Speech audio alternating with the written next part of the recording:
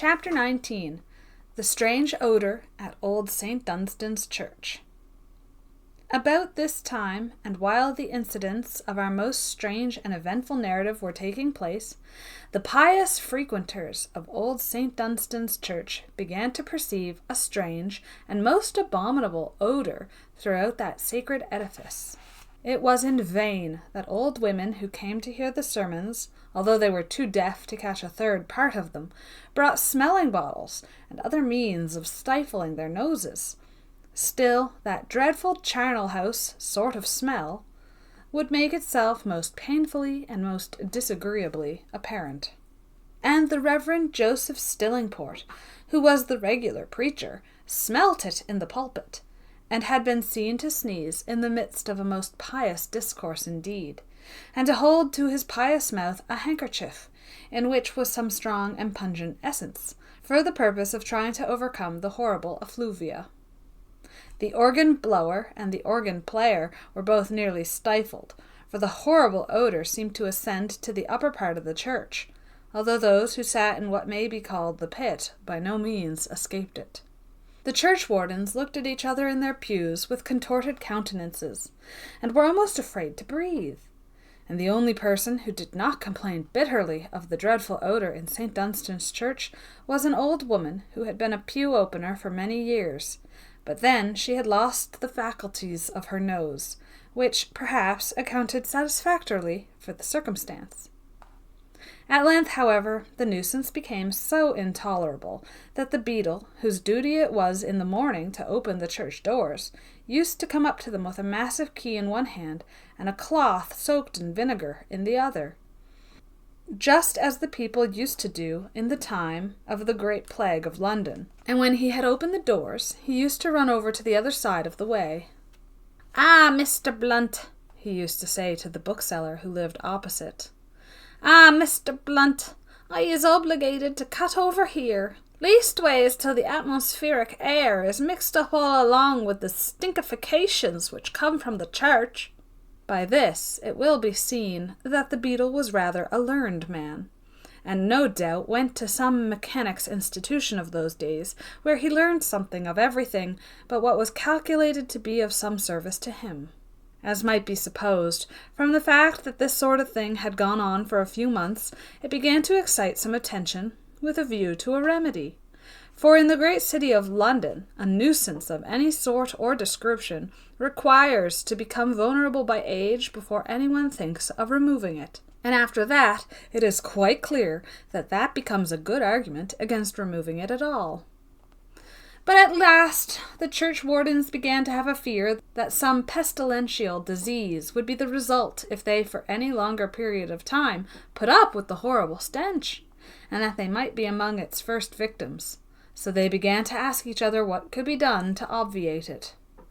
Probably, if this frightful stench, being suggestive as it was of all sorts of horrors, had been graciously pleased to confine itself to some poor locality, nothing would have been heard of it. But when it became actually offensive to a gentleman in a metropolitan pulpit, and when it began to make itself perceptible to the sleepy faculties of the churchwardens of St. Dunstan's Church in Fleet Street, so as to prevent them even from dozing through the afternoon sermon, it became a very serious matter indeed. But what was it? What could it be? And what was to be done to get rid of it? These were the anxious questions that were asked right and left as regarded the serious nuisance, without the fates graciously acceding any reply. But yet one thing seemed to be generally agreed, and that was that it did come, and must come, somehow or other, out of the vaults from beneath the church. But then, as the pious and hypocritical Mr. Batterwick, who lived opposite, said, "How could that be, when it was satisfactorily proved by the present books that nobody has been buried in the vaults for some time? And therefore it is a very odd thing that the dead people, after leaving off smelling and being disagreeable, should all of a sudden burst out again in that line, and be twice as bad as ever they were at first." And on Wednesdays, sometimes too, when pious people were not satisfied with the Sunday's devotion, but began again in the middle of the week, that stench was positively horrific. Indeed, So bad was it that some of the congregation were forced to leave, and have been seen to slink into Bell Yard, where Lovitt's pie shop was situated, and then and there solace themselves with a pork or a veal pie, in order that their mouths and noses should be full of a delightful and agreeable flavour, instead of one most peculiarly and decidedly the reverse. At last there was a confirmation to be held at St. Dunstan's church, and a great concourse of persons assembled, for a sermon was to be preached by the bishop after the confirmation, and a very great fuss indeed was to be made about really nobody knew exactly what. Preparations, as newspapers say, upon an extensive scale, and regardless of expense, were made for the purpose of adding lustre to the ceremony, and surprising the bishop, when he came, with a good idea that the people who attended St. Dunstan's church were somebodies, and really worth confirming. The confirmation was to take place at 12 o'clock, and the bells ushered in the morning with their most pious tones, for it was not every day that the authorities of St. Dunstan succeeded in catching a bishop, and when they did so, they were determined to make the most of him. And the numerous authorities, including churchwardens and even the very beadle, were in an uncommon fluster, and running about, and impeding each other, as authorities always do upon public occasions. But to those who only look to the surface of things, and who came to admire what was grand and magnificent in the preparations, the beadle certainly carried away the palm, for that functionary was attired in a completely new cocked hat and coat, and certainly looked very splendid and showy upon the occasion. Moreover, that beadle had been well and judiciously selected, and the parish authorities made no secret of it, when there was an election for beadle, that they threw all their influence into the scale of that candidate, who happened to be the biggest, and consequently who was calculated to wear the official costume with an air that no smaller man could have possibly aspired to, on any account. At 11:30 o'clock, the bishop made his gracious appearance, and was duly ushered into the vestry, where there was a comfortable fire, and on the table in which, likewise, were certain cold chickens and bottles of rare wines, for confirming a number of people, and preaching a sermon besides, was considered no joke, and might, for all they knew, be provocative of a great appetite in the bishop. And with what a bland and courtly air the bishop smiled as he ascended the steps of St. Dunstan's church. How affable he was to the church wardens, and he actually smiled upon a poor miserable charity boy, who, his eyes glaring wide open, and his muffin cap in his hand, was taking his first stare at a real live bishop. To be sure, the beadle knocked him down directly the bishop had passed, for having the presumption to look at such a great personage. But then that was to be expected fully and completely, and only proved that the proverb, which permits a cat to look at a king, is not equally applicable to charity boys and bishops. When the bishop got to the vestry, some very complimentary words were uttered to him by the usual officiating clergyman, but somehow or other the bland smile had left the lips of the great personage, and interrupting the vicar in the midst of a fine flowing speech, he said, "That's all very well, but what a terrible stink there is in here." The churchwardens gave a groan, for they had flattered themselves that perhaps the bishop would not notice the dreadful smell, or that, if he did, he would think it was accidental, and say nothing about it. But now, when he really did mention it, they found all their hopes scattering to the winds, and that it was necessary to say something. "Is this horrid charnel house sort of smell always here?" "I am afraid it is," said one of the churchwardens. "Afraid?" said the bishop. "Surely you know. You seem to me to have a nose." "Yes," said the churchwarden in great confusion. "I have that honour, and I have the pleasure of informing you, my lord bishop, I have the honour of informing you that this smell is always here." The bishop sniffed several times, and then he said, "It is very dreadful, and I hope that by the next time I come to St. Dunstan's, you will have the pleasure and the honour both of informing me that it is gone away." The churchwarden bowed and got into an extreme corner, saying to himself, "This is the bishop's last visit here, and I don't wonder at it, for as if out of pure spite the smell is 10 times worse than ever today." And so it was, for it seemed to come up through all the crevices of the flooring of the church, with a power and perseverance that was positively dreadful. "Isn't it dreadful? Did you ever know the smell in St. Dunstan's so bad before?"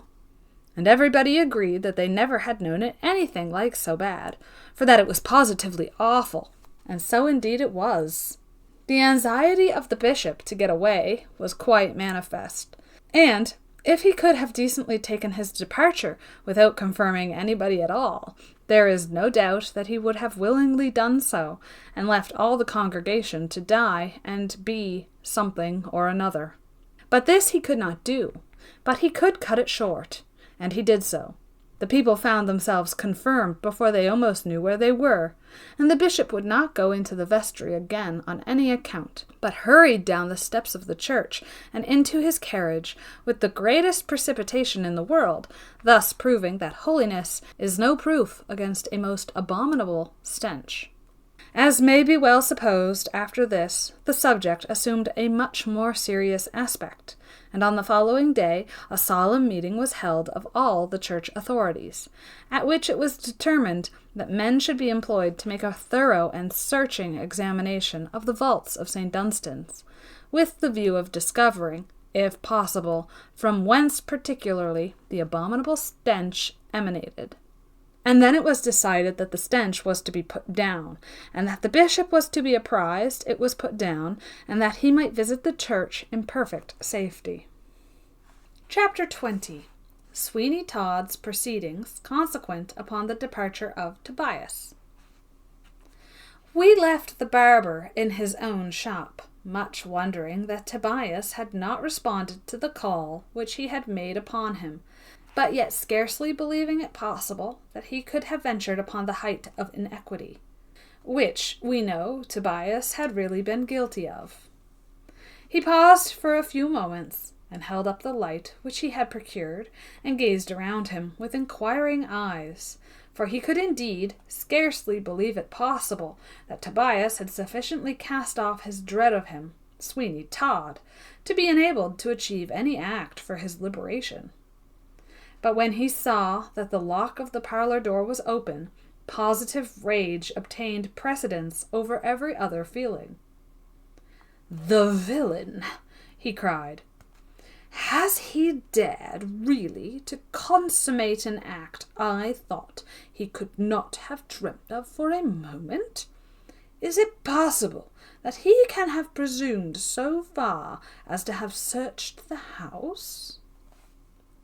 That Tobias, however, had presumed so far, the barber soon discovered, and when he went into his parlour and saw what had actually occurred, and that not only was every cupboard door broken open, but that likewise the door which led to the staircase and the upper part of the house had not escaped, he got perfectly furious, and it was some time before he could sufficiently calm himself to reflect upon the probable and possible amount of danger he might run in consequence of these proceedings.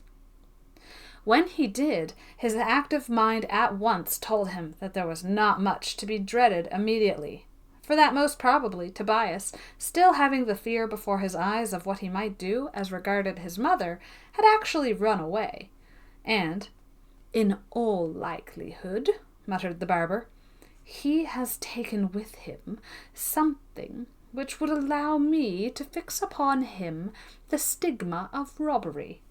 But that I must see to." Having fastened the shop door securely, he took the light in his hands and ascended to the upper part of his house, that is to say, the first floor, where alone anything was to be found. He saw at once the open bureau, with all its glittering display of jewels, and as he gazed upon the heap, he muttered, "I have not so accurate a knowledge of what is here as to be able to say if anything be extracted or not. But I know the amount of money, if I do not know the precise number of jewels which this bureau contains."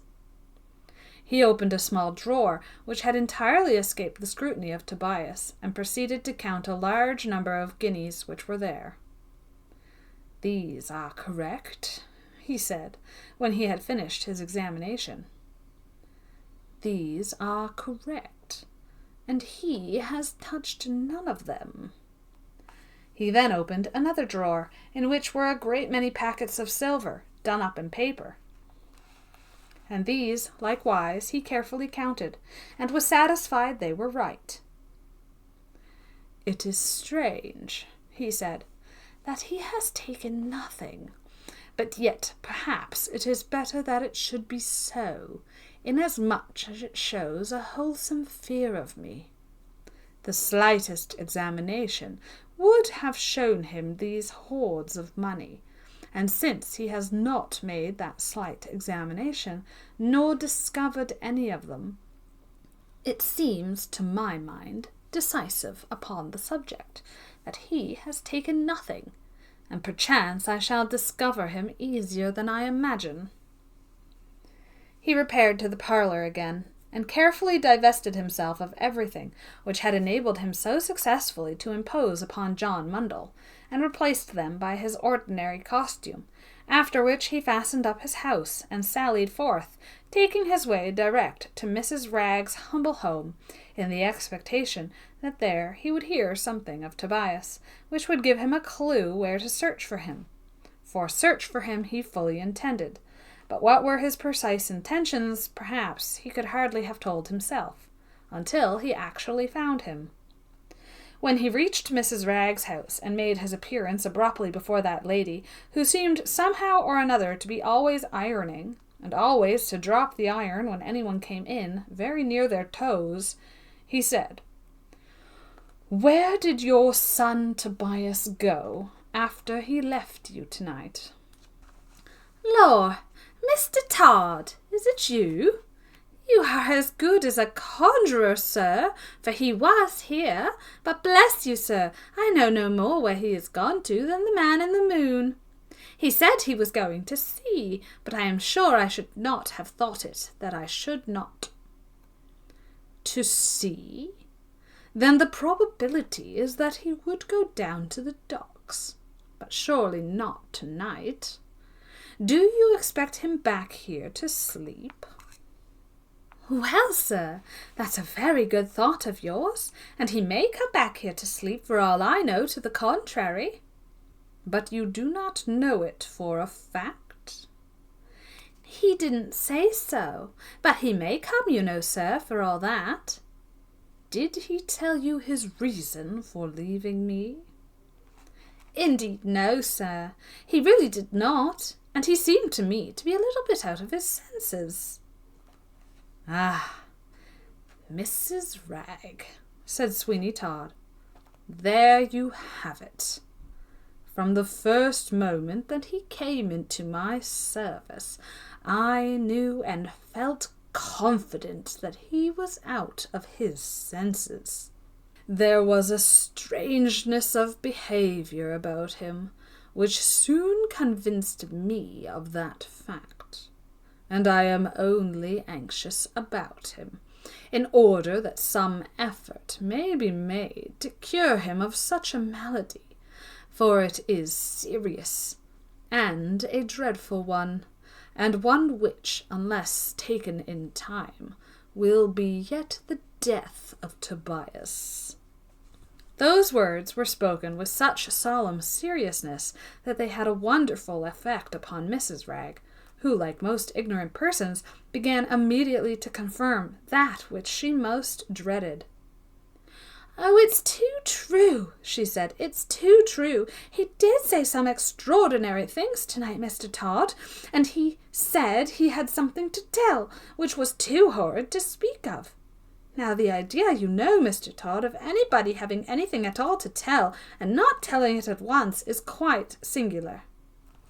"It is, and I am sure that his conduct is such as you never would be guilty of, Mrs. Ragg. But hark, what's that?" "It's a knock, Mr. Todd." "Hush! Stop a moment.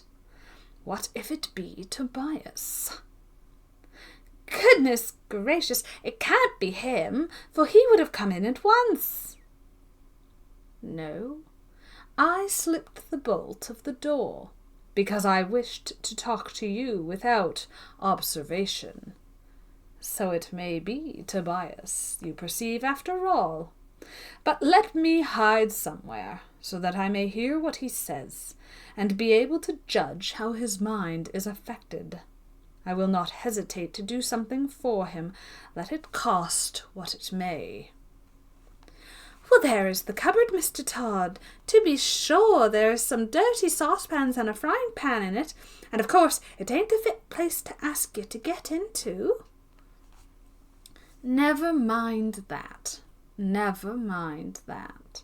Only you be careful, for the sake of Tobias's very life, to keep secret that I am here. The knocking at the door increased each moment in vehemence, and scarcely had Sweeny Todd succeeded in getting into the cupboard along with Mrs. Ragg's pots and pans, and thoroughly concealed himself, when she opened the door, and sure enough, Tobias, heated, tired, and looking ghastly pale, staggered into the room. "Mother," he said, "I have taken a new thought, and I've come back to you." "Well, I thought you would, Tobias, and a very good thing it is that you have." "Listen to me. I thought of flying from England forever, and of never again setting foot upon its shores. I have altered that determination completely, and I feel now that it is my duty to do something else." "To do what, Tobias?" "To tell all I know, to make a clean breast, mother, and let the consequences be what they may, to let justice take its course." "What do you mean, Tobias?" "Mother, I have come to a conclusion that what I have to tell is of such vast importance, compared with any consequences that may arise from the petty robbery of the candlestick which you know of, that I ought not to hesitate a moment in revealing everything." "But, my dear Tobias, remember that it is a dreadful secret, and one that must be kept." "It cannot matter. It cannot matter.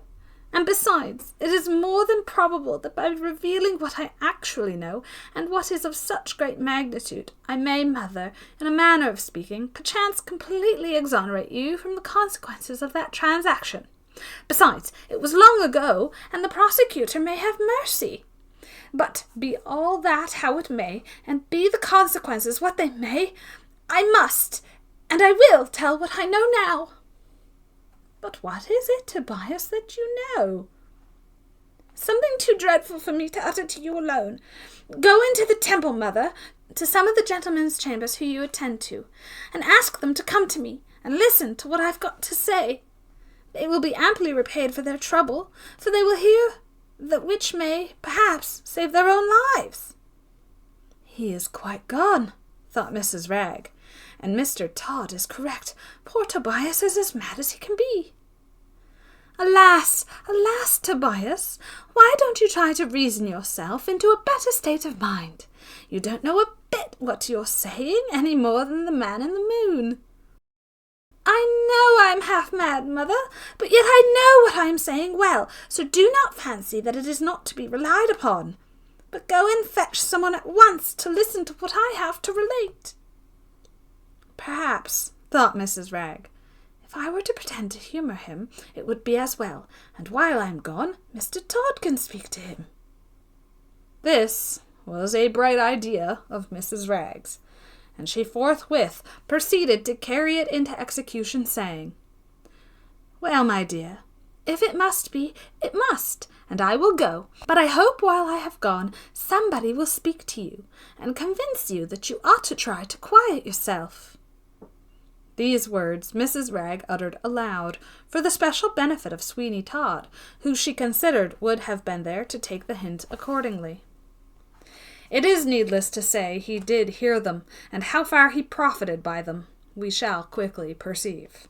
As for poor Tobias, he had not the remotest idea of the close proximity of his arch-enemy.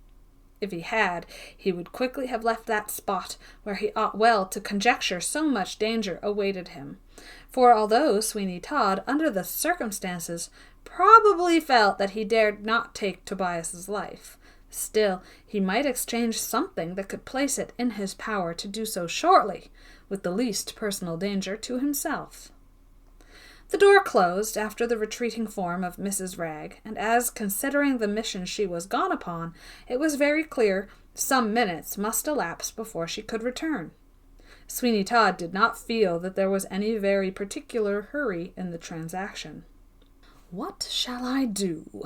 he said to himself. "Shall I await his mother's coming again, and get her to aid me? Or shall I of myself adopt some means which will put an end to trouble on this boy's account?" Sweeny Todd was a man tolerably rapid in thought, and he contrived to make up his mind that the best plan, unquestionably, would be to lay hold of Tobias at once, and so prevent the possibility of any appeal to his mother becoming effective. Tobias, when his mother left the place, as he imagined, for the purpose of procuring someone to listen to what he considered to be Sweeny Todd's delinquencies, rested his face upon his hands, and gave himself up to painful and deep thought. He felt that he had arrived at quite a crisis in his history, and that the next few hours could not surely but be very important to him in their results. And so they were indeed, but not certainly exactly in the way that he had all along anticipated. For he thought of nothing but of the arrest and discomfiture of Todd, little expecting how close was his proximity to that formidable personage. "Surely," thought Tobias, "I shall, by disclosing all that I know about Todd, gain some consideration for my mother, and after all, she may not be prosecuted for the robbery of the candlestick. For how very trifling is that affair compared to the much more dreadful things which I more than suspect Sweeny Todd to be guilty of. He is, and must be, from all that I have seen and heard, a murderer, although how he disposes of his victims is involved in the most complete mystery, and is to me a matter past all human power of comprehension. I have no idea even upon that subject whatever." This, indeed, was a great mystery, for even admitting that Sweeny Todd was a murderer, and it must be allowed that as yet we have only circumstantial evidence of that fact, we can form no conclusion from such evidence as to how he perpetrated the deed, or how afterwards he disposed of the body of his victim. This great and principal difficulty in the way of committing murder with impunity, namely, the disposal of a corpse, certainly did not seem at all to have any effect upon Sweeny Todd, for if he made corpses, he had some means of getting rid of them with the most wonderful expedition as well as secrecy. "He is a murderer," thought Tobias. "I know he is, although I have never seen him do the deed, or seen any appearances in the shop of a deed of blood having been committed. Yet why is it that occasionally, when a better-dressed person than usual comes into the shop, that he sends me out on some errand to a distant part of town?" Tobias did not forget, too, that on more than one occasion he had come back quicker than he had been expected, and that he had caught Sweeny Todd in some little confusion, and seen the hat, the stick, or perhaps the umbrella of the last customer quietly waiting there, although the customer had gone. And even if the glaring improbability of a man leaving his hat behind him in a barber's shop was got over, why did he not come back for it? This was a circumstance which was entitled to all the weight which Tobias, during his mental cognitions, could give to it, and there could be but one possible explanation of a man not coming back for his hat, and that was that he had not the power to do so. "His house will be searched," thought Tobias, "and all the things which, of course, must have belonged to so many different people will be found, and then they will be identified, and he will be required to say how he came by them, which, I think, will be a difficult task indeed for Sweeny Todd to accomplish. What a relief it will be to me to be sure when he is hanged, as I think he is tolerably sure to be." "What a relief," muttered Sweeny Todd as he slowly opened the cupboard door unseen by Tobias. "What a relief it will be to me when this boy is in his grave, as he really will be soon, or else I have forgotten all my moral learning, and turned chicken-hearted, neither of them very likely circumstances." Chapter 21. The Misadventure of Tobias. The Madhouse on Peckham Rye. Sweeny Todd paused for a moment at the cupboard door before he made up his mind as to whether he should pounce upon poor Tobias at once or adopt a more creeping, cautious mode of operation. The latter course was by far the most congenial to his mind, and so he adopted it in a moment or so, and stole quietly from his place of concealment, and with so little noise that Tobias could not have the least suspicion that anyone was in the room but himself. Treading as if each step might involve some serious consequences, he thus at length got completely behind the chair on which Tobias was sitting, and stood with folded arms, and such a hideous smile upon his face that they together formed no inept representation of the Mephistopheles of the German drama. "I shall at length," murmured Tobias, "be free from my present dreadful state of mind by thus accusing Todd. He is a murderer, of that I have no doubt. It is but a duty of mine to stand forward as his accuser." Sweeny Todd stretched out his two brawny hands and clutched Tobias by the head, which he turned round till the boy could see him. And then he said, "Indeed, Tobias, and did it never strike you that Todd was not so easily to be overcome as you would wish him? Eh, Tobias?" The shock of this astonishing and sudden appearance of Sweeny Todd was so great that for a few moments Tobias was deprived of all power of speech or action, and with his head so strangely twisted as to seem to threaten the destruction of his neck, he glared in the triumphant and malignant countenance of his persecutor, as he would into that of the arch-enemy of all mankind, which probably he now began to think the barber really was. If one thing more than another was calculated to delight such a man as Todd, it certainly was to perceive what a dreadful effect his presence had upon Tobias, who remained for about a minute and a half in this state before he ventured upon uttering a shriek, which, however, when it did come, almost frightened Todd himself. It was one of those cries which can only come from a heart in its utmost agony, a cry which might have heralded the spirit to another world, and proclaimed, as it very nearly did, the destruction of the intellect forever. The barber staggered back a pace or two as he heard it, for it was too terrific even for him, but it was for a very brief period that it had that stunning effect upon him, and then, with a full consciousness of the danger to which it subjected him, he sprang upon poor Tobias as a tiger might be supposed to do upon a lamb, and clutched him by the throat, exclaiming, "Such another cry, and it is the last you ever live to utter, although it cover me with difficulties to escape the charge of killing you. Peace, I say, peace." This exhortation was quite needless, for Tobias could not have uttered a word had he been ever so much inclined to do so. The barber held his throat with such an iron clutch as if it had been in a vice. "Villain," growled Todd, "villain. So, this is the way in which you have dared to disregard my injunctions. But no matter, no matter. You shall have plenty of leisure to reflect upon what you have done for yourself. Fool! To think that you could cope with me, Sweeny Todd! Ha!" He burst into a laugh, so much more hideous than his ordinary efforts in that way, that had Tobias heard it, which he did not, for his head had drooped upon his breast, and he had become insensible, it would have terrified him almost as much as Sweeny Todd's sudden appearance had done. "So," muttered the barber, "he has fainted, has he? Dull child, that is all the better. For once in a way, Tobias, I will carry you, not to oblige you, but to oblige myself. By all that's damnable, it was a lively thought that brought me here tonight, or else I might, by the dawn of the morning, have had some very troublesome inquiries made of me." He took Tobias up as easily as if he had been an infant, and strode from the chambers with him, leaving Mrs. Ragg to draw whatever inference she chose from his absence, but feeling convinced that she was too much under his control to take any steps of a nature to give him the smallest amount of uneasiness.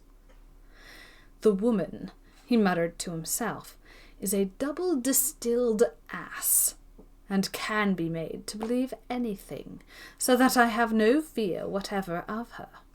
I dare not kill Tobias, because it is necessary, in case of the matter being at any other period mentioned, that his mother shall be in a position to swear that she saw him after this night alive and well." The barber strode through the temple, carrying the boy, who seemed not at all in a hurry to recover from the nervous and partial state of suffocation into which he had fallen. As they passed through the gate opening into Fleet Street, the porter, who knew the barber well by sight, said, "Hulloa, Mr. Todd, is that you? Why, who are you carrying?" "Yes, it's I," said Todd, "and I am carrying my apprentice boy Tobias Ragg. Poor fellow." "Poor fellow? Why, what's the matter with him?" "I can hardly tell you, but he seems to me, and to his mother, to have gone out of his senses. Good night to you. Good night. I'm looking for a coach." "Good night, Mr. Todd. I don't think you'll get one nearer than the market. What a kind thing now of him to carry the boy. It ain't every master would do that, but we must not judge of people by their looks, and even Sweeny Todd, though he has a face that one would not like to meet in a lonely place on a dark night, might be a kind-hearted man." Sweeny Todd walked rapidly down Fleet Street towards Old Fleet Market, which was then in all its glory, if that could be called glory, which consists in all sorts of filth, enough to produce a pestilence within the city of London. When there, he addressed a large bundle of great coats, in the middle of which was supposed to be a hackney coachman of the regular old school, and who was lounging over his vehicle, which was as long and lumbering as a city barge. "Jarvey," he said, "what will you take me to Peckham Rye for?" "Peckham Rye? You and the boy?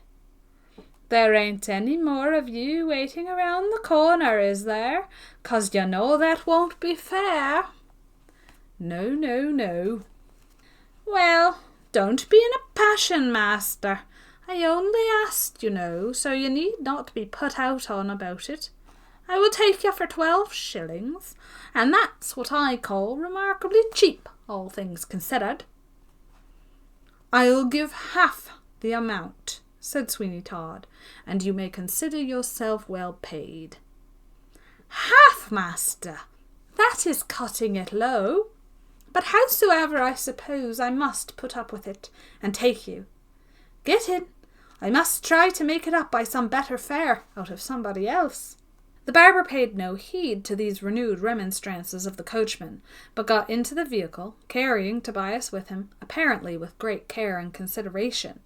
But when the coach door closed and no one was observing him, he flung him down among the straw that was at the bottom of the vehicle, and resting his immense feet upon him, he gave one of his disagreeable laughs as he said, "Well, I think I have you now, Master Tobias. Your troubles will soon be over. I am really very much afraid that you will die suddenly, and then there will be an end of you altogether, which will be a very sad thing, although I don't think I shall go into mourning, because I have an opinion that only keeps alive the bitterness of regret, and that it's a great deal better done without, Master Tobias." The hackney coach swung about from side to side, in the proper approved manner of hackney coaches in the olden times, when they used to be called bone shakers, and to be thought wonderful if they made a progress of 3 miles and a half an hour. This was the sort of vehicle, then, in which poor Tobias, still perfectly insensible, was rumbled over Blackfriars Bridge, and so on toward Peckham Rye, which Sweeny Todd had announced to be his place of destination. Going at the rate they did, it was nearly 2 hours before they arrived upon Peckham Rye, and anyone acquainted with that locality is well aware that there are 2 roads, the one to the left and the other to the right, both of which are pleasantly enough studded with villa residences. Sweeny Todd directed the coachman to take the road to the left, which he accordingly did, and they pursued it for a distance of about 1.5 miles. It must not be supposed that this pleasant district of country was then in the state it is now, as regards inhabitants or cultivation. On the contrary, it was rather a wild spot, on which now and then a serious robbery had been committed, and which had witnessed some of the exploits of those highwaymen, whose adventures in the present day, if one may judge from the public patronage they may receive, are viewed with such a great amount of interest. There was a lonely, large, rambling, old-looking house by the wayside on the left. A high wall surrounded it, which only allowed the topmost portion of it to be visible, and that presented great symptoms of decay, in the dilapidated character of the chimney-pots, and the general appearance of discomfort which pervaded it. There Sweeny Todd directed the coachman to stop, and when the vehicle, after swinging to and fro for several minutes, did indeed at last resolve itself into a state of repose, Sweeny Todd got out himself, and rang a bell, the handle of which hung invitingly at the gate. He had to wait several minutes before an answer was given to the summons, but at length a noise proceeded from within, as if several bars and bolts were being withdrawn, and presently the door was opened, and a huge, rough-looking man made his appearance on the threshold. "Well, what is it now?" he cried. "I have a patient for Mr. Fogg," said Sweeny Todd. "I want to see him immediately." "Oh, well, the more the merrier. It don't matter to me a bit. Have you got him with you, and is he tolerably quiet?" "It's a mere boy, and he is not violently mad, but very decidedly so as regards what he says." "Oh, that's it, is it? He can say what he likes here. It can make no difference in the world to us. Bring him in. Mr. Fogg is in his own room." "I know the way. You take charge of the lad, and I will go and speak to Mr. Fogg about him.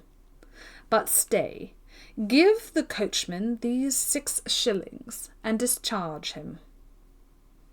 The doorkeeper of the lunatic asylum, for such it was, went out to obey the injunctions of Sweeny Todd, while that rascally individual himself walked along a wide passage to a door which was at the further extremity of it.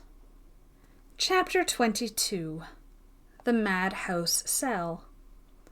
When the porter of the madhouse went out to the coach, his first impression was that the boy, who was said to be insane, was dead, for not even the jolting ride to Peckham had been sufficient to arouse him to a consciousness of how he was situated, and there he lay still at the bottom of the coach, alike insensible to joy or sorrow. "Is he dead?" said the man to the coachman. "How should I know?" was the reply. "He may be, he may not be. I want to know how long I am to wait here for my fare." "There is your money. Be off with you.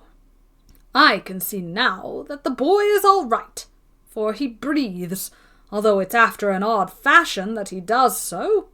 I should rather think he has had a knock on the head, or something of that kind." As he spoke, he conveyed Tobias within the building, and the coachman, since he had got his 6 shillings, feeling that he had no further interest in the matter, drove away at once, and paid no more attention to it whatever. When Sweeny Todd reached the door at the end of the passage, he tapped at it with his knuckles, and a voice cried, "Who knocks? Who knocks? Curses on you all, who knocks?" Sweeny Todd did not make any verbal reply to this polite request, but opening the door, he walked into the apartment, which is one that really deserves some description. It was a large room with a vaulted roof, and in the centre was a superior oaken table, at which sat a man considerably advanced in years, as was proclaimed by his grizzled locks that graced the sides of his head, but whose Herculean frame and robust constitution had otherwise successfully resisted the assaults of time.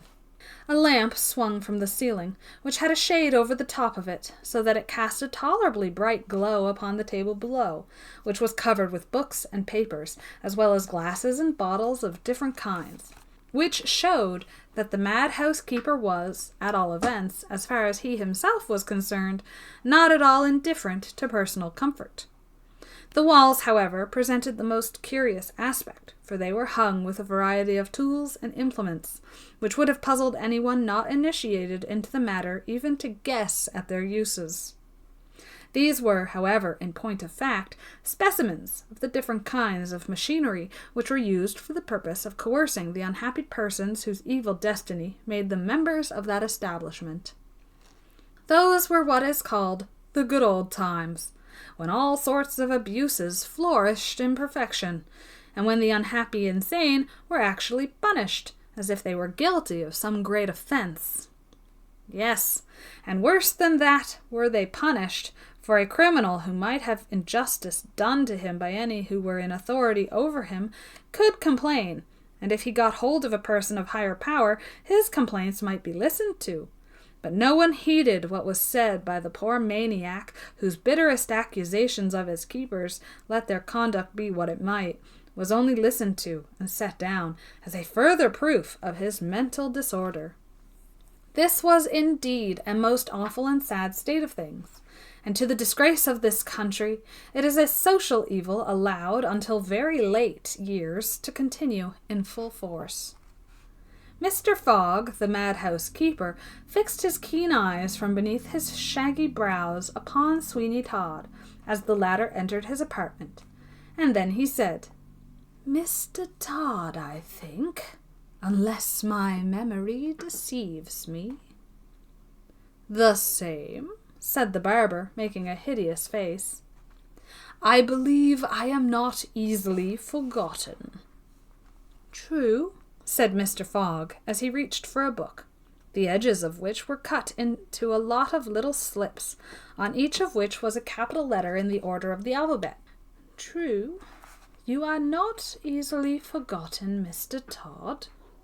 He then opened the book at the letter T, and read from it, "Mr. Sweeny Todd, Fleet Street, London, paid 1 year's keep and burial of Thomas Simpkins, aged 13, found dead in his bed after a residence in the asylum of 14 months and 4 days. I think, Mr. Todd, that was our last little transaction. What can I do now for you, sir?" "I am rather unfortunate," said Todd, "with my boys. I have another one here who has shown such decided symptoms of insanity that it becomes absolutely necessary to place him under your care." "Indeed. Does he rave?" "Why, yes, he does. And it's the most absurd nonsense in the world that he raves about. For to hear him, one would really think that instead of being one of the most humane of men, I was, in point of fact, an absolute murderer." "A murderer, Mr. Todd?" "Yes, a murderer. A murderer to all intents and purposes. Could anything be more absurd than such an accusation? I, that have the milk of human kindness flowing in every vein, and whose very appearance ought to be sufficient to convince anybody at once of my kindness of disposition." Sweeny Todd finished his speech by making such a hideous face that the madhouse keeper could not for the life of him tell what to say to it. And then there came one of those short, disagreeable laughs which Todd would at times utter, and which somehow or other never appeared exactly to come from his mouth, but always made people look up at the walls and ceiling of the apartment, in which they were in great doubt as to whence the remarkable sound came. "For how long," said the madhouse-keeper, "do you think this malady will continue?" "I will pay," said Sweeny Todd, as he leaned over the table and looked in the face of his questioner. "I will pay for 12 months. But I don't think, between you and I, that the case will last anything like so long. I think he will die suddenly." "I shouldn't wonder if he did. Some of our patients do die very suddenly, and somehow or other we never know exactly how it happens. But it must be some sort of fit, for they are found dead in the morning in their beds, and then we bury them privately and quietly, without troubling anyone at all about it, which is decidedly the best way, because it saves a great annoyance to friends and relations, as well as prevents any extra expenses, which otherwise might be foolishly gone to." "You are wonderfully correct and considerate," said Todd, "and it's no more than what I expected from you, or what anyone might expect from a person of your great experience, knowledge, and acquirements. I must confess I am quite delighted to hear you talk in so elevated a strain." "Why," said Mr. Fogg, with a strange leer upon his face, "we are forced to make ourselves useful, like the rest of the community, and we could not expect people to send their mad friends and relatives here unless we took good care that their ends and views were answered by so doing. We make no remarks, and we ask no questions. Those are the principles upon which we have conducted business so successfully and so long. Those are the principles upon which we shall continue to conduct it, and to merit, we hope, the patronage of the British public." "Unquestionably. Most unquestionably." "You may as well introduce me to your patient at once, Mr. Todd, for I suppose by this time he has been brought into the house." "Certainly, certainly. I shall have great pleasure in showing him to you." The madhouse-keeper rose, and so did Mr. Todd, and the former, pointing to the bottles and glasses on the table, said, "When this business is settled, we can have a friendly glass together."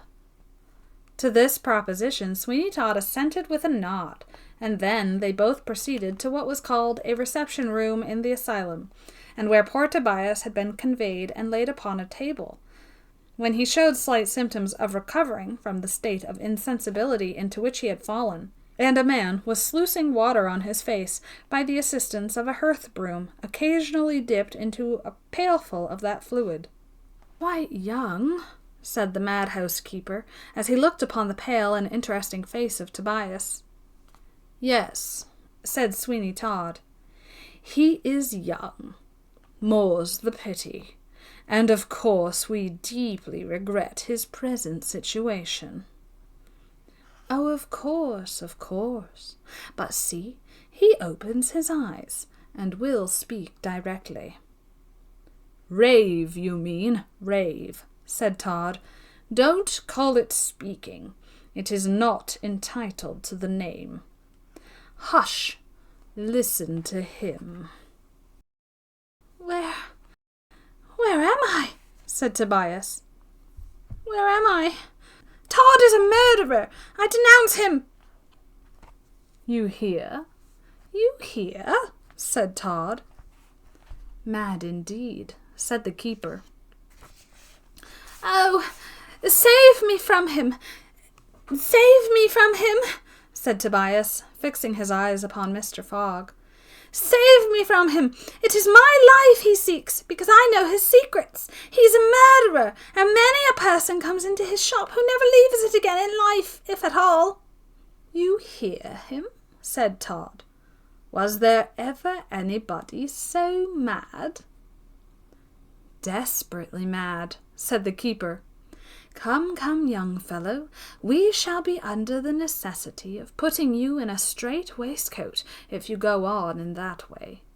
We must do it, for there is no help in such cases if we don't." Todd slunk back into the dark of the apartment so that he was not seen, and Tobias continued in an imploring tone. "I do not know who you are, sir, or where I am, but let me beg of you to cause the house of Sweeny Todd, the barber, in Fleet Street, near St. Dunstan's Church, to be searched, and there you will find that he is a murderer. There are at least 100 hats, quantities of walking sticks, umbrellas, watches, and rings, all belonging to unfortunate persons who from time to time have met with their death through him." "How uncommonly mad," said Mr. Fogg. "No, no," said Tobias. "I am not mad. Why call me mad when the truth or falsehood of what I say can be ascertained so easily? Search his house, and if those things be not found there, say that I am mad, and have but dreamed of them. I do not know how he kills the people. That is a great mystery to me yet, but that he does kill them I can have no doubt." "Watson," cried the mad housekeeper. "Hilloa, here, Watson." "I am here, sir," said the man who had been dashing water upon poor Tobias's face. "You will take this lad, Watson, as he seems extremely feverish and unsettled. You will take him and shave his head, Watson, and put a strait waistcoat upon him, and let him be put in one of the dark, damp cells. We must be careful of him, and too much light encourages delirium and fever." "Oh, no, no!" cried Tobias. "What have I done that I should be subjected to such cruel treatment? What have I done that I should be placed in a cell? If this be a madhouse, I'm not mad. Oh, have mercy upon me! Have mercy upon me!" "You will give him nothing but bread and water, Watson, and the first symptoms of his recovery, which will produce better treatment, will be his exonerating his master from what he has said about him. For he must be mad so long as he continues to accuse such a gentleman as Mr. Todd of such things. Nobody but a madman or a mad boy would think of it." "Then," said Tobias, "I shall continue mad. For if it be madness to know and to aver that Sweeny Todd, the barber of Fleet Street, is a murderer, mad am I, for I know it and aver it. It is true. It is true." "Take him away, Watson, and do as I desired you. I begin to find that the boy is a very dangerous character, and more viciously mad than anybody we have had here for a considerable time." The man named Watson seized upon Tobias, who again uttered a shriek something similar to the one which had come from his lips when Sweeny Todd clutched hold of him in his mother's room. But they were used to such things in that madhouse, and cared little for them, so no one heeded the cry in the least. But poor Tobias was carried to the door, half maddened in reality by the horrors that surrounded him. Just as he was being conveyed out, Sweeny Todd stepped up to him, and putting his mouth close to his ear, he whispered, "Ha, Tobias, how do you feel now? Do you think Sweeny Todd will be hung, or will you die in this cell of a madhouse?" Chapter 23. The new cook to Mrs. Lovitt gets tired of his situation. From what we have already had occasion to record about Mrs. Lovitt's new cook, who ate so voraciously in the cellar, our readers will no doubt be induced to believe that he was a gentleman likely enough soon to be tired of his situation. To a starving man, and one who seemed completely abandoned even by hope, Lovitt's bakehouse, with an unlimited leave to eat as much as possible, must, of course, present itself in the most desirable and lively colors. And no wonder, therefore, that, banishing all scruple, a man so placed would take the situation with very little inquiry. But people will tire of good things, and it is a remarkably well authenticated fact that human nature is prone to be discontented. and those persons who are well acquainted with the human mind, and who know well how little value people soon set upon things which they possess, while those which they are pursuing, and which seem to be beyond their reach, assume the liveliest colours imaginable, adopt various means of turning this to account. Napoleon took good care that the meanest of his soldiers should see in perspective the possibility of grasping a marshal's baton. Confectioners at the present day, when they take a new apprentice, tell him to eat as much as he likes of those tempting tarts and sweetmeats, one or two of which before had been a most delicious treat. The soldier goes on fighting away and never gets the marshal's baton. The confectioner's boy crams himself with Banbury cakes, gets dreadfully sick, and never touches one afterwards. And now, to revert to our friend in Mrs. Lovitt's bakehouse. At first, everything was delightful, and, by the aid of the machinery, he found that it was no difficult matter to keep up the supply of pies by really a very small amount of manual labor. And that labor also was such a labor of love, for the pies were delicious. There could be no mistake about that. He tasted them half-cooked, he tasted them wholly cooked, and he tasted them overdone, hot and cold, pork and veal with seasoning and without seasoning, until at last he had had them in every possible way and shape. And when the fourth day came after his arrival in the cellar, he might have been sitting in rather a contemplative attitude with a pie before him. It was 12 o'clock. He had heard that sound come from the shop. Yes, it was 12 o'clock, and he had eaten nothing yet, but he kept his eye fixed upon the pie that lay untouched before him. "The pies are all very well," he said. "In fact, of course they are capital pies, and now that I see how they are made, and know that there is nothing wrong in them, I, of course, relish them more than ever. But one can't always live upon pies. It's quite impossible one can subsist upon pies from one end of the year to the other. If they were the finest pies the world ever saw, or will ever see. I don't say anything against the pies. I know they are made of the finest flour, the best possible butter, and that the meat, which comes from God knows where, is the most delicate-looking and tender I ever ate in all my life." He stretched out his hand and broke a small portion of the crust from the pie that was before him, and he tried to eat it. He certainly did succeed, but it was a great effort, and when he had done, he shook his head, saying, No, damn it, I cannot eat it, and that's the fact. One cannot be continually eating pies. It's out of the question, quite out of the question, and all I have to remark is, damn the pies. I really don't think I shall be able to let another one pass my lips." He rose and paced with rapid strides the place in which he was, and then, suddenly, he heard a noise, and looking up he saw a trap-door in the roof open, and a sack of flour begin gradually to come down. "Hilloa! Hilloa!" he cried. "Mrs. Lovitt! Mrs. Lovitt!" Down came the flour, and the trap-door was closed. "Oh, I can't stand this sort of thing," he exclaimed. "I cannot be made into a mere machine for the manufacture of pies. I cannot and will not endure it. It's past all bearing." For the first time almost since his incarceration, for such it really was, he began to think that he would take an accurate survey of the place where this tempting manufacture was carried on. The fact was, his mind had been so intensely occupied during the time he had been there in providing merely for his physical wants, that he had scarcely had time to think or reason upon the probabilities of an uncomfortable termination of his career.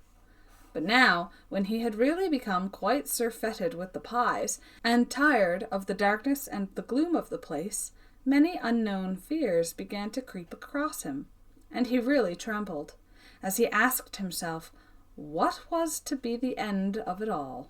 It was with such a feeling as this that he now set about taking a careful and accurate survey of the place, and, taking a little lamp in his hand, he resolved to peer into every corner of it, with a hope that surely he should find some means by which he should effect an escape from what otherwise threatened to be an intolerable imprisonment.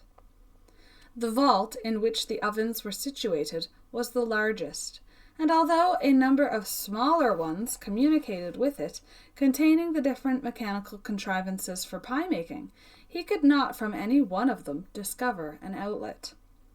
But it was to the vault where the meat was deposited upon stone shelves that he paid the greatest share of attention. For to that vault he felt convinced there must be some hidden and secret means of ingress, and therefore of egress likewise. Or else, how came the shelves away so well stocked with meat as they were? This vault was larger than any of the other subsidiary ones, and the roof was very high, and come into it when he would, it always happened that he found meat enough upon the shelves, cut into large lumps, and sometimes into slices, to make a batch of pies with. When it got there was not so much a mystery to him as how it got there, for of course, as he must sleep sometimes, he concluded naturally enough that it was brought in by some means during the period that he was devoted to repose. He stood in the centre of this vault with the lamp in his hand, and he turned slowly round, surveying the walls and the ceiling with the most critical and marked attention. But not the smallest appearance of an outlet was observable. In fact, the walls were so entirely filled up with the stone shelves that there was no space left for a door, and as for the ceiling, it seemed perfectly entire. Then the floor was of earth, so that the idea of a trapdoor opening in it was out of the question, because there was no one on his side of it to place the earth over it again, and give it its compact and usual appearance.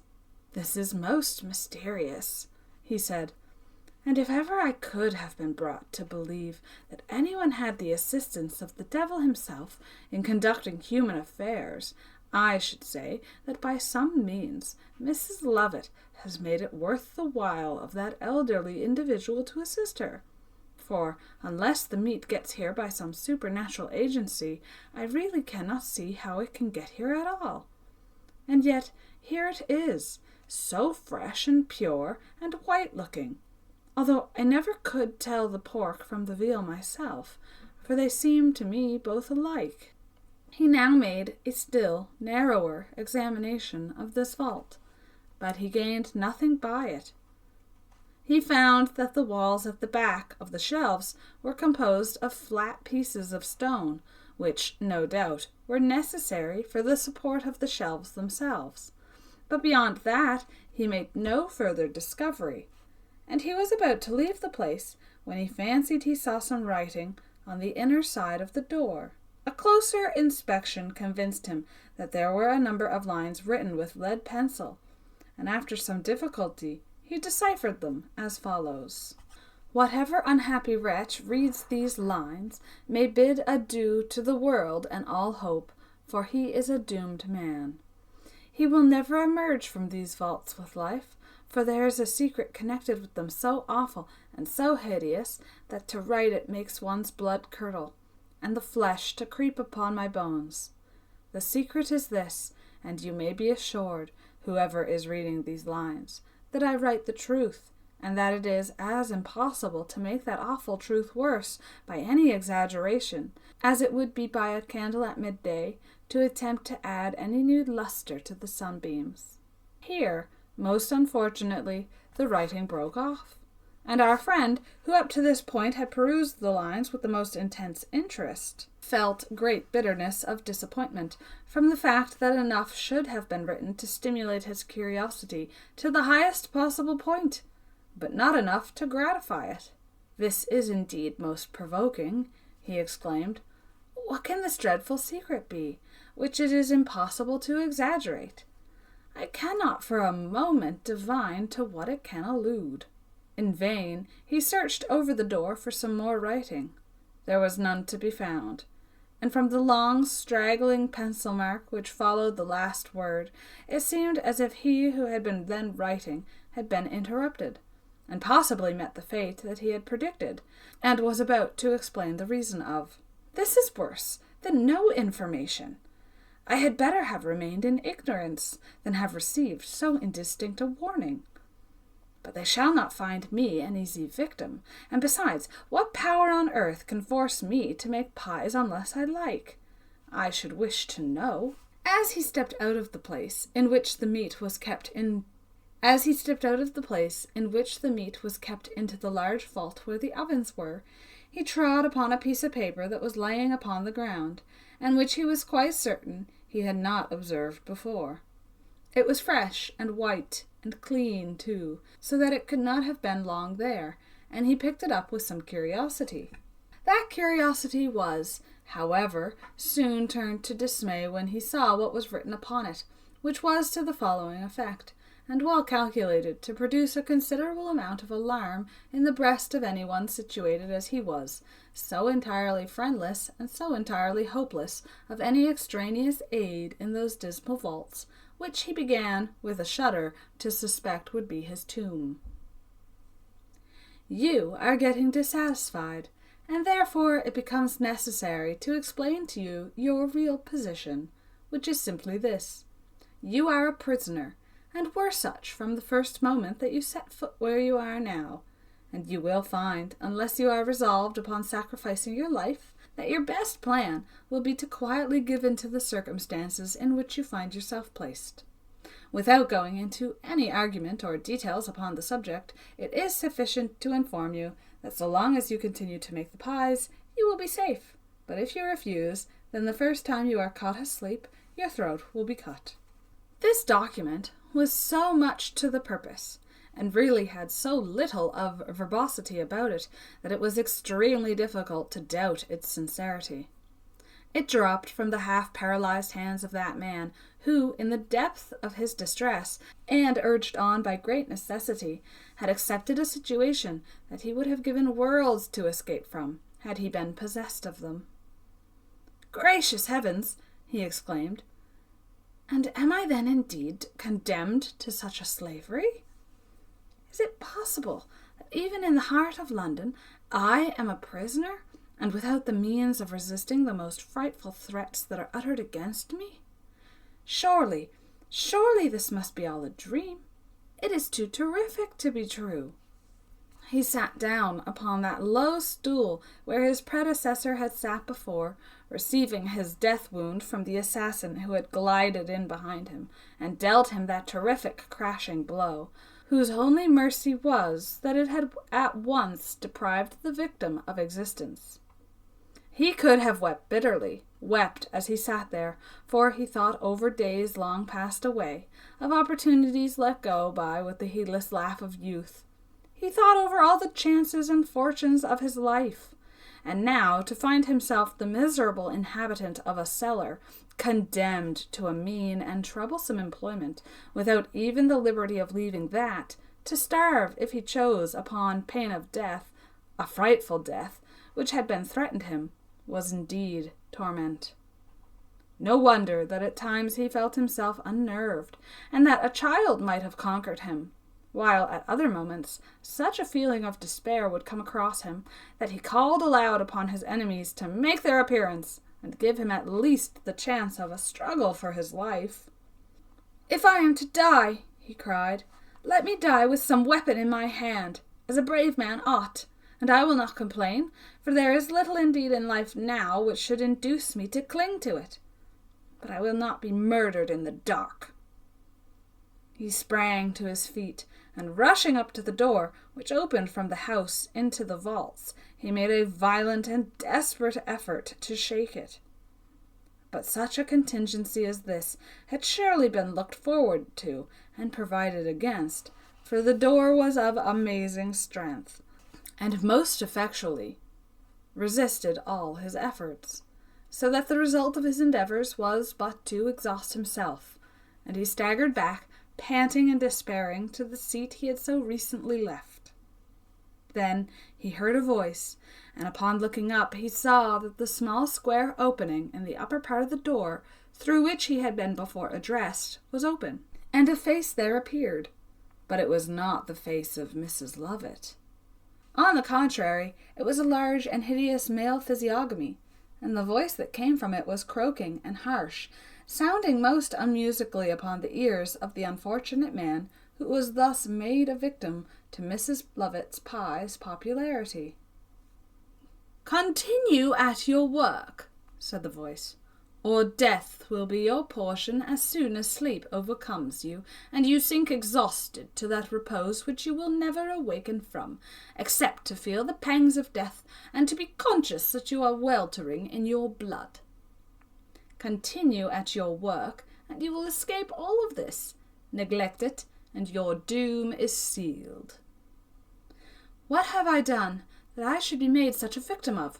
Let me go, and I will swear never to divulge the fact that I have been in these vaults, so I cannot disclose any of their secrets, even if I knew them."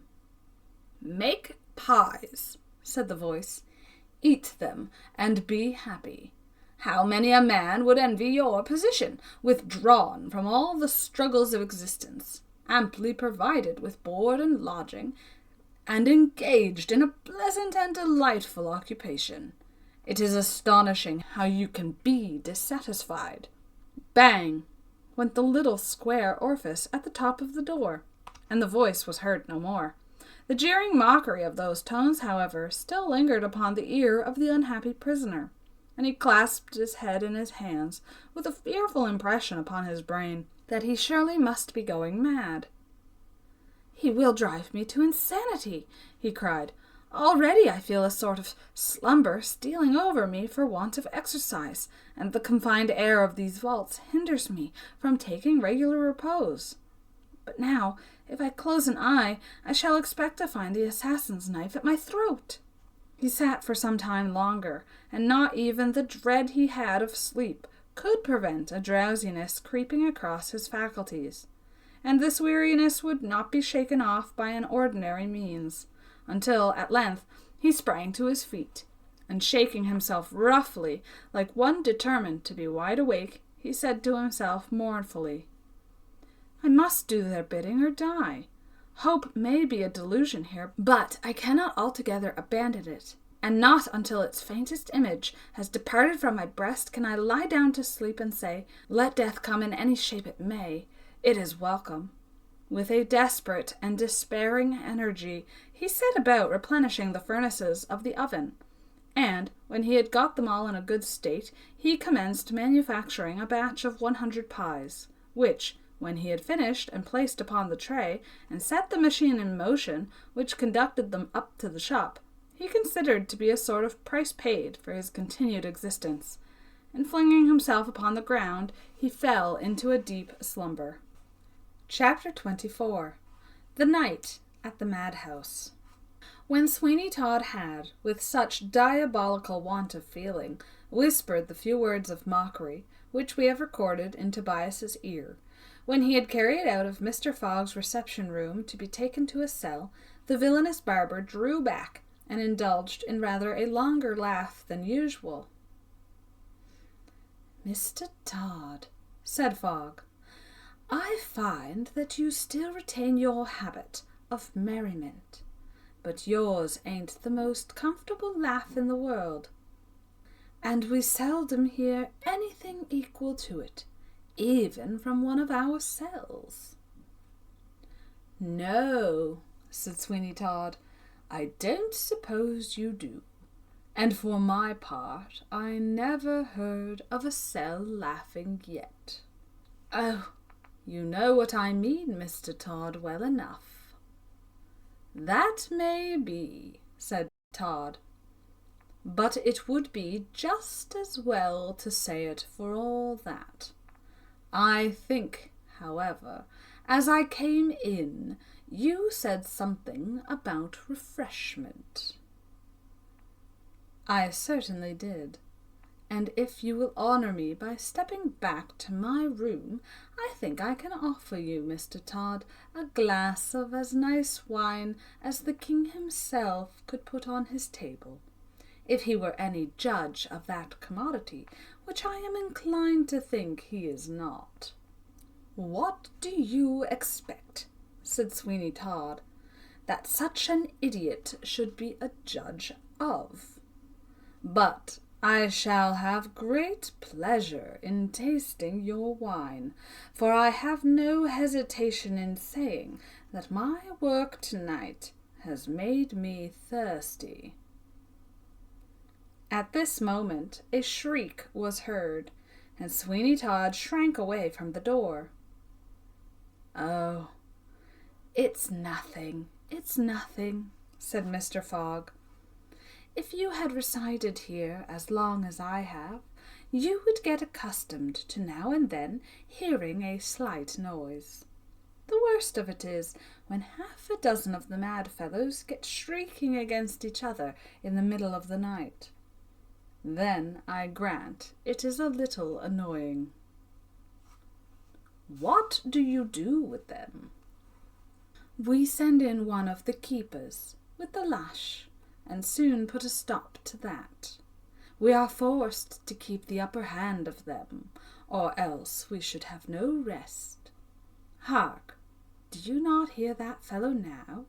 He is generally pretty quiet, but he has taken it into his head to be outrageous today. But one of my men will soon put a stop to that. This way, Mr. Todd, if you please. And as we don't often meet, I think when we do, we ought to have a social glass." Sweeny Todd made several horrible faces as he followed the madhouse keeper, and he looked as if it would have given him quite as much pleasure, and no doubt it would, to brain that individual as to drink his wine, although probably he would have preferred doing the latter process first, and executing the former afterwards, and at his leisure. They soon reached the room which was devoted to the use of Mr. Fogg and his friends, and which contained the many little curiosities in the way of madhouse discipline that were in that age considered indispensable in such establishments. Mr. Fogg moved away with his hands a great number of the books and papers which were on the table, so as to leave a vacant space, and then, drawing the cork of a bottle, he filled himself a large glass of its contents, and invited Sweeny Todd to do the same, who was by no means slow in following his example. While these two villains are carousing and caring nothing for the scenes of misery with which they are surrounded, poor Tobias, in conformity with the others that had been issued with regard to him, was conveyed along a number of winding passages and down several staircases toward the cells of the establishment. In vain he struggled to get free from his captor, as well might a hare have struggled in the fangs of a wolf. Nor were his cries at all heeded, although now and then the shrieks he uttered were terrible to hear, and enough to fill anyone with dismay. "I am not mad," said he. "Indeed, I am not mad. Let me go, and I will say nothing. Not one word shall ever pass my lips regarding Mr. Todd. Let me go. Oh, please let me go, and I will pray for you as long as I live." Mr. Watson whistled a lively tune. "If I promise, if I swear to tell nothing, Mr. Todd will not wish me kept here. All he wants is my silence, and I will take any oath he likes. Speak to him for me, I implore you. Let me go." Mr. Watson commenced the second part of his lively tune, and by the time he reached a door, which he unlocked, and then, setting down Tobias upon the threshold, he gave him a violent kick, which flung him down 2 steps onto the stone floor of a miserable cell, from the roof of which continual moisture was dripping, the only accommodation it possessed being a truss of damp straw flung into one corner. "There," said Mr. Watson. My lad, you can stay there and make yourself comfortable till somebody comes to shave your head, and after that you will find yourself quite a gentleman." "Mercy! Mercy! Have mercy upon me!" "Mercy? What the devil do you mean by mercy? Well, it's a good joke, but I can tell you, you have come to the wrong shop for that. We don't keep it in stock here, and if we wanted ever so little of it, we should have to go somewhere else for it." Mr. Watson laughed so much at his own joke that he felt quite amiable, and told Tobias that if he were perfectly quiet and said, "Thank you for everything," he wouldn't put him in the strait waistcoat, although Mr. Fogg had ordered it. "For," added Mr. Watson, "so far as that goes, I don't care a straw what Mr. Fogg says or what he does. He can't do without me, damn him, because I know too many of his secrets." Tobias made no answer to this promise, but he lay upon his back on the floor of the cell, wringing his hands despairingly, and feeling that almost the very atmosphere of the place seemed pregnant with insanity, and giving himself up for lost entirely. "I shall never, he said, "look upon the bright sky and the green fields again. I shall be murdered here, because I know too much. What can save me now? Oh, what an evil chance it was that brought me back again to my mother, when I ought to have been far, far away by this time, instead of being, as I know I am, condemned to death in this frightful place. Despair seizes upon me. What noise is that? A shriek? Yes, there is some other blighted heart beside mine in this dreadful house. Oh, heaven, what will become of me? I feel already stifled and sick, and faint with the air of this dreadful cell. Help, help, help! Have mercy upon me, and I will do anything, promise anything, swear anything." If poor Tobias had uttered his complaints on the most desolate shore that ever a shipwrecked mariner was cast upon, they could not have been more unheeded than they were in that house of terror. He screamed and shrieked for aid. He called upon all the friends he had ever known in early life, and at that moment he seemed to remember the name of everyone who had ever uttered a kind word to him, and to those persons who, alas, could not hear him, but were far enough removed away from his cries, he called for aid in that hour of his deep distress. At length, faint, wearied, and exhausted, he lay, a mere living wreck in that damp, unwholesome cell, and felt almost willing that death should come and relieve him, at least from the pang of constantly expecting it. His cries, however, had had the effect of summoning up all the wild spirits in that building, and as he now lay in the quiet of absolute exhaustion, he heard from far and near smothered cries and shrieks and groans, such as one might expect would fill the air of the infernal regions with dismal echoes. A cold and clammy perspiration broke out upon him as these sounds each moment more plainly fell upon his ear, and as he gazed upon the profound darkness of the cell, his excited fancy began to people it with strange unearthly beings, and he could suppose that he saw hideous faces grinning at him, and huge misshapen creatures crawling on the walls and floating in the damp, pestiferous atmosphere of the wretched cell. In vain he covered his eyes with his hands. Those creatures of his imagination were not to be shut out from the mind, and he saw them, if possible, more vividly than before, and presenting themselves in more frightfully tangible shapes. Truly, if such visions should continue to haunt him, poor Tobias was likely enough to follow the fate of many others who had been placed in that establishment perfectly sane, but in a short time exhibited in it as raving lunatics. "A nice, clear, cool glass of wine," said Sweeny Todd, as he held up his glass between him and the light. "And pleasant drinking, so soft and mild in the mouth, and yet gliding down the throat with a pleasant strength of flavour." "Yes," said Mr. Fogg, "it might be worse.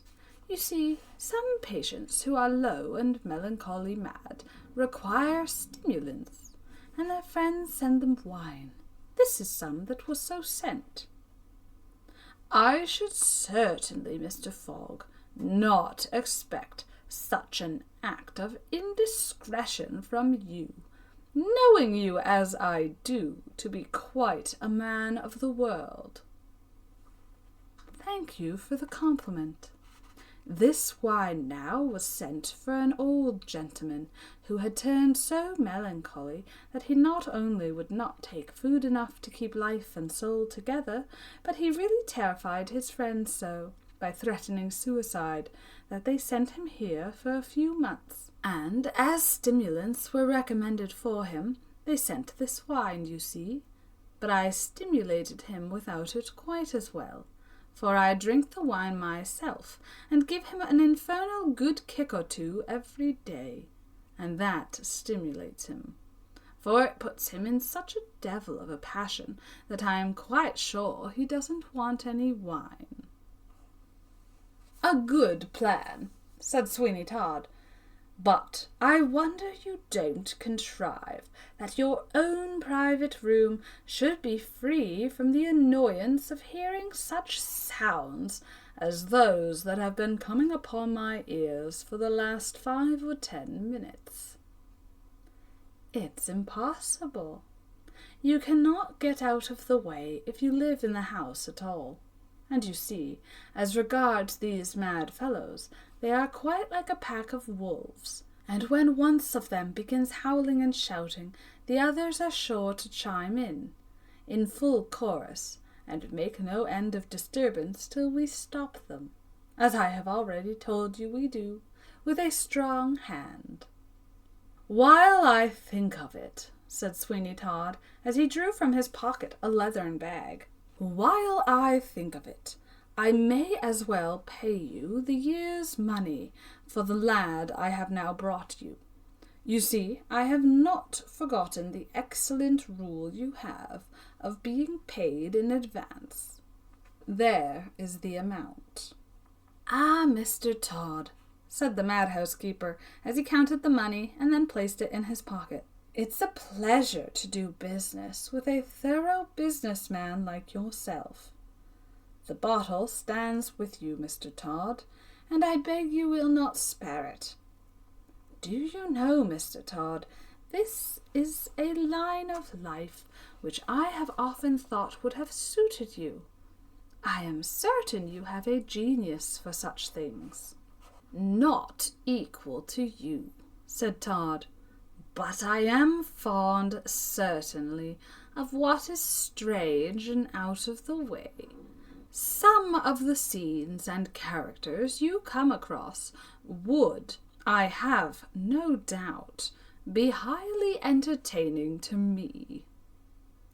Scenes and characters, I believe you.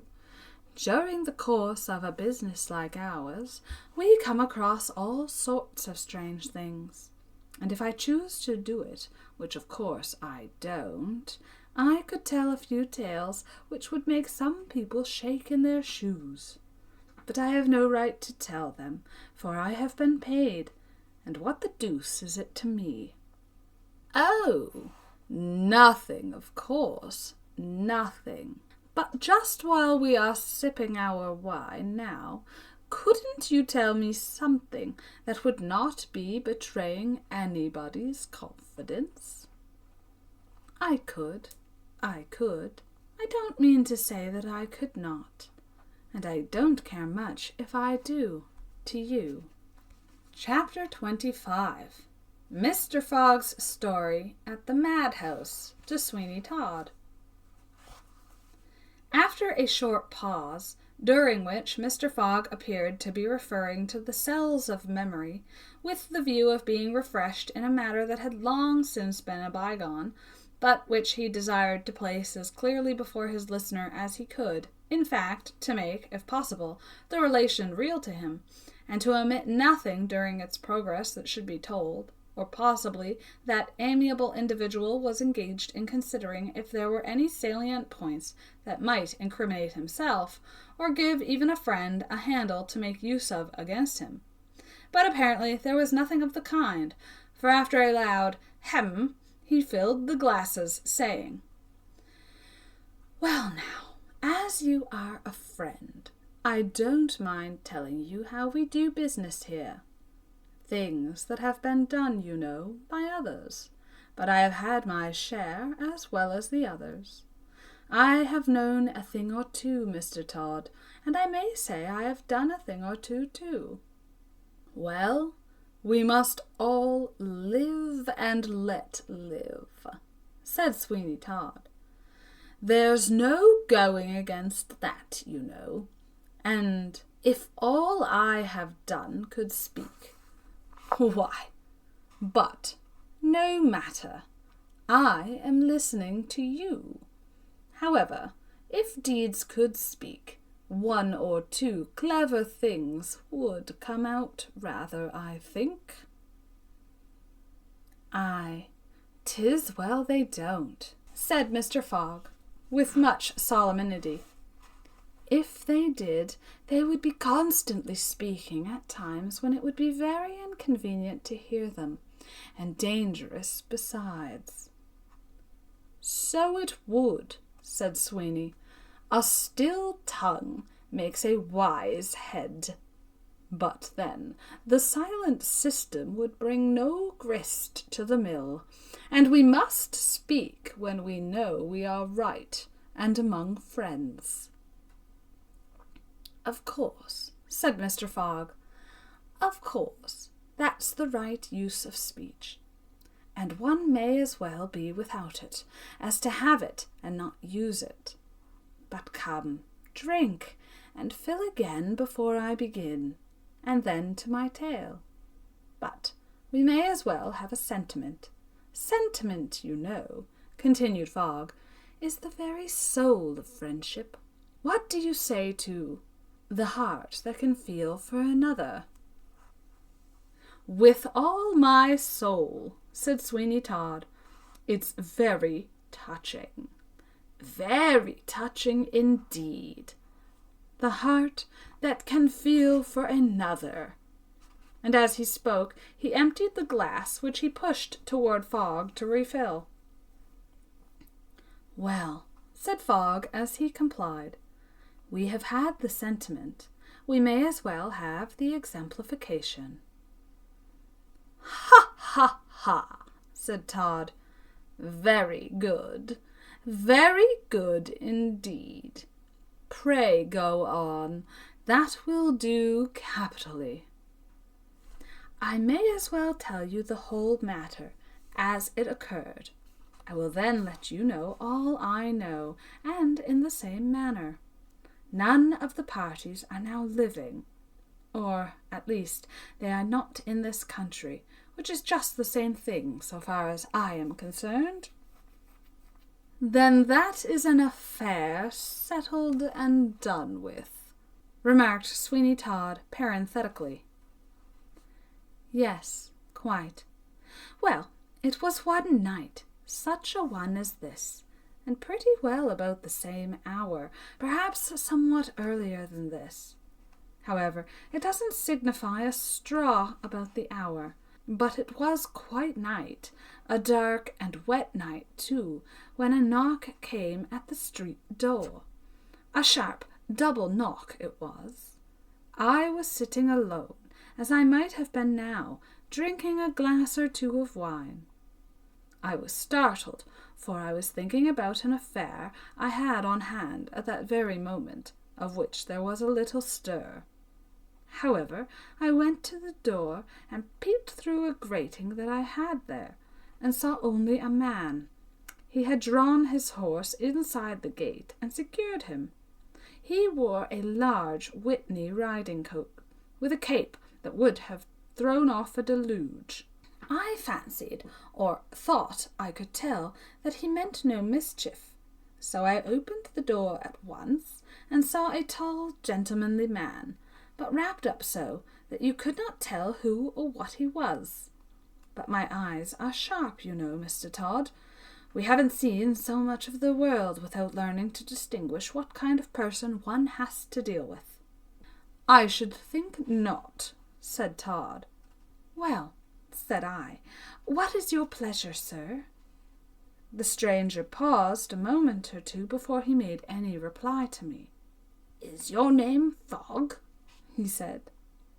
"Yes, it is," said I. "My name is Fogg. What is your pleasure with me, sir?" "Why," he said, after another pause, during which he fixed his keen eyes very hard upon me, "why, I wish to have a little private conversation with you, if you can spare so much time, upon a very important matter which I have in hand." "Walk in, sir," said I, as soon as I heard what it was he wanted, and he followed me in. "It's a very unpleasant night, and it's coming on to rain harder. I think it is fortunate you have got housed." "Yes," he replied, "but I am tolerably well protected against the rain at all events." He came into this very parlour, and took a seat before the fire with his back to the light, so that I couldn't see his face very well. However, I was determined that I would be satisfied in these particulars, and so, when he had taken off his hat, I stirred up the fire, and made a blaze that illuminated the whole room, and which showed me the sharp, thin visage of my visitor, who was a dark man, with keen grey eyes that were very restless. "Will you have a glass of wine?" said I. "The night is cold, as well as wet." "Yes, I will," he replied. "I am cold with riding. You have a lonely place about here. Your house, I see, stands alone too. You have not many neighbours." "No, sir," said I. "We hadn't need, for when any of the poor things set to screaming, it would make them feel very uncomfortable indeed." "So it would. There is an advantage in that to yourself as well as to them. It would be disagreeable to you to know that you were disturbing your neighbours, and they would feel equally uncomfortable in being disturbed, and yet you must do your duty." "Aye, to be sure," said I must do my duty, and people won't pay me for letting madmen go, though they may for keeping them, and besides that, I think some on them would get their throats cut if I did." "You are quite right," said he.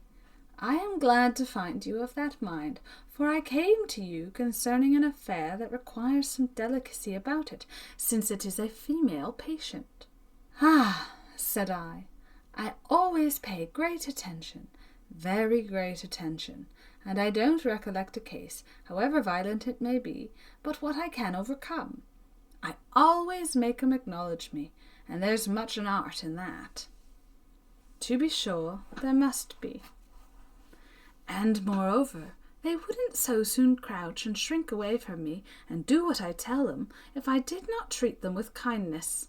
That is, as far as it is consistent with one's duty, for I mustn't forget that." "Exactly," he replied. "Those are my sentiments exactly." "And now, sir, will you inform me in what way I can serve you?" "Why, I have a relative, a female relative, who is unhappily affected with a brain disease. We have tried all we can do without any effect.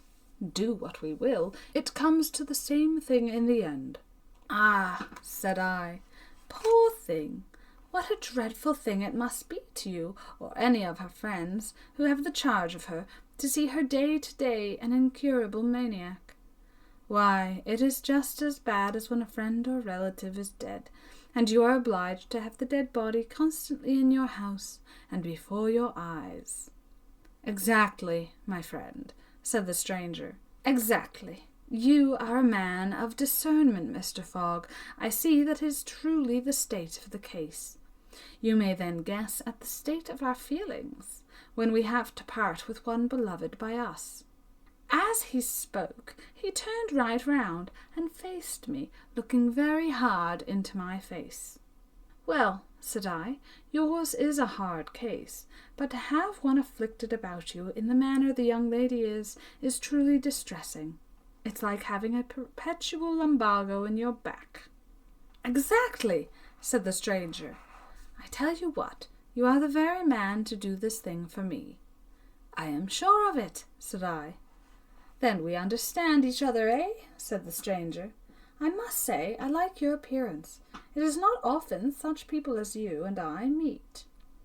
"I hope it will be to our mutual advantage," said I, "because such people don't meet every day, and we oughtn't to meet to no purpose. So, in anything delicate and confidential, you may command me."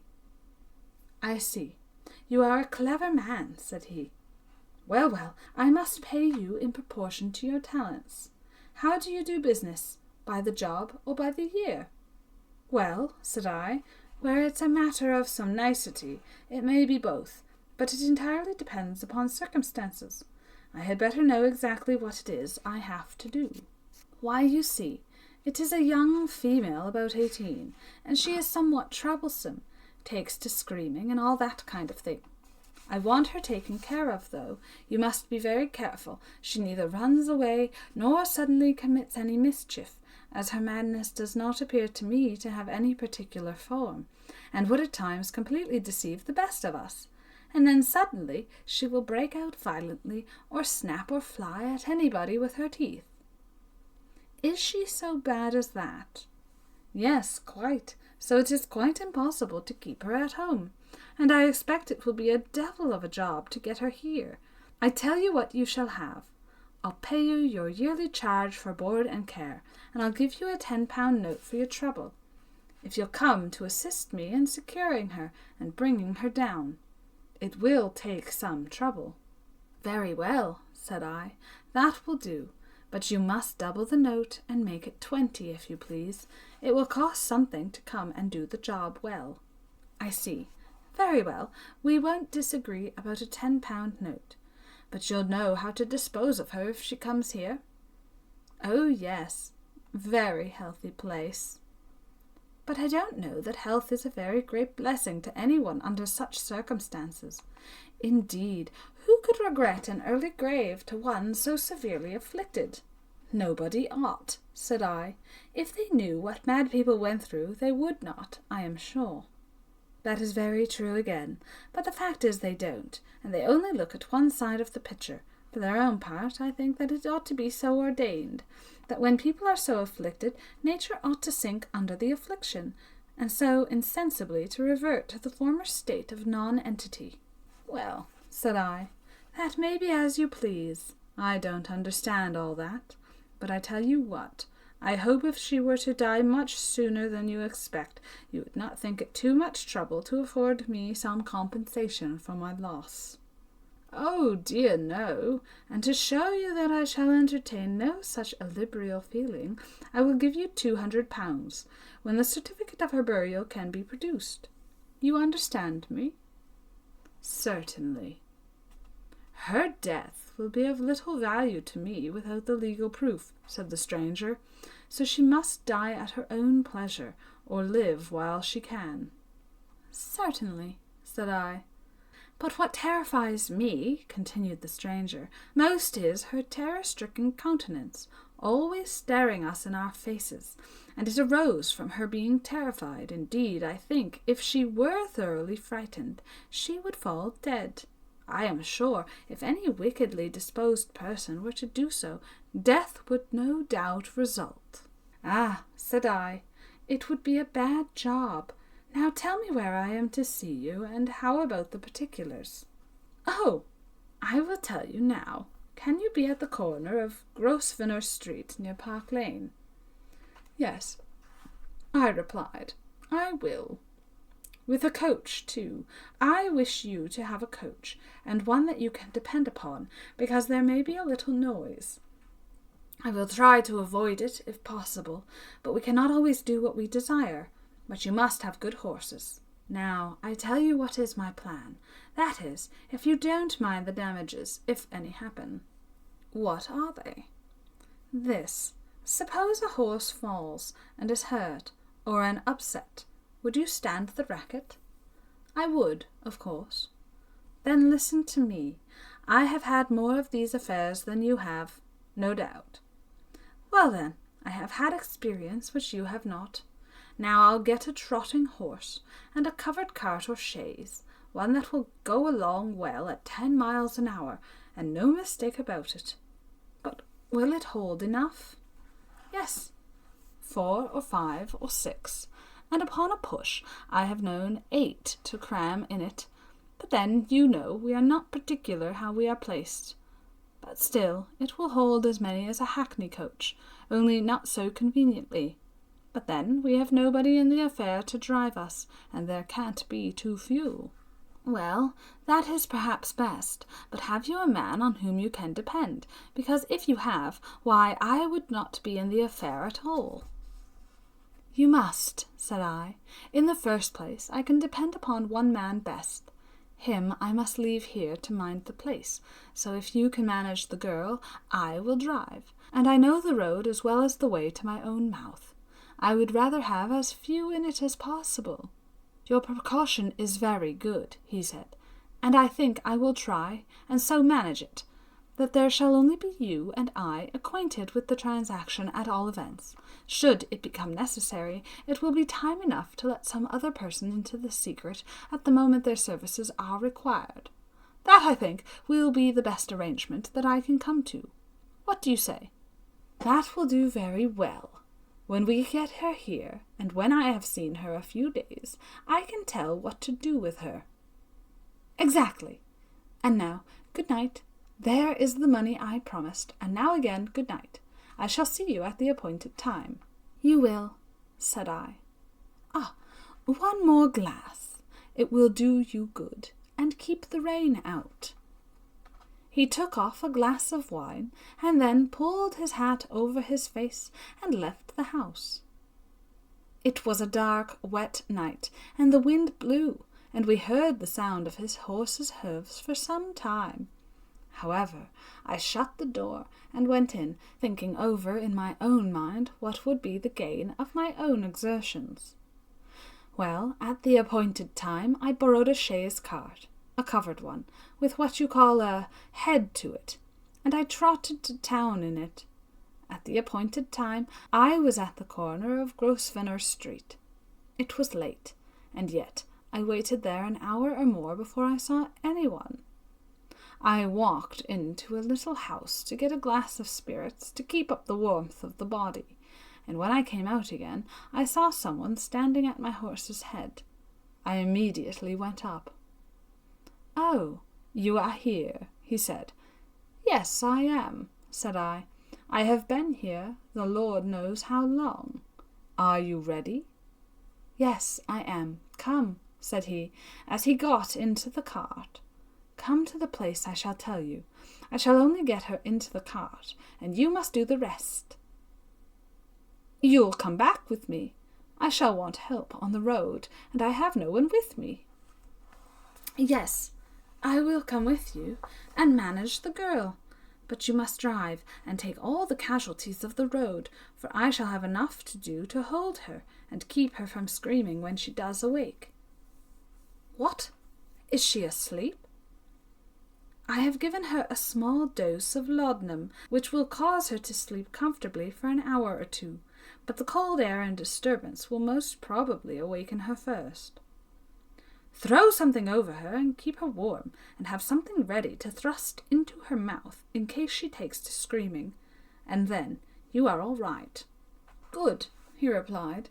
"Now wait here. I am going to yon house.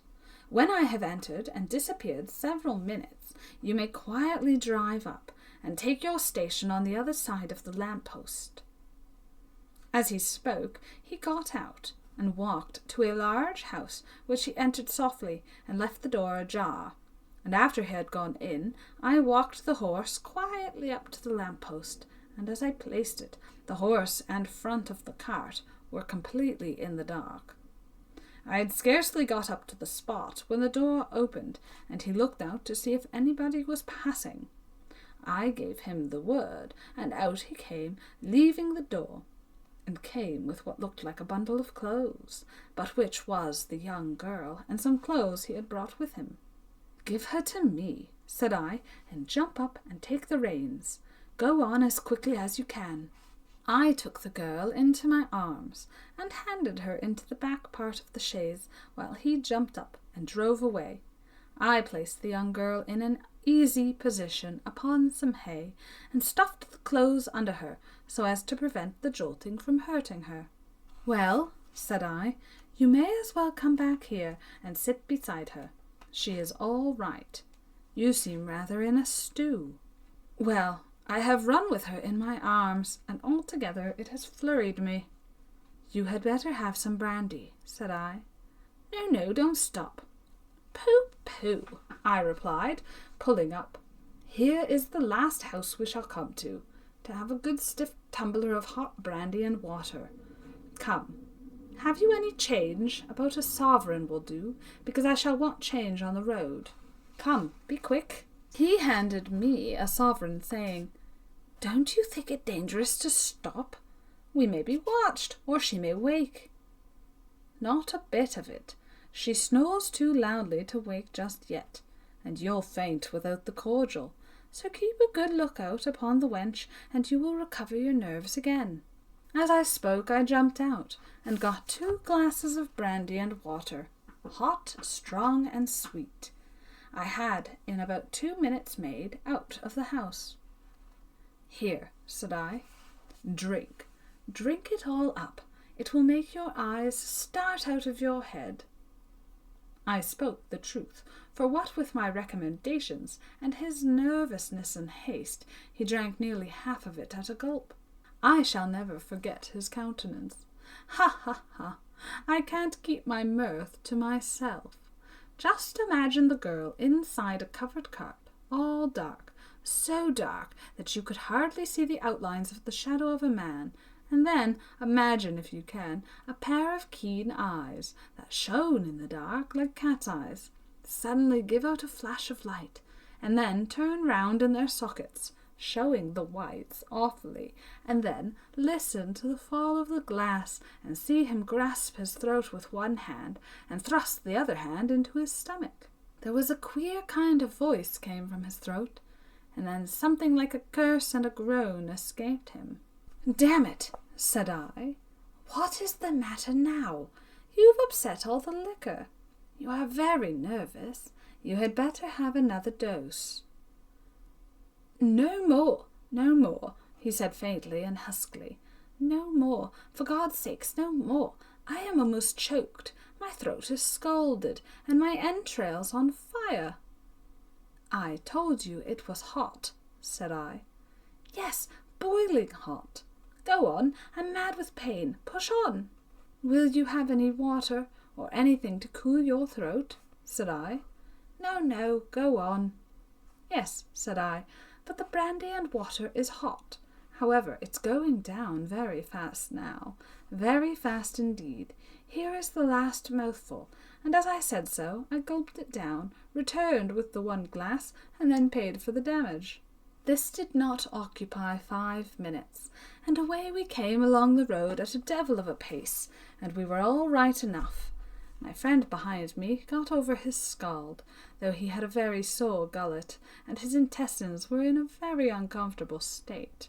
But he was better. Away we rattled, the ground rattling to the horses' hoofs and the wheels of the vehicle, the young girl still remaining in the same state of insensibility in which she had first been brought out. No doubt she has taken a stronger dose of the opium than she was willing to admit. That was nothing to me, but made it all the better, because she gave the less trouble, and made it safer. We got here easy enough, drove slap up to the door, which was opened in an instant, jumped out, took the girl, and carried her in. When once these doors are shut upon anyone, they may be rest assured that it is quite a settled thing, and they don't get out very easy, save in a wooden surtout. Indeed, I never lost a boarder by any other means. We always keep one connection, and they are usually so well satisfied that they never take anyone away from us. Well, I carried her indoors, and left her in a room by herself on a bed. She was a nice girl, a handsome girl, I suppose people would call her, and had a low, sweet, and plaintive voice. But enough of this. "She's all right," said I, when I returned to this room. It's all right. I have left her." "She isn't dead?" he inquired with much terror. "Oh, no, no, no. She is only asleep, and has not woke up yet from the effects of the laudanum. Will you now give me 1 year's pay in advance?" "Yes," he replied, as he handed the money and the remainder of the bonds. "Now, how am I to do about getting back to London tonight?"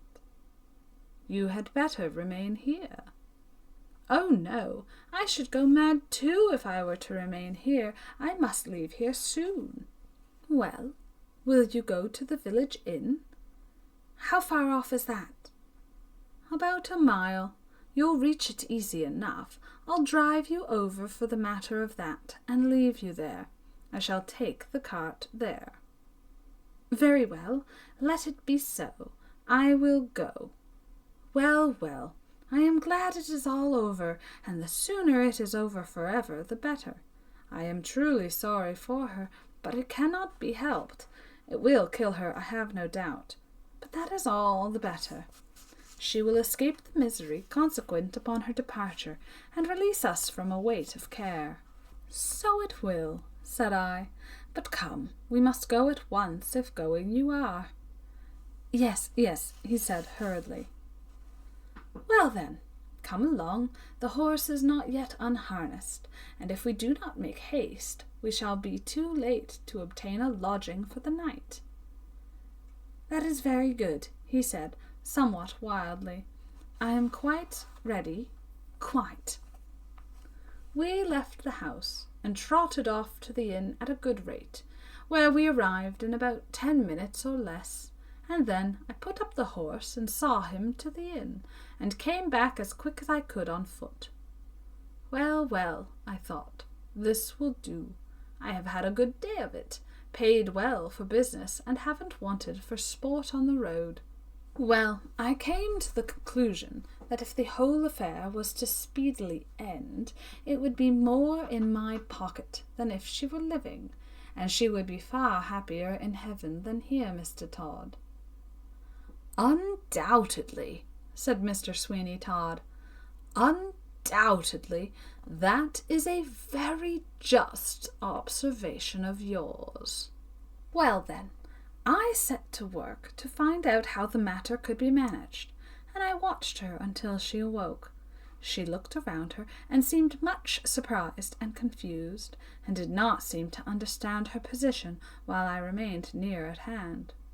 She sighed deeply and put her hand to her head, and appeared for a time to be quite unable to comprehend what had happened to her or where she was. I sent some tea to her, as I was not prepared to execute my purpose, and she seemed to recover and ask some questions, but my man was dumb for the occasion and would not speak, and the result was she was very much frightened. I left her so for a week or two, and then one day I went into her cell. She had greatly altered in her appearance and looked very pale. "Well," said I, "how do you find yourself now?" She looked up into my face and shuddered, but she said in a calm voice, looking round her, "Where am I?" "You are here," said I, "and you'll be very comfortable if you only take on kindly. But you will have a strait waistcoat put on you if you do not." "Good God!" she exclaimed, clasping her hands. "Have they put me in here? In... She could not finish the sentence, and I supplied the word which she did not utter until I had done so, and then she screamed loudly, "A madhouse!" "Come," said I, "this will never do. You must learn to be quiet, or you'll have fearful consequences." "Oh, mercy, mercy! I will do no wrong. What have I done that I should be brought here? What have I done? They may take all I have, if they will let me live in freedom. I care not where or how poor I may be. Oh, Henry, Henry, if you knew where I was, would you not fly to my rescue? Yes, you would, you would." Ah, said I, there is no Henry here, and you must be content to do without one.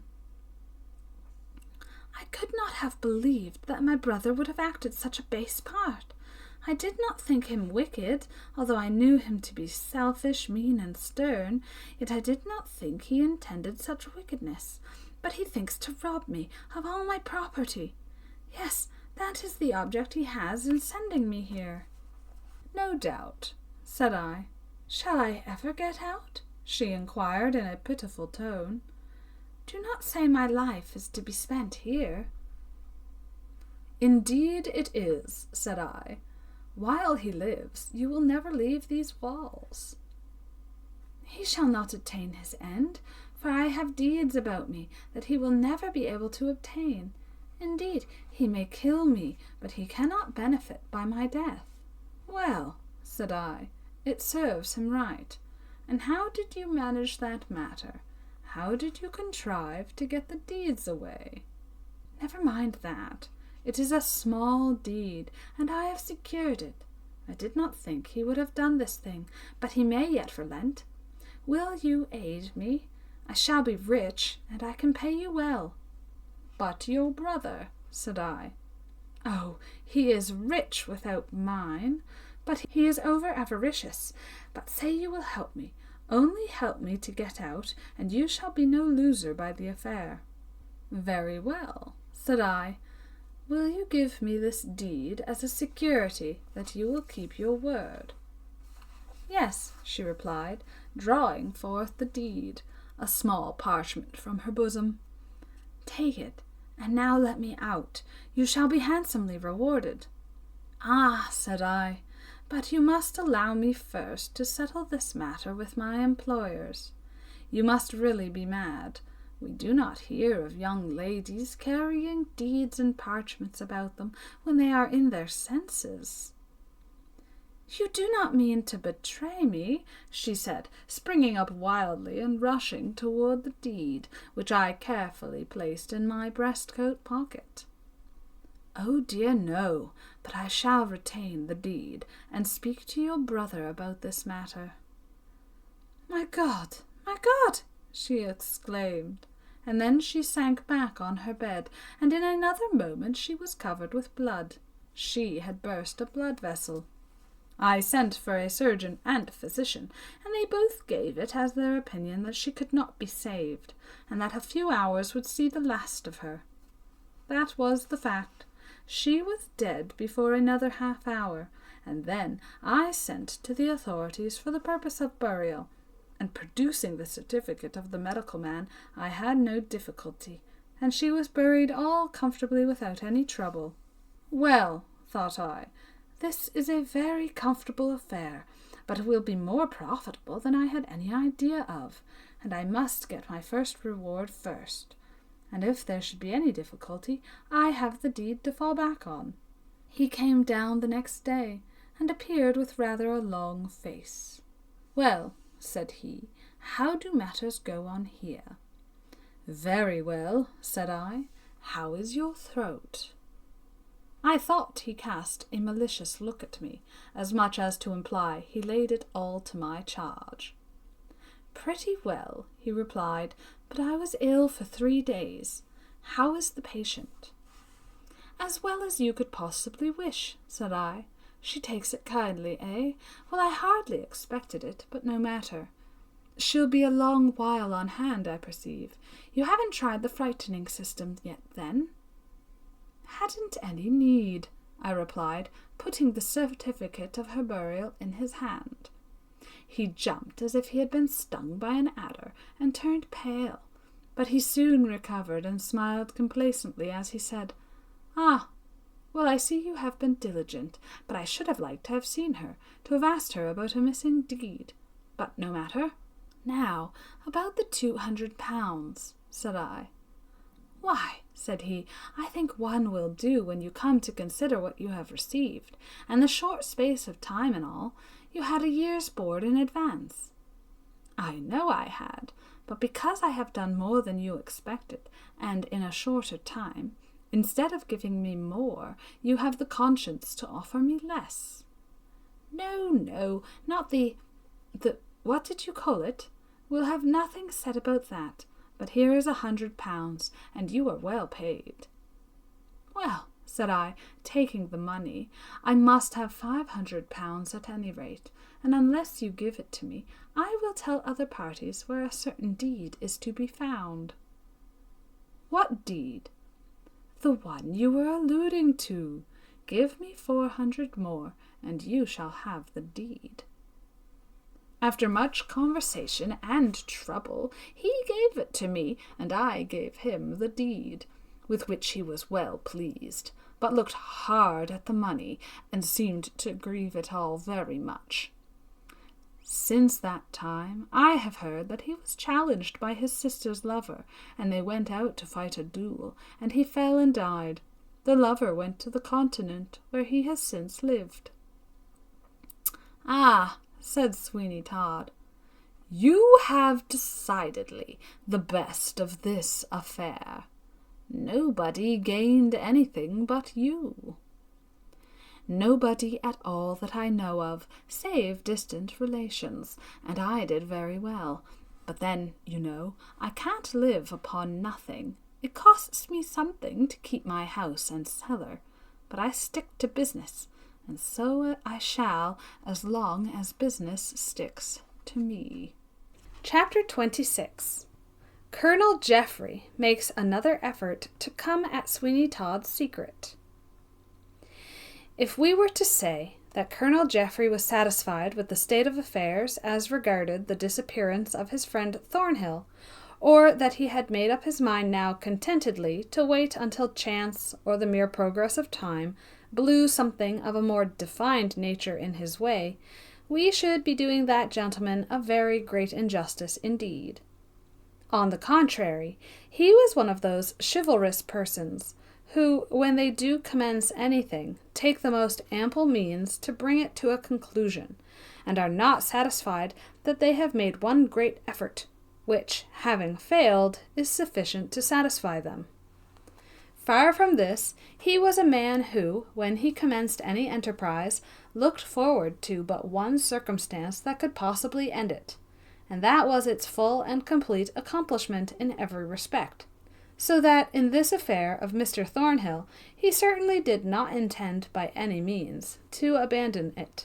But he was not precipitate. His habits of military discipline and the long life he had led in camps, where anything in the shape of hurry and confusion is much reprobated, made him pause before he decided upon any particular course of action. And this pause was not one contingent upon a belief, or even a surmise, in the danger of the course that suggested itself, for such a consideration had no effect whatever upon him, and if some other mode had suddenly suggested itself, which, while it placed his life in the most imminent peril, would have seemed more likely to accomplish his object, it would have been at once most gladly welcomed. And now, therefore, he set about thinking deeply over what could possibly be done further, in a matter that as yet appeared to be involved in the most profound of possible mysteries. That the barber's boy, who had been addressed by him and by his friend the captain, knew something of an extraordinary character, which fear prevented him from disclosing, he had no doubt, and, as the colonel remarked, "If fear keeps that lad silent upon the subject, fear may make him speak, and I do not see why we should not endeavour to make ourselves a match for Sweeny Todd in such a matter." "What do you propose, then?" said the captain. "I should say that the best plan would be to watch the barber shop, and take possession of the boy, as we may chance to find an opportunity of so doing." "Carry him off?" "Yes, certainly, and as in all likelihood his fear of the barber is but a visionary affair, after all, it can easily, when we have him to ourselves, be dispelled. And then, when he finds that we can and will protect him, we shall hear all he has to say."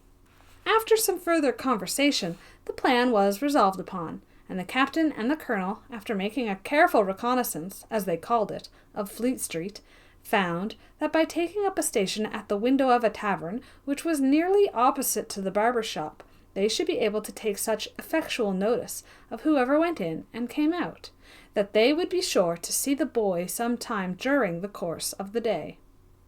This plan of operations would no doubt have been greatly successful, and Tobias would have fallen into their hands had he not, alas for him, poor fellow, already been treated by Sweeny Todd, as we have described, by being incarcerated in that fearful madhouse on Peckham Rye, which was kept by so unscrupulous a personage as Fogg. And we cannot but consider that it was most unfortunate for the happiness of all those persons in whose fate we take so deep an interest, and in whom we hope, as regards the reader, we have likewise awakened a feeling of great sympathy. If Tobias had not been so infatuated as to make the search he did of the barber's house, but had waited even for 24 hours before doing so, in that case, not only would he have escaped the dreadful doom which had awaited him, but Johanna Oakley would have been saved from much danger which afterwards befell her. But we must not anticipate, and the fearful adventures which it was her doom to pass through, before she met with the reward of her great virtue and her noble perseverance, will speak for themselves, trumpet-tongued indeed. It was at a very early hour in the morning that the two friends took up their station at the public house so nearly opposite to Sweeny Todd's in Fleet Street, and then, having made an arrangement with the landlord of the house that they were to have undisturbed possession of the room for as long as they liked, they both sat at the window and kept an eye upon Todd's house. It was during the period of time there spent that Colonel Jeffery first made the captain acquainted with the fact of his great affection for Johanna, and that in her he thought he had at last fixed his wandering fancy, and found really the only being with whom he thought he could, in this world, taste the sweets of domestic life, and know no regret. "She is all," he said, "in beauty that the warmest imagination can possibly picture, and along with these personal charms, which certainly are most peerless, I have seen enough of her to feel convinced that she has a mind of the purest order that ever belonged to any human being in the world. With such sentiments and feelings toward her, the wonder would be," said the captain, "if you did not love her as you now avow you do. I could not be insensible to her attractions, but understand me, my dear friend, I do not, on account of my own suddenly conceived partiality for this young and beautiful creature, intend to commit the injustice of not trying might and main, and with heart and hand, to discover if, as she supposes it be true, that Thornhill and Mark and Jestry be one and the same person. And when I tell you that I love her with a depth and a sincerity of affection that makes her happiness of greater importance to me than my own, you know, I think enough of me to feel convinced that I am speaking only on what I really feel." "I can," said the captain, "and I do give you credit for the greatest possible amount of sincerity, and I feel sufficiently interested myself in the future fate of this fair young creature to wish that she may be convinced her lover is no more, and may so much better herself, as I am quite certain she would, by becoming your wife. For all we can hear of this in Jestry seems to prove that he is not the most stable-minded of individuals the world ever produced, and perhaps not exactly the sort of man to make such a girl as Johanna Oakley happy. However, of course, she may think to the contrary, and he may in all sincerity think likewise. I thank you for the kind feelings toward me, my friend, which has dictated that speech, but—" "Hush," said the captain suddenly. "Hush! Look at the barber." "The barber? Sweeny Todd?" Yes, there he is. Do you not see him? There he is, and he looks as if he had come off a long journey. What can he have been about, I wonder? He's draggled in mud." "Yes, there was Sweeny Todd, opening his shop from the outside with a key that, after a vast amount of fumbling, he took from his pocket. And, as the captain said, he did indeed look as if he had come off a long journey, for he was draggled with mud, and his appearance altogether was such as to convince anyone that he must have been out in most of the heavy rain which had fallen during the early part of the morning upon London and its suburbs. And this was just the fact, for after staying with the madhouse keeper in the hope that the bad weather which had set in would be alleviated, he had been compelled to give up all chance of such a thing, and as no conveyance of any description was to be had, he enjoyed the pleasure, if it could be called such, of walking home up to his knees in the mud of that dirty neighbourhood.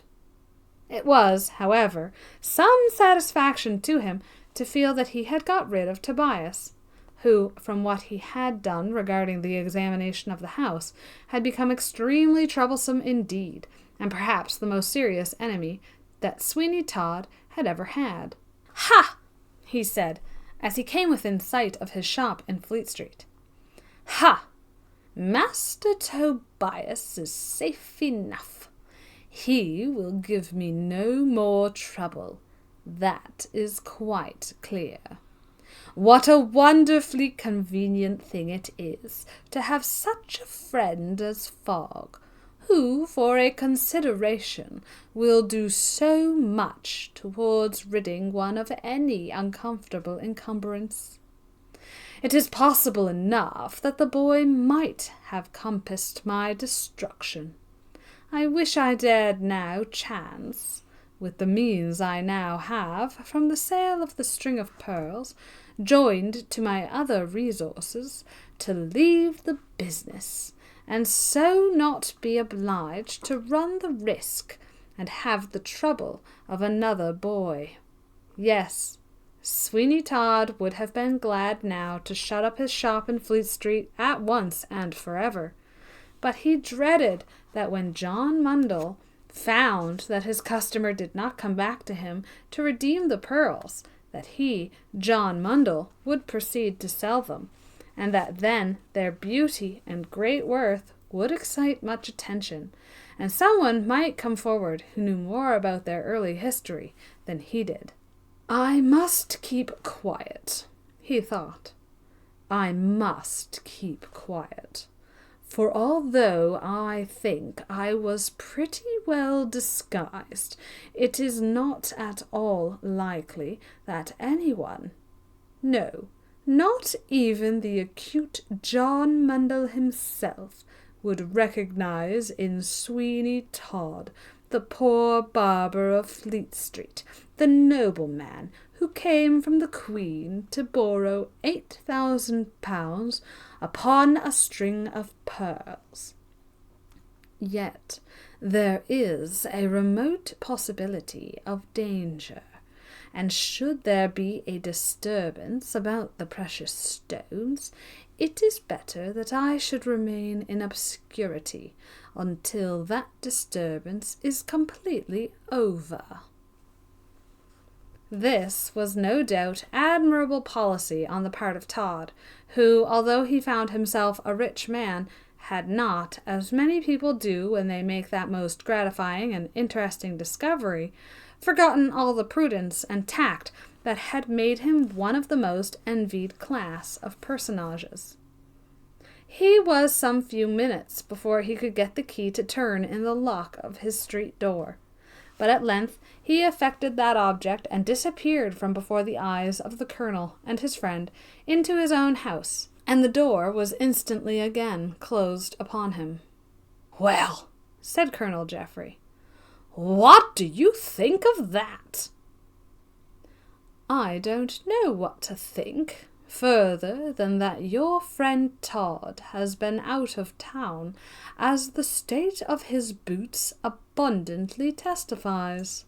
"They do indeed, and he has the appearance of having been a considerable distance, for the mud that is upon his boots is not London mud." "Certainly not. It is quite of a different character altogether. But see, He is coming out again."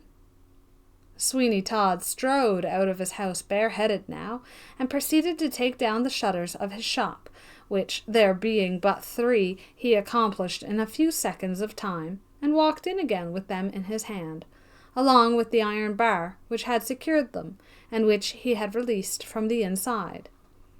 This was all the ceremony that took place at the opening of Sweeny Todd's shop, and the only surprise our friends, who were at the public-house window, had upon the subject was, that, having a boy, he, Todd, should condescend to make himself so useful as to open his own shop. And nothing could be seen of the lad, although the hour, surely, for his attendance must have arrived. And Todd, equally surely, was not the sort of man to be so indulgent to a boy, whom he employed to make himself generally useful, as to allow him to come when all the dirty work of the early morning was over. But yet such to all appearances would seem to be the case, for presently Todd appeared with a broom in his hand, sweeping out his shop with a rapidity and a vengeance which seemed to say that he did not perform that operation with the very best grace in the world. "Where can the boy be?" said the captain. "Do you know, little reason as I may really appear to have for such a supposition, I cannot help in my own mind connecting Todd's having been out of town somehow with the fact of that boy's non-appearance this morning. Indeed, the coincidence is curious, for such was my own thought, likewise upon the occasion, and the more I do think of it, the more I feel convinced that such must be the case, and that our watch will be a fruitless one completely. Is it likely, for possible enough it is, that the villain has found out that we have been asking some questions of the boy, and has thought proper to take his life? Do not let us go too far," said the captain, "in mere conjecture. Recollect that as yet, let us suspect what we may, we know nothing, and that the mere fact of our not being able to trace Thornhill beyond the shop of this man will not be sufficient to found an action upon." "I know all that, and I feel how very cautious we must be, and yet, to my mind, the whole of the circumstances have been day by day assuming a most hideous air of probability, and I look upon Todd as a murderer already. Shall we continue our watch?" "I scarcely see its utility. Perchance we may see some proceedings which may interest us, but I have a powerful impression that we certainly shall not see the boy we want. But, at all events, the barber, you perceive, has a customer already." As they looked across the way, they saw a well-dressed looking man, who, from a certain air and manner which he had, could be detected not to be a Londoner. He rather resembled some substantial yeoman, who had come to town to pay or to receive money, and as he came near to Sweeny Todd's shop, he might have been observed to stroke his chin, as debating in his mind the necessity or otherwise of a shave.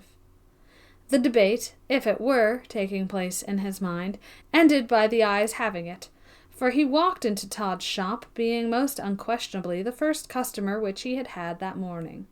Situated as the colonel and his friend were, they could not see into Todd's shop, even if the door had been opened, but they saw that after the customer had been in for a few moments, it was closed, so that, had they been close to it, all the interior of the shaving establishment would have been concealed. They felt no great degree of interest in this man, who was a commonplace personage enough, who had entered Sweeny Todd's shop. But when an unreasonable time had elapsed, and he did not come out, they did begin to feel a little uneasy. And when another man went in and was only about 5 minutes before he emerged, shaved, and yet the first man did not come, they knew not what to make of it, and looked at each other for some few moments in silence. At length the colonel spoke, and he did so in a tone of excitement, saying, "My friend, have we waited here for nothing now? What can have become of the man whom we saw go into the barber's shop? but who I suppose we feel ourselves to be in a condition to take our oaths, never came out." "I could take my oath, and what conclusion can we come to?" "None, but that he met his death there, and that, let his fate be what it may, it is the same which poor Thornhill has suffered. I can endure this no longer. Do you stay here, and let me go alone?" "Not for the world. You would rush into an unknown danger. You cannot know what may be the powers of mischief that man possesses. You shall not go alone, Colonel, you shall not indeed. But something must be done." "Agreed. And yet that something surely need not be of the desperate character you meditate." "Desperate emergencies require desperate remedies." "Yes. As a general principle, I will agree with you there too, Colonel. And yet I think that in this case everything is to be lost by precipitation, and nothing is to be gained. We have to do with one who to all appearance is keen and subtle, and if anything is to be accomplished contrary to his wishes, it is not to be done by that open career which, for its own sake, under ordinary circumstances, both you and I would gladly embrace." "Well, well," said the Colonel, "I do not and will not say but what you are right." "I know I am. I am certain I am. And now hear me. I think we have gone quite far enough unaided in this transaction, and that it is time we drew some others into the plot." "I do not understand what you mean." "I will soon explain. I mean that if in the pursuit of this enterprise, which grows each moment to my mind more serious, anything should happen to you and me, it is absolutely frightful to think that there would then be an end of it." "True, true. And for poor Johanna and her friend Arabella, what could they do?" "Nothing, but expose themselves to great danger. Come, come now, Colonel, I am glad to see that we understand each other better about this business. You have heard, of course, of Sir Richard Blunt?" "Sir Richard Blunt? Blunt? Oh, you mean the magistrate." "I do.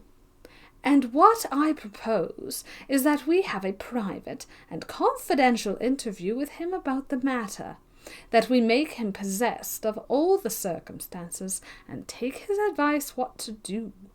The result of placing the affair in such hands will, at all events, be that if, in anything we may attempt, we may be by force or fraud overpowered, we shall not fall wholly unavenged."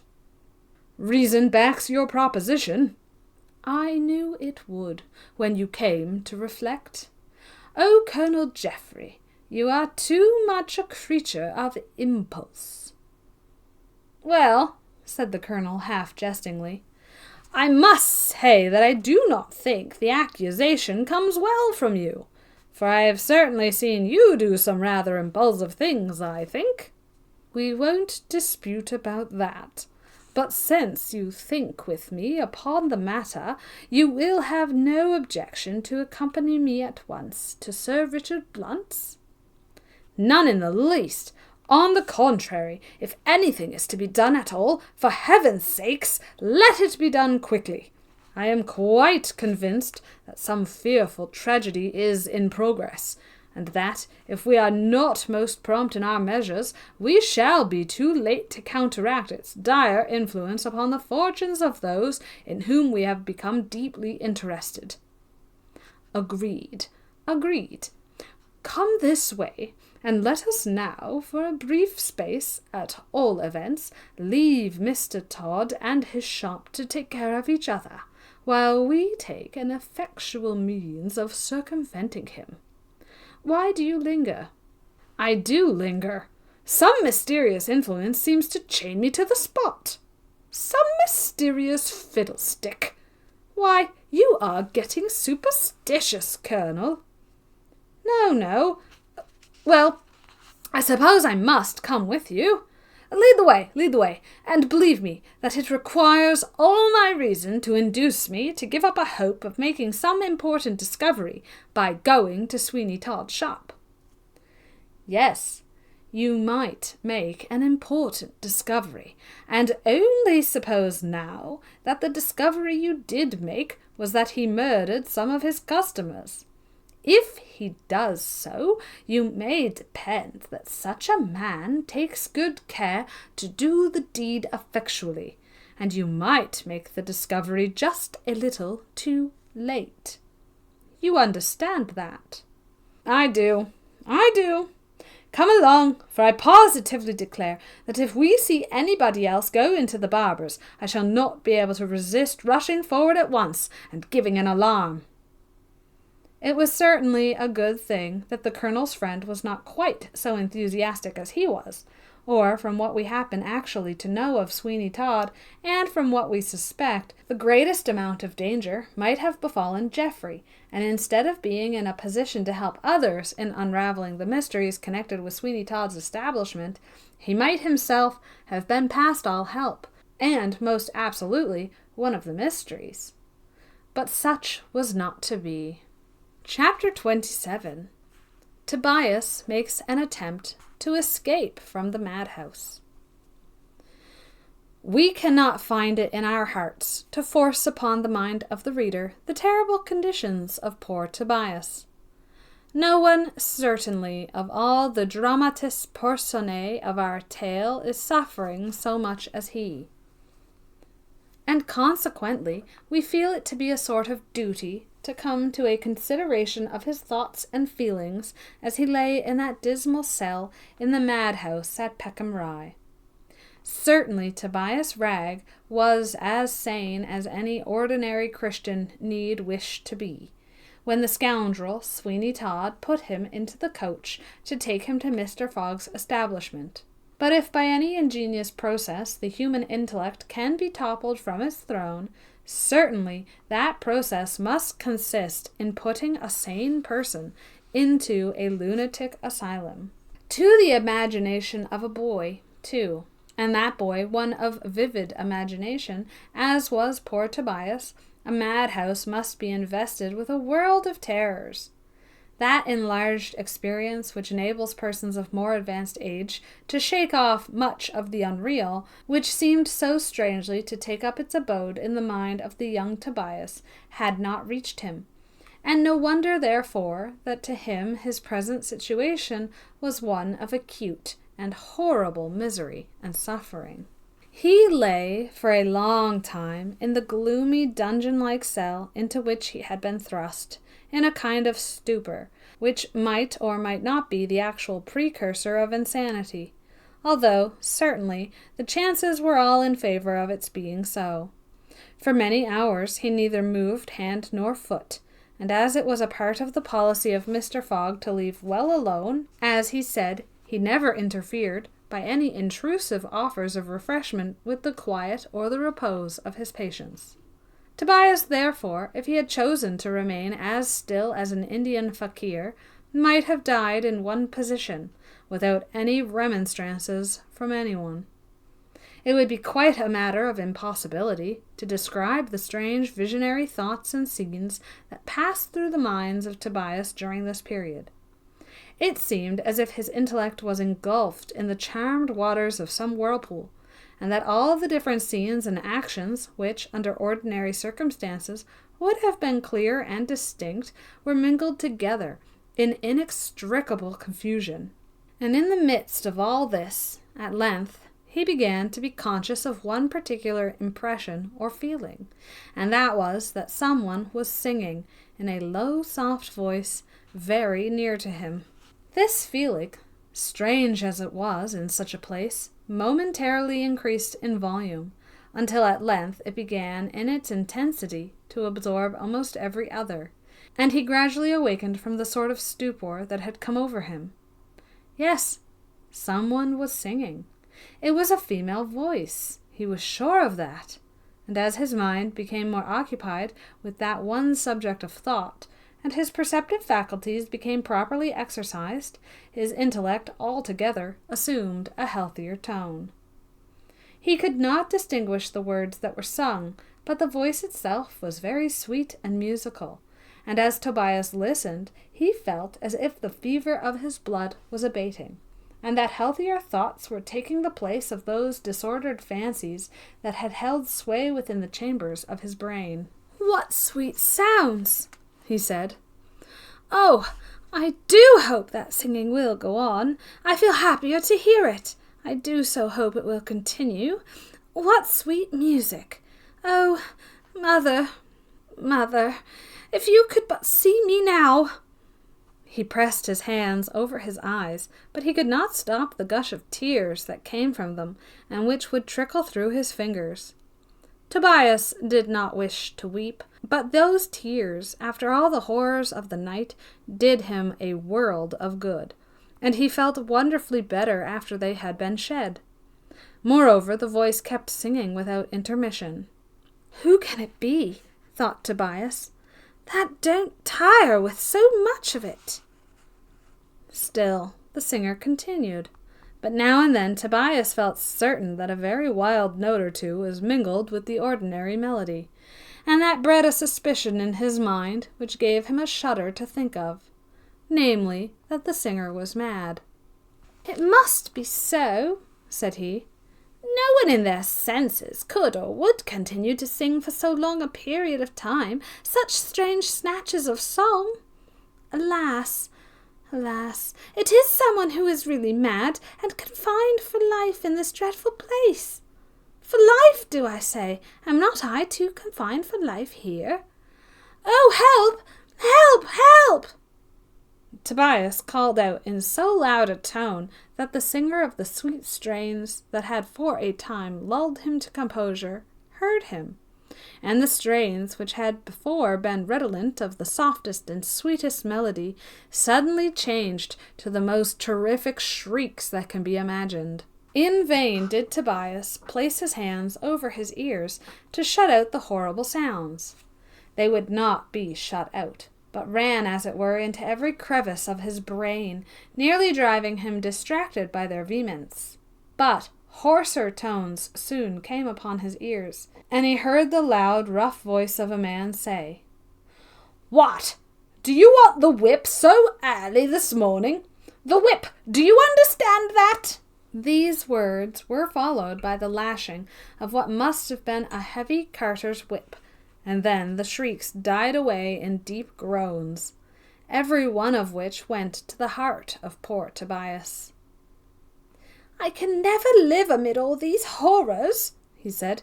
"Oh, why don't you kill me at once? It would be much better and much more merciful. I can never live long here. Help! Help! Help!" When he shouted this word, help, it was certainly not with the most distant idea of getting any help, but it was a word that came at once uppermost to his tongue, and so he called it out with all his might, that he should attract the attention of someone, for the solitude and the almost total darkness of the place he was in was beginning to fill him with a new dismay. There was a faint light in the cell, which made him know the difference between day and night. But where that faint light came from he could not tell, for he could see no grating or opening whatever. But yet that was in consequence of his eyes not being fully accustomed to the obscurity of the place. Otherwise he would have seen that close up to the roof there was a narrow aperture, certainly not larger than anyone could have passed a hand through, although of some 4 or 5 feet in length, and from a passage beyond that there came the dim borrowed light, which made darkness visible in Tobias's cell. With a kind of desperation, heedless of what might be the result, Tobias continued to call aloud for help, and after about a quarter of an hour he heard the sound of a heavy footstep. Someone was coming. Yes, surely someone was coming, and he was not to be left to starve to death. Oh, how intently he now listened to every sound, indicative of the near approach of whoever it was who was coming to his prison house. Now he heard the lock move, and a heavy bar of iron was let down with a clanging sound. "Help! Help!" he cried again. "Help! Help!" For he feared that whoever it was, they might even yet go away again, after making so much progress to get at him.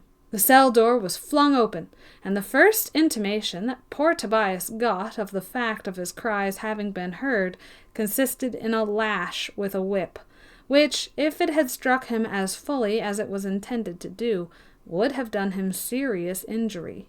"So, do you want it already?" said the same voice he had heard before. "Oh, no! Mercy! Mercy!" said Tobias. "Oh, that's it now, is it? I tell you what it is. If we have any disturbance here, this is the persuader to silence that we always use. What do you think of that for an argument, eh?" As he spoke, the man gave the whip a loud smack in the air, and confirmed the truth of the argument by inducing poor Tobias to absolute silence. Indeed, the boy trembled so that he could not speak. "Well now, my man," added the fellow, "I think we understand each other. What do you want?" "Oh, let me go," said Tobias. "Let me go. I will tell nothing. Say to Mr. Todd that I will do what he pleases, and tell nothing. Only let me go out of this dreadful place. Have mercy upon me. I'm not at all mad. Indeed I am not."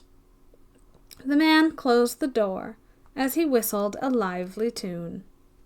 Chapter 28.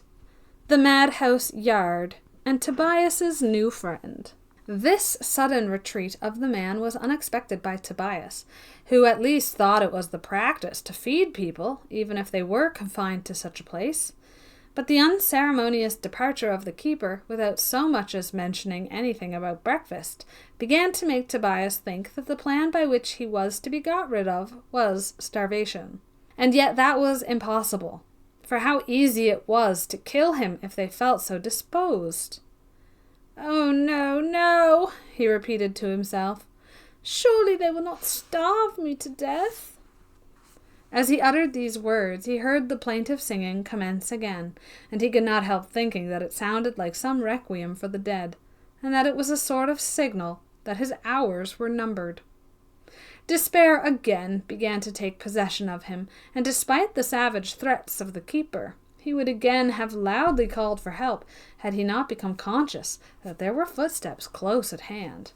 By dint of listening most intently, he heard a number of doors opened and shut, and sometimes when one was opened there was a shriek and the lashing of the whips, which very soon succeeded in drowning all other noises.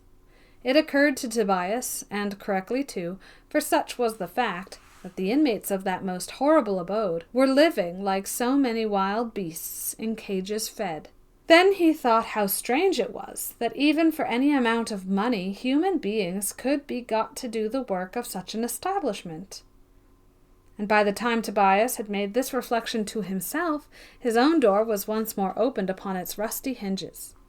There was the flash of a light, and then a man came in with a water can in his hand, to which there was a long spout, and this he placed to the mouth of Tobias, who, fearing that if he did not drink, then he might be a long time without, swallowed some not over-savoury ditch-water, as it seemed to him, which was thus brought to him. A coarse, brown-looking, hard loaf was then thrown at his feet, and the party was about to leave his cell, but he could not forbear speaking, and in a voice of the most supplicating earnestness he said, "Oh, do not keep me here. Let me go, and I will say nothing of Todd. I will go to sea at once, if you will let me out of this place. Indeed I will, but I shall really go mad here." "Good that, Watson, ain't it?" said Mr. Fogg, who happened to be one of the party. "Very good, sir. Lor bless you, the cunning of 'em is beyond anything in the world, sir. You'd be surprised at what they say to me sometimes." "But I'm not mad. Indeed I'm not mad," cried Tobias. "Oh," said Fogg, "it's a bad case, I'm afraid.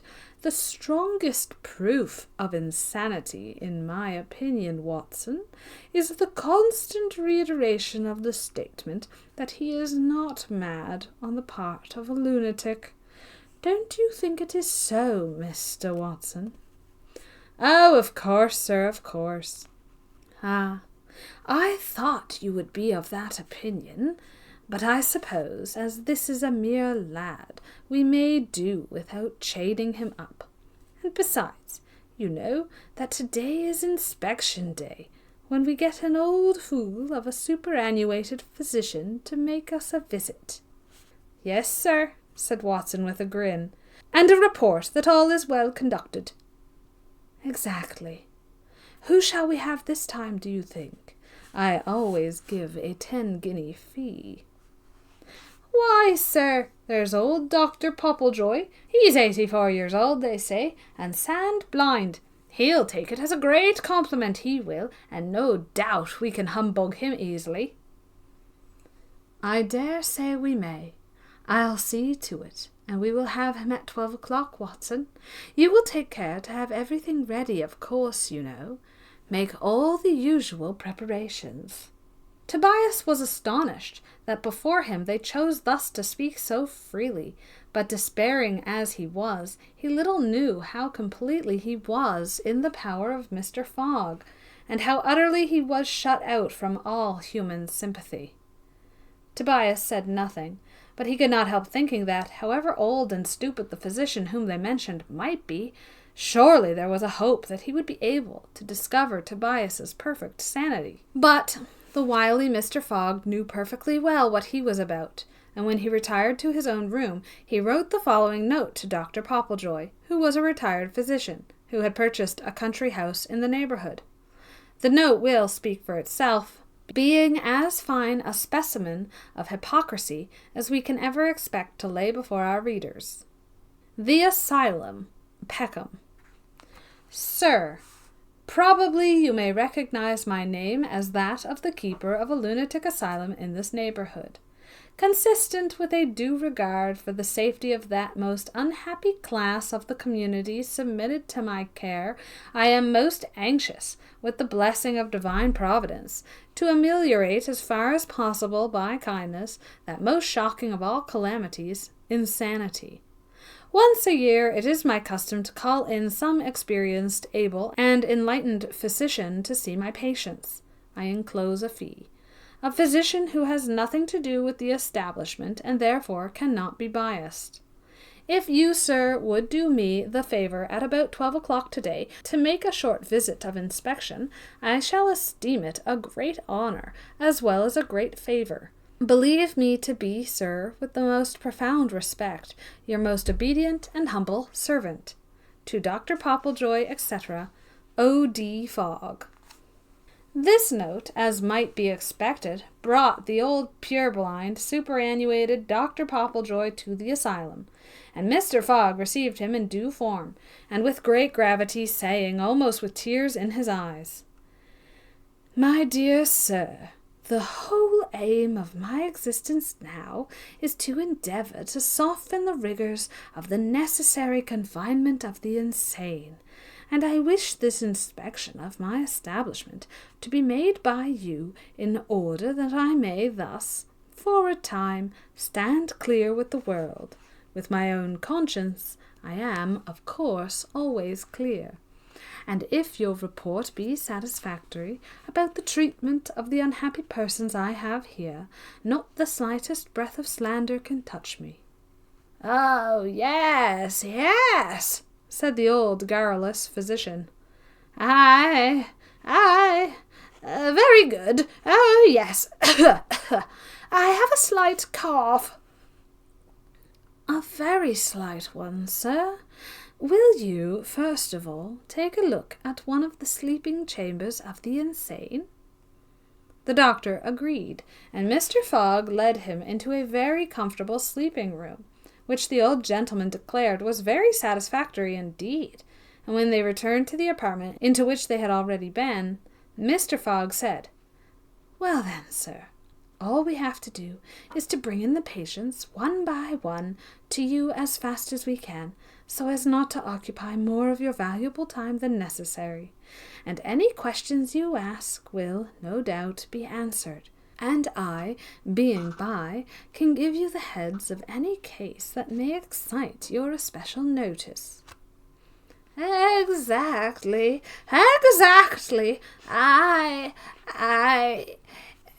Quite correct.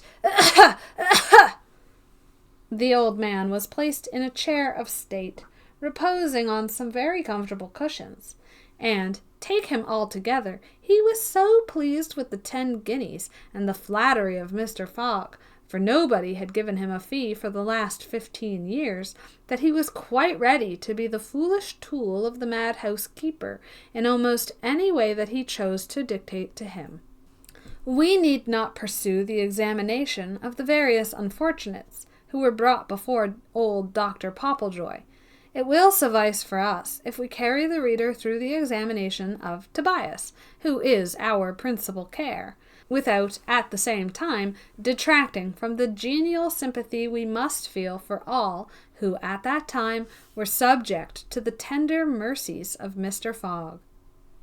At about 12:30, the door of Tobias's cell was opened by Mr. Watson, who, walking in, laid hold of the boy by the collar and said, "Hark you, my lad, you are going before a physician, and the less you say, the better. I speak to you for your own sake. You can do yourself no good, but you can do yourself a great deal of harm. You know we keep a cart whip here. Come along." Tobias said not a word in answer to this piece of altogether gratuitous advice, but he made up his mind that, if the physician was not absolutely deaf, he should hear him. Before, however, the unhappy boy was taken into the room where old Dr. Popplejoy was waiting, he was washed and brushed down generally, so that he presented a much more respectable appearance than he would have done had he been ushered in his soiled state, as he was taken from the dirty madhouse cell. Surely, thought Tobias, the extent of cool impudence can go no further than this. But I will speak to the physician if my life should be sacrificed for so doing. Yes, of that I am determined. In another minute he was in the room, face to face with Mr. Fogg and Dr. Popplejoy. What? Coughed the old doctor. A boy, Mr. Fogg, a mere boy. Dear me, my cough is a little troublesome. I think today. Yes, sir, said Fogg, with a deep sigh, and making a pretence to dash a tear from his eye. Here you have a mere boy. I am always affected when I look upon him, doctor. We were boys ourselves once, you know, and to think that the divine spark of intelligence has gone out in one so young is enough to make any feeling heart throb with agony. This lad, though, sir, is only a monomaniac. He has a fancy that someone named Sweeny Todd is a murderer, and that he has discovered his bad practices. On all other subjects he is sane enough, but upon that, and upon his presumed freedom from mental derangement, he is furious. It is false, sir, it is false, said Tobias, stepping up. Oh, sir, if you are not one of the creatures of this horrible place, I beg that you will hear me, and let justice be done. Oh, yes, of course, Sir, I am not mad. I am placed here because I have become dangerous to the safety of criminal persons. Oh, indeed. Oh, yes. I am a poor lad, sir, but I hate wickedness, and because I found out that Sweeny Todd was a murderer, I am placed here. You hear him, sir, said Fogg, just as I said. Oh, yes, yes. Who is Sweeny Todd, Mr. Fogg? Oh, sir, there is no such person in the world. Ah, I thought as much. A sad case. A very sad case indeed. Be calm, my little lad, and Mr. Fogg will do all that can be done for you, I'm sure. Oh, how can you be so foolish, sir, cried Tobias, as to be deceived by that man who is making a mere instrument of you to cover his own villainy? What I say to you is true. I'm not mad. I think, Dr. Popplejoy, said Fogg with a smile, it would take rather a cleverer fellow than I am to make a fool of you. But you perceive, sir, that in a little while the boy would get quite furious, that he would. Shall I take him away? Yes, poor fellow. Hear me! Oh, hear me! Shrieked Tobias. Sir, on your deathbed you may repent this day's work. I'm not mad. Sweeny Todd is a murderer. He is a barber in Fleet Street. I'm not mad. It's melancholy, sir, is it not? Said Fogg, as he again made an effort to wipe a tear from his eyes. It's very melancholy. Oh, very, very.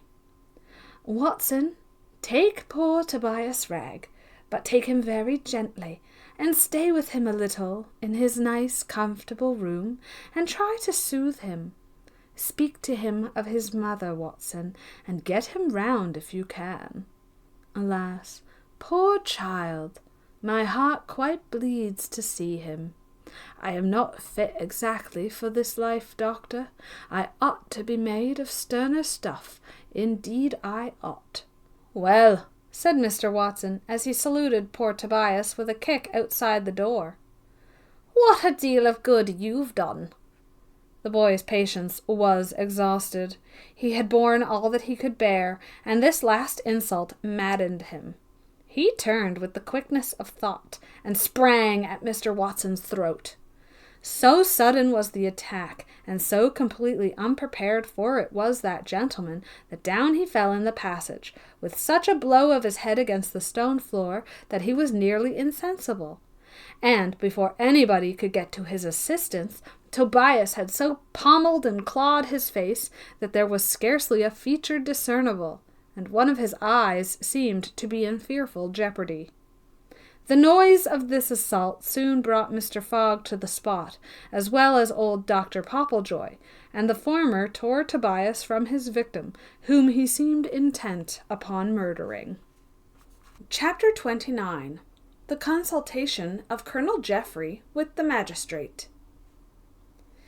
The advice which his friend had given to Colonel Jeffery was certainly the very best that could have been tendered to him, and, under the whole of these circumstances, it would have been something little short of absolute folly to have ventured into the shop of Sweeny Todd without previously taking every possible precaution to ensure the safety of so doing.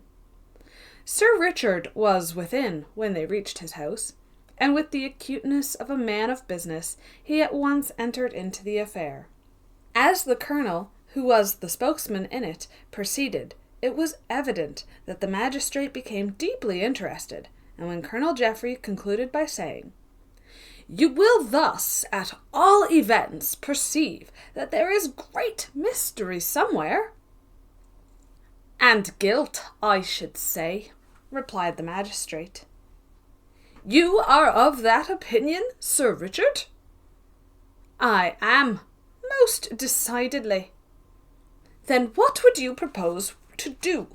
Believe me, I do not ask out of any idle curiosity, but from a firm faith that what you set about will be accomplished in a satisfactory manner." "Why, in the first place, I shall certainly go and get shaved at Todd's shop." "You will venture that?" "Oh, yes, But do not fancy that I am so headstrong and foolish as to run any unnecessary risks in the matter. I shall do no such thing. You may be assured that I will do all in my power to provide for my safety. And if I did not think I could do that most effectually, I should not be at all in love with the adventure, but, on the contrary, carefully avoid it to the best of my ability. We have before heard something of Mr. Todd. Indeed. And of a criminal character? Yes. A lady once in the street took a fancy to a pair of shoe buckles of imitation diamonds that Todd had on. When he was going to some city entertainment, she screamed out and declared that they had belonged to her husband, who had gone out one morning from his house in Fetter Lane to get himself shaved. The case came before me, but the buckles were of too common a kind to enable the lady to persevere in her statement, and Todd, who preserved the most imperturbable coolness through the affair, was of course discharged. But the matter left a suspicion upon your mind? It did, and more than once I have resolved in my own mind what means could be adopted of coming at the truth. Other affairs, however, of more immediate urgency have occupied me, but the circumstances you detail revive all my former feelings upon the subject, and I shall now feel that the matter has come before me in a shape to merit immediate attention.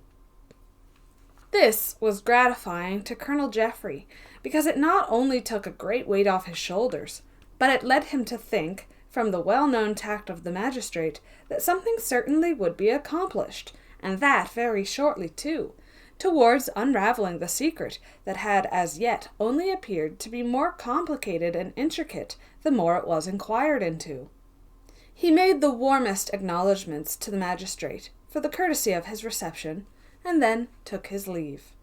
As soon as the magistrate was alone, he rang a small handbell that was upon the table, and the summons was answered by a man, to whom he said, "Is Crotchet here?"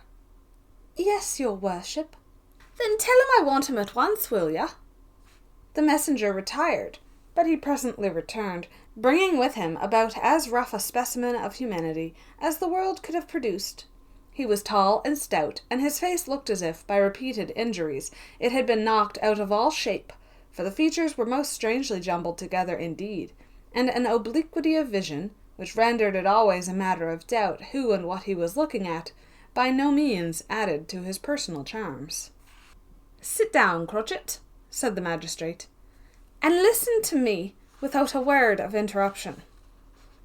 If Mr. Crotchet had no good quality on earth, he still had that of listening most attentively, and he never opened his mouth while the magistrate related to him what had just formed the subject matter of Colonel Jeffery's communication. Indeed, Crotchet seemed to be looking out of the window all the while, but then Sir Richard knew the little peculiarities of his visual organs. When he concluded his statement, Sir Richard said, "Well, Crotchet, what do you think of that? What does Sweeny Todd do with his customers?" Mr. Crotchet gave a singular and peculiar kind of grin, as he said, still looking apparently out of the window, although his eyes were really fixed upon the magistrate. "He smugs 'em." "What?" "Uses 'em up, your worship. It's as clear to me as mud in a wine-glass, that it is. Lor bless you, I've been thinking he does that 'ere sort of thing a deuce of a while, but I didn't like to interfere too soon, you see." "What do you advise, Crotchet? I know I can trust to your sagacity in such a case." "Why, your worship, I'll think it over a bit in the course of the day, and let your worship know what I think. It's a awkward job, rather, for a variety of reasons. But howsomedever, there's always a something to be done, and if we don't do it, I'll be hung if I know who can. That's all." True. You're right there. And perhaps, before you see me again, you will walk down Fleet Street and see if you can make any observations that will be of advantage in the matter. It is an affair which requires great caution indeed. "Trust me, your worship, I'll do it, and make no mistake. Lord bless you. It's easy for anybody now to go lounging about Fleet Street without being taken much notice of, for the fact is the whole place is agog about the horrid smell, as has been for never so long in the old church of St. Dunstan. Smell? Smell in St. Dunstan's church? I've never heard of that before, Cratchit. Oh, Lord, yes. It's enough to poison the devil himself, Sir Richard. And the other day, when the blessed bishop went to firm a lot of people, he as good as told them they might all be damned first, afore he firmed nobody in such a place. The magistrate was in deep thought for a few moments, and then he said suddenly, Well, well, Cratchit, you turn the matter over in your mind, and see what you can make of it. I will think it over likewise. Do you hear? Mind, you are with me at 6 this evening, punctually. I do not intend to let the matter rest, and you may depend that from this moment I will give it my greatest attention. Very good, your worship, very good indeed. I'll be here, and something seems to strike me uncommon forcible that we shall unearth this fox very soon, your worship. I sincerely hope so. Mr. Cratchit took his leave, and when he was alone, the magistrate rose and paced his apartment for some time with rapid strides, as if he was much agitated by the reflections that were passing through his mind. At length he flung himself into a chair with something like a groan, as he said, A horrible idea forces itself upon my consideration. Most horrible, most horrible, most horrible. Well, well, we shall see, we shall see. It may not be so, and yet what a hideous probability stares me in the face. I will go down at once to St. Dunstan's and see what they are really about. Yes, yes, I shall not get much sleep, I think, now, until some of these mysteries are developed. A most horrible idea, truly. The magistrate left some directions at home concerning some business calls which he fully expected in the course of the next 2 hours, and then he put on a plain, sad-coloured cloak and a hat destitute of all ornament, and left his house with a rapid step. He took the most direct route towards St. Dunstan's church, and finding the door of the sacred edifice yielded to the touch, he at once entered it. But he had not advanced many steps before he was met and accosted by the beadle, who said in a tone of great dignity and authority, "This ain't Sunday, sir. There ain't no service here today." "I don't suppose there is," replied the magistrate. "But I see you have workmen here. What is it you're about?" "Well, of all the impudence that ever I came near, this is the worstest. To ask a beadle what he is about. I beg to say, sir, this here is quite private, and there's the door." "Yes, I see it. And you may go out at it just as soon as you think proper." "Oh, convulsions, convulsions! This to a beadle?" "What is all this about?" said a gentlemanly-looking man, stepping forward from a part of the church where several masons were employed in raising some of the huge flagstones with which it was paved. "What disturbance is this?" "I believe, Mr. Antrobus, you know me," said the magistrate. "Oh, Sir Richard, certainly. How do you do?" "Gracious," said the beadle. "I've put my blessed foot in it. Lord bless us, sir, how should I know as you was Sir Richard? I begs as you won't think nothing of what I said. If I had a-knowed you, in course I shouldn't have said it. You may depend, Sir Richard. I humbly begs your pardon." "It's of no consequence. I ought to have announced myself, and you're perfectly justified in keeping strangers out of the church, my friend." The magistrate walked up the aisle with Mr. Antrobus, who was one of the churchwardens, and as he did so he said in a low, confidential tone of voice, "I have heard some strange reports about a terrible stench in the church. What does it mean? I suppose you know all about it, and what it rises from." Indeed I do not.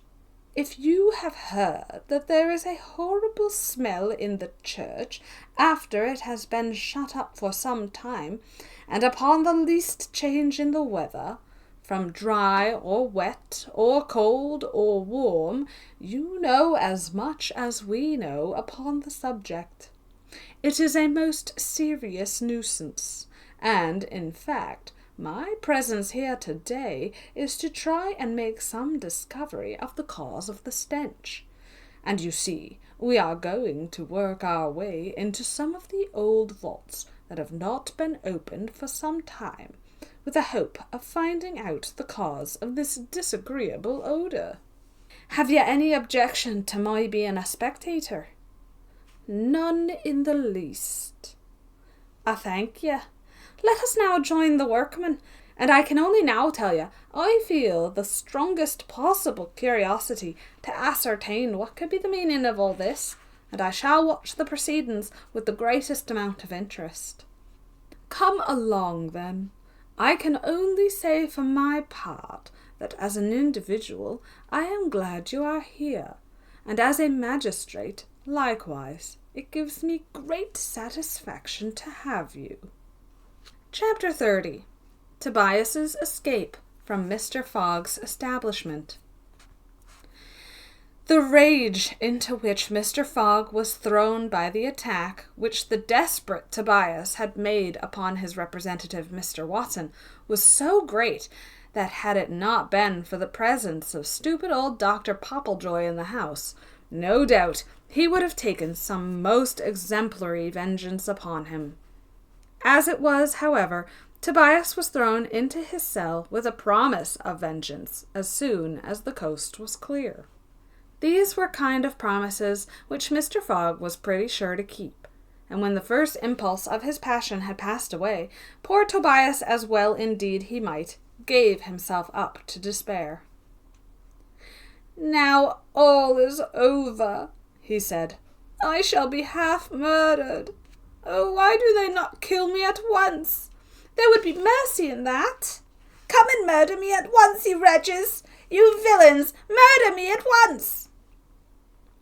In his new excitement, he rushed to the door of the cell and banged at it with his fists, when, to his surprise, it opened, and he found himself nearly falling into the stone corridor from which the various cell doors opened. It was evident that Mr. Watson thought he had locked him in, for the bolt of the lock was shot back, but had missed its hold, a circumstance probably arising from the state of rage and confusion Mr. Watson was in, as a consequence of Tobias's daring attack upon him. It almost seemed to the boy as if he had already made some advance toward his freedom, when he found himself in the narrow passage beyond his cell door. But his heart for some minutes beat so tumultuously with the throng of blissful associations connected with freedom that it was quite impossible for him to proceed. A slight noise, however, in another part of the building roused him again, and he felt that it was only now, by a great coolness and self-possession, as well as great courage, that he could at all hope to turn to account the fortunate incident which had enabled him, at all events, to make the first steps toward liberty. "Oh, if I could but get out of this dreadful place," he thought. "If I could but once again breathe the pure fresh air of heaven and see the deep blue sky, I think I should ask for no other blessings."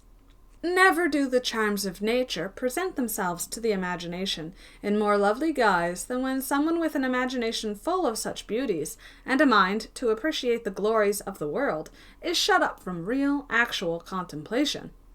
To Tobias now, the thought of green fields, sunshine, and flowers was at once rapture and agony. "I must," he said. "I must. I will be free." A thorough determination to do anything, we are well convinced, always goes a long way toward its accomplishment. And certainly Tobias now would cheerfully have faced death in any shape, rather than he would again have been condemned to the solitary horrors of the cell, from which he had by such a chance got free. He conjectured the stupid old Dr. Popplejoy had not left the house by the unusual quiet that reigned in it, and he began to wonder if, while that quiet subsisted, there was the remotest chance of his getting into the garden, and then scaling the wall, and so reaching the open common. While this thought was establishing itself in his mind, and he was thinking that he would pursue the passage in which he was until he saw where it led to, he heard the sound of footsteps, and he shrank back.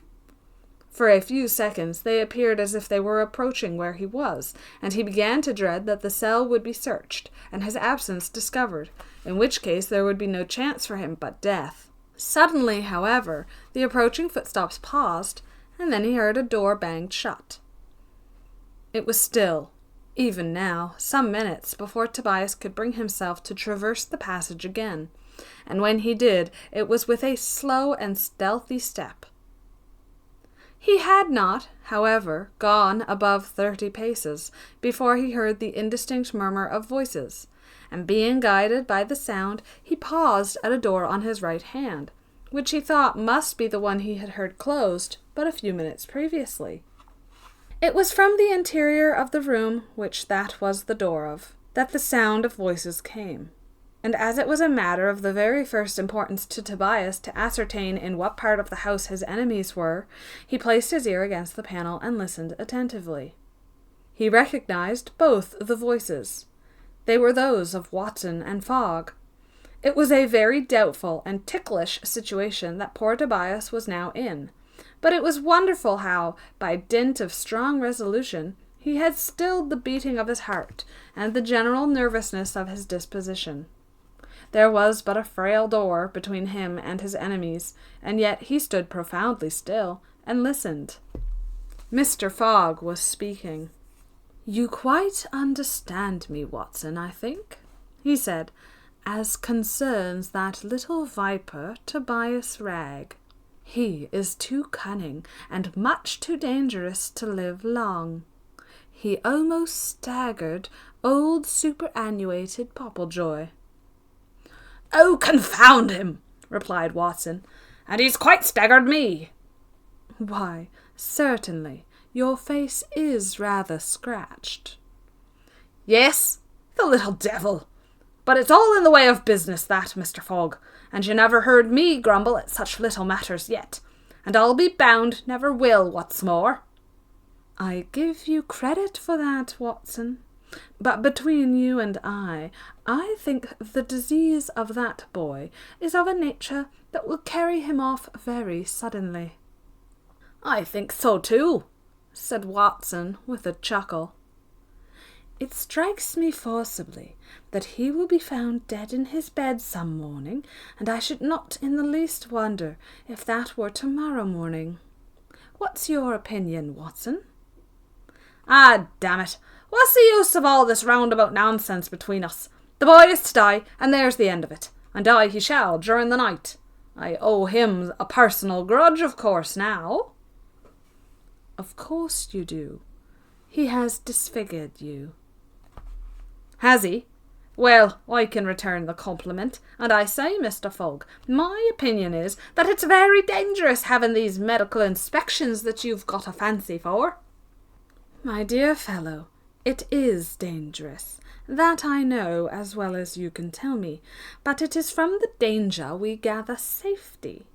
If anything in the shape of a disturbance should arise about any patient, you don't know of what vast importance a report from such a man as old Dr. Popplejoy might be." Well, well, have it your own way. I shall not go near Master Tobias for the whole day, and shall see what starvation and solitude does toward taming him down a bit." "As you please. But it is time you went on your regular rounds." "Aye, of course." Tobias heard Watson rise. The crisis was a serious one. His eye fell upon a bolt that was outside the door, and with the quickness of thought he shot it into its socket, and then made his way down the passage toward his cell, the door of which he shut close. His next movement was to run to the end of the passage and descend some stairs. A door opposed him, but a push opened it, and he found himself in a small, dimly lighted room, in one corner of which, upon a heap of straw, lay a woman, apparently sleeping.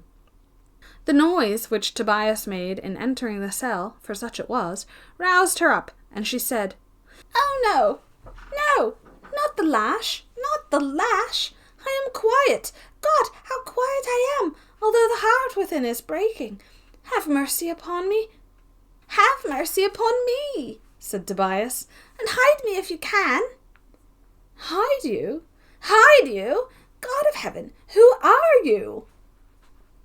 "A poor victim who has escaped from one of the cells, and I—" "Hush," said the woman, and she made Tobias shrink down in the corner of the cell, cleverly covering him up with the straw, and then lying down herself in such a position that he was completely screened. The precaution was not taken a moment too soon, for by the time it was completed, Watson had burst open the door of the room which Tobias had bolted, and stood in the narrow passage. "How the devil," he said, "came that door shut, I wonder?" "Oh, save me," whispered Tobias. "Hush, hush, he will only look in," was the answer. "You are safe. I have been only waiting for someone who could assist me in order to attempt an escape. You must remain here until night, and then I will show you how it may be done. Hush, he comes." Watson did come, and looked into the cell, muttering an oath as he said, "Oh, you have enough bread and water till tomorrow morning, I should say, so you need not expect to see me again till then."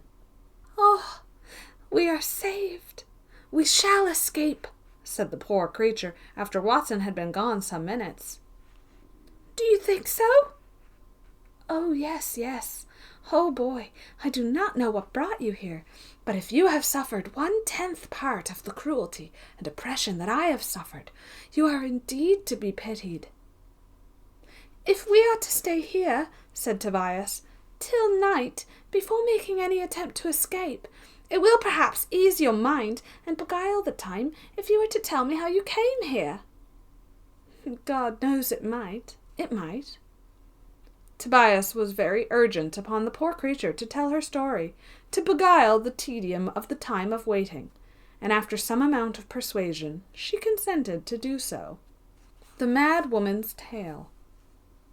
"You shall now hear," she said to Tobias, "if you will listen, such a catalogue of wrongs, unredressed and still enduring, that would indeed drive any human being mad. But I have been able to preserve so much of my mental faculties as will enable me to recollect and understand the many acts of cruelty and injustice that I have endured here for many a long and weary day. My persecutions began when I was very young, so young that I could not comprehend their cause, and used to wonder why I should be treated with greater rigour or with greater cruelty than people used to treat those who were really disobedient and wayward children. I was scarcely 7 years old when a maiden aunt died. She was the old person whom I remember as having been uniformly kind to me, though I can only remember her indistinctly, yet I know she was kind to me. I know also I used to visit her, and she used to look upon me as her favourite, for I used to sit at her feet upon a stool, watching her as she sat amusing herself by embroidering, silent and motionless sometimes, and then I asked her some questions which she answered. This is the chief feature of my recollection of my aunt. She soon after died, but while she lived I had no unkindness from anybody. It was only after that I felt the cruelty and coolness of my family. It appeared that I was a favourite with my aunt above all others, either in our family or any other. She loved me, and promised that when she died she would leave me provided for, and that I should not be dependent upon anyone. Well, I was, from the day after the funeral, an altered being. I was neglected, and no one paid any attention to me whatsoever. I was thrust about, and nobody appeared to care even if I had the necessaries of life. Such a change I could not understand. I could not believe the evidence of my own senses. I thought it must be something that I did not understand. Perhaps my poor aunt's death had caused this distress and alteration in people's demeanour to me. However, I was a child, and though I was quick enough at noting all this, yet I was too young to feel acutely the conduct of my friends. My father and mother were careless of me, and let me run where I would. They cared not when I was hurt. They cared not when I was in danger. Come what would, I was left to take my chance. I recollect one day when I had fallen from the top to the bottom of some stairs and hurt myself very much. No one comforted me. I was thrust out of the drawing-room because I cried. I then went to the top of the stairs, where I sat weeping bitterly for some time. At length an old servant came out of one of the attics and said, "Oh, Miss Mary, what has happened to you, that you sit crying so bitterly on the stairhead? Come in here." I arose and went into the attic with her, when she set me on a chair and busied herself with my bruises, and said to me, "Now tell me, what are you crying about, and why did they turn you out of the drawing-room? Tell me now." Said I, "they turned me out because I cried when I was hurt. I fell all the way down the stairs, but they don't mind." "No, they do not, and yet in many families they would have taken more care of you than they do here." "And why do you think they would have done so?" I inquired. "Don't you know what good fortune has lately fallen into your lap? I thought you knew all about it." "I don't know anything, save they are very unkind to me lately."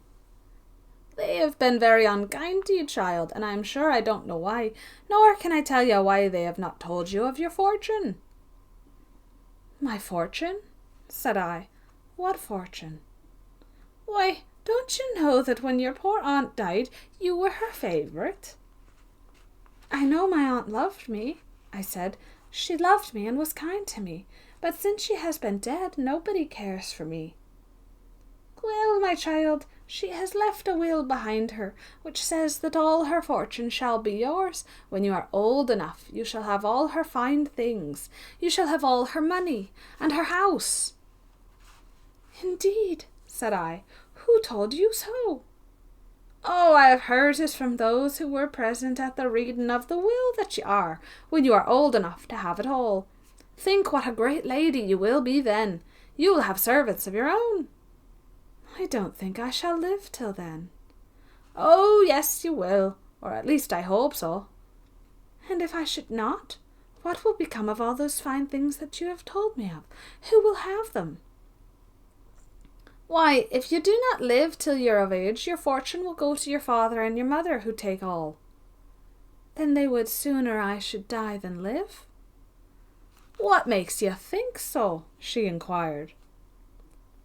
"Why," said I, "they don't care anything for me now, and they will have my fortune if I were dead, so they don't want me." "Ah, my child," said the old woman, "I have thought of that more than once, and now you can see it. I believe that it will be so. There has been many a word spoken truly enough by a child before now, and I am sure you're right. But do you be a good child, and be careful of yourself, and you will always find that Providence will keep you out of any trouble." "I hope so," I said. "And be sure you don't say who told you about this." "Why not?" I inquired. "Why may I not tell who told me about it?" "Because," she replied, "if it were known that I told you anything about it, as you have not been told by them, they might discharge me, and I should be turned out." "I will not do that," I replied. "They shall not learn who told me, though I should like to hear them say the same thing." "You may hear them do so one of these days," she replied. "If you're not impatient, it will come out one of these days. 2 may know of it." "More than my father and mother?" "Yes, more, several." No more was said then about the matter, but I treasured it up in my mind. I resolved that I would act differently, and not have anything to do with them. That is, I would not be more in their sight than I could help. I would not be in their sight at all, save at meal times, and when there was any company there, I always appeared.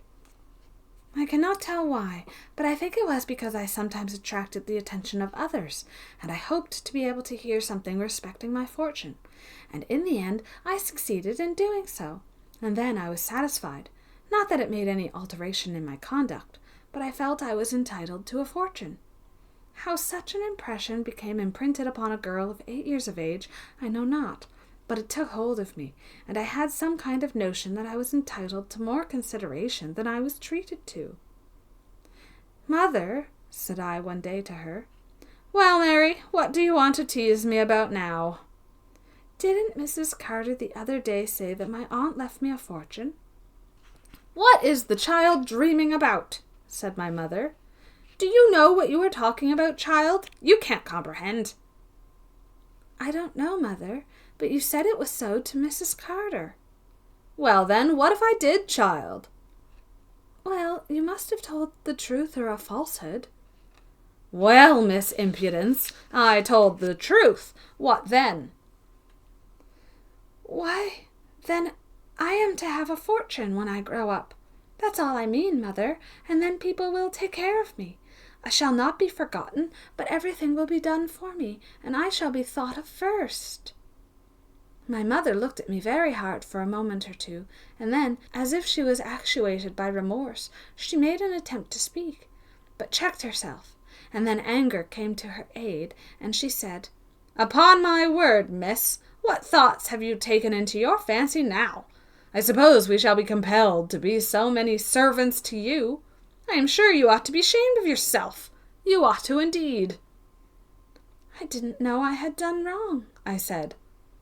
"Hold your tongue, will you, or I shall be obliged to flog you," said my mother, giving me a sound box on the ears that threw me down. "Now hold your tongue and go upstairs, and give me no more insolence." I arose and went upstairs, sobbing, as if my heart would break.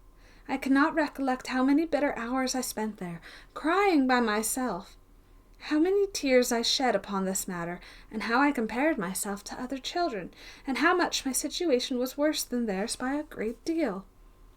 They, I thought, had their companions. They had their hours of play. But what companions had I, and what had I in the way of relaxation? What had I to do save to pine over the past, the present, and the future?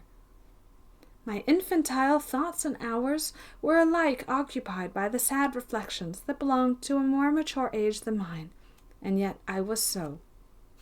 Days, weeks, and months passed on. There was no change, and I grew apace, but I was always regarded by my family with dislike, and always neglect. I could not account for it in any other way than that they wished me dead. It may appear very dreadful indeed, but what else was I to think? The old servant's words came upon my mind full of their meaning. If I died before I was 21, they would have all my aunt's money. They wish me to die, I thought. They wish me to die, and I shall die. I am sure I shall die. But they will kill me. They have tried it by neglecting me and making me sad. What can I do? What can I do? These thoughts were the current matter of my mind, and how often do they recur to my recollection now I am in this dull and dreadful place. I can never forget the past. I am here because I have rights elsewhere, which others can enjoy, and do enjoy. However, that is an old evil. I have thus suffered long. But to return.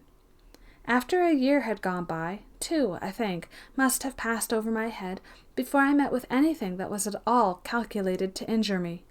I must have been near 10 years old, when, one evening, I had no sooner got into bed than I found I had been put into damp, I may say, wet sheets.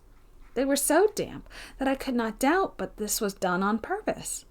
I am sure no negligence ever came to anything so positive and so abominable in all my life. I got out of bed and took them off, and then wrapped myself up in the blankets and slept till morning without awakening anyone. When morning came, I inquired who put the sheets there. "What do you mean, minx?" said my mother. "Only that somebody was bad and wicked enough to put positively wet sheets in the bed. It could not have been done through carelessness. It must have been done through sheer wilfulness. I'm quite convinced of that." "You will get yourself well thrashed if you talk like that." said my mother. The sheets are not damp. There are none in the house that are damp. These are wet. This reply brought her hand down heavily upon my shoulder, and I was forced upon my knees. I could not help myself, so violent was the blow. There, added my mother, take that, and answer me if you dare. As she said this, she struck me to the ground, and my head came in violent contact with the table, and I was rendered insensible. How long I continued so, I cannot tell. What I first saw when I awoke was the dreariness of one of the attics into which I had been thrust, and thrown upon a small bed without any furniture. I looked around and saw nothing that indicated comfort, and upon looking at my clothes there were traces of blood. This, I had no doubt, came from myself. I was hurt, and upon putting my hand to my head, found that I was much hurt, as my head was bound up. At that moment the door was opened, and the old servant came in. "Well, Miss Mary," she said, "and so you have come round again. I really began to be afraid you were killed. What a fall you must have had." "Fall?" said I. "Who said it was a fall?" "They told me so." "I was struck down." "Struck, Miss Mary? Who could strike you? And what did you do to deserve such a severe chastisement? Who did it?" "I spoke to my mother about the wet sheets." "Ah, what a mercy you were not killed. If you had slept in them, your life would not have been worth a farthing. You would have caught cold, and you would have died of inflammation. I'm sure of it.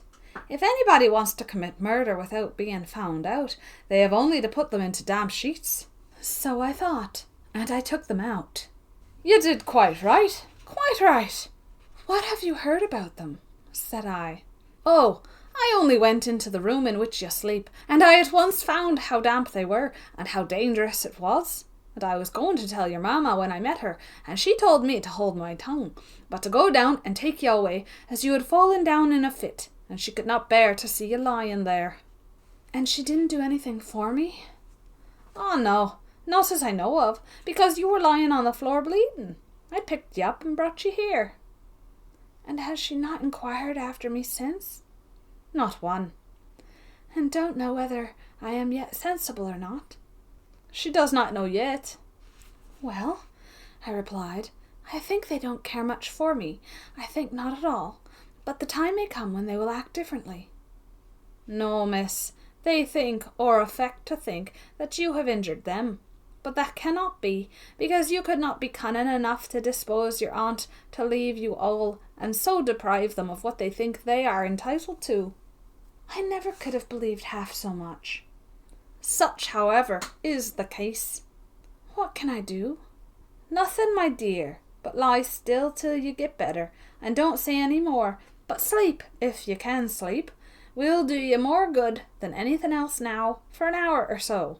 So lie down and sleep." The old woman left the room, and I endeavoured to compose myself to sleep, but could not do so for some time, my mind being too actively engaged in considering what I had better do, and I determined upon a course of conduct by which I thought to escape much of my present persecution. It was some days, however, before I could put it in practice, and one day I found my father and mother together, and I said, "Mother, why do you not send me to school?" "You? Send you to school? Did you mean you, miss?" "Yes, I meant myself, because other people go to school and learn something, but I have not been sent at all." "Are you not contented?" "I am not," I answered, "because other people learn something, but at the same time I should be more out of your way, since I am more trouble to you, as you complain of me. It would not cost more than living at home." "What is the matter with the child?" asked my father. "I cannot tell," said my mother. "The better way will be to take care of her, and confine her to some part of the house, if she does not behave better. The little minx will be very troublesome." "Do you think so?" "Yes, decidedly." "Then we must adopt some more active measures, or we shall have to do what we do not wish. I am amused at her asking to be sent to school. Was there ever heard of such wickedness? Well, I could not have believed such ingratitude could have existed in human nature. Get out of the room, you hussy, said my mother. Go out of the room, and don't let me hear a word from you any more. I left the room, terrified at the storm I had raised up against me. I knew not that I had done wrong, and went up crying to my attic alone, and found the old servant, who asked what was the matter. I told her all I had said, and what had been the result, and how I had been abused. Why, you should let things take their own course, my dear. Yes, but I can learn nothing. Never mind. You will have plenty of money when you grow older, and that will cure many defects. People who have money never want for friends. But I have them not, and yet I have money. Most certainly. But you have it not in your power, and you're not old enough to make use of it if you had. Who has it? I inquired. Your father and mother. No more was said at that time, and the old woman left me to myself, and I recollect I long and deeply pondered over this matter, and yet could see no way out of it, and resolved that I would take things as easily as I could, but I feared that I was not likely to have a very quiet life. Indeed, active cruelty was exercised against me. They would lock me up in a room a whole day at a time, so that I was debarred the use of my limbs. I was even kept without food, and on every occasion I was knocked about from one to the other without remorse. Everyone took a delight in tormenting me, and showing me how much they dared to. Of course, servants and all would not treat me with neglect and harshness if they did not see it was agreeable to my parents. This was shocking cruelty, but yet I found that this was not all. Many were the little contrivances made and invented to cause me to fall down stairs, to slip, to trip, or do anything that might have ended in some fatal accident, which would have left them at liberty to enjoy my legacy, and no blame would be attached to them for the accident, and I should most likely get blamed for what was done, and from which I had been the sufferer indeed. I should have been deemed to have suffered justly. On one occasion, after I had been in bed some time, I found it was very damp, and upon examination I found the bed itself had been made quite wet, with the sheets put over it to hide it. This I did not discover until it was too late, for I caught a violent cold, and it took me some weeks to get over it. And yet I escaped eventually, though after some months' illness I recovered, and it evidently made them angry because I did live. They must have believed me to be very obstinate. They thought me obdurate in the extreme. They called me all the names they could imagine, and treated me with every indignity they could heap upon me. Well, time ran on, and in my 12th year I obtained the notice of one or two of our friends, who made some inquiries about me. I always remarked that my parents disliked anyone to speak to, or to take any notice of me. They did not permit me to say much. They did not like my speaking, and on one occasion, when I made some remark respecting school, she said, "Her health is so bad that I have not yet sent her, but I shall do so by and by when she grows stronger." There was a look bent upon me that told me at once what I must expect if I persisted in my half-formed resolve of contradicting all that had been said. When the visitor went, I was well aware of what kind of a life I should have had, if I did not absolutely receive some serious injury. I was terrified, and held my tongue. Soon after that, I was seized with violent pains and vomiting. I was very ill, and the servant being at home only, a doctor was sent for, who at once said I had been poisoned, and ordered me to be taken care of. I know how it was done. I had some cake given me. It was left out for me, and that was the only thing I had eaten, and it astonished me, for I had not had such a thing given me for years, and that is why I believe the poison was put in the cake, and I think others thought so too. However, I got over that after a time, though I was a long while before I did so, but at the same time I was very weak, and the surgeon said that had I been a little longer without assistance, or had I not thrown it up, I must have sunk beneath the effects of a violent poison. He advised my parents to take some measures to ascertain who it was that had administered the poison to me, but though they promised compliance, they never troubled themselves about it. But I was, for a long time, very cautious of what I took, and was in great fear of the food that was given to me. However, nothing more of that character took place, and at length I quite recovered, and began to think in my own mind that I ought to take some active steps in the matter, and that I ought to seek an asylum elsewhere. I was now nearly 15 years of age, and could well see how inveterate was the dislike with which I was regarded by my family. I thought that they ought to use me better, for I could remember no cause for it. I had given no deadly offence, nor was there any motive why I should be treated thus with neglect and disdain. It was then a matter of serious consideration with me as to whether I should not go and throw myself upon the protection of some friend, and beg their interference on my behalf. But then there was no one whom I felt that would do so much for me, no one from whom I could expect so great an act of friendship. It was hardly to be expected from anyone that they should interfere between me and my parents. They would have had their first say, and I should have contradicted all they said, and should have appeared in a very bad light indeed.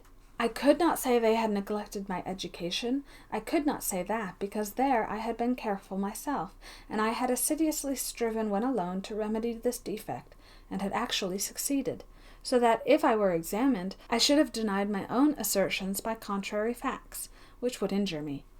Then again, if I were neglected, I could not prove any injury, because I had all the means of existence, and all I could say would either be attributed to some evil source, or it was entirely false. But at the same time, I felt that I had great cause of complaint, and none of gratitude. I could hold no communion with anyone. All alike deserted me, and I knew none who could say aught for me if I requested their goodwill. I had serious thoughts of possessing myself of some money, and then leaving home, and staying away until I had arrived at age.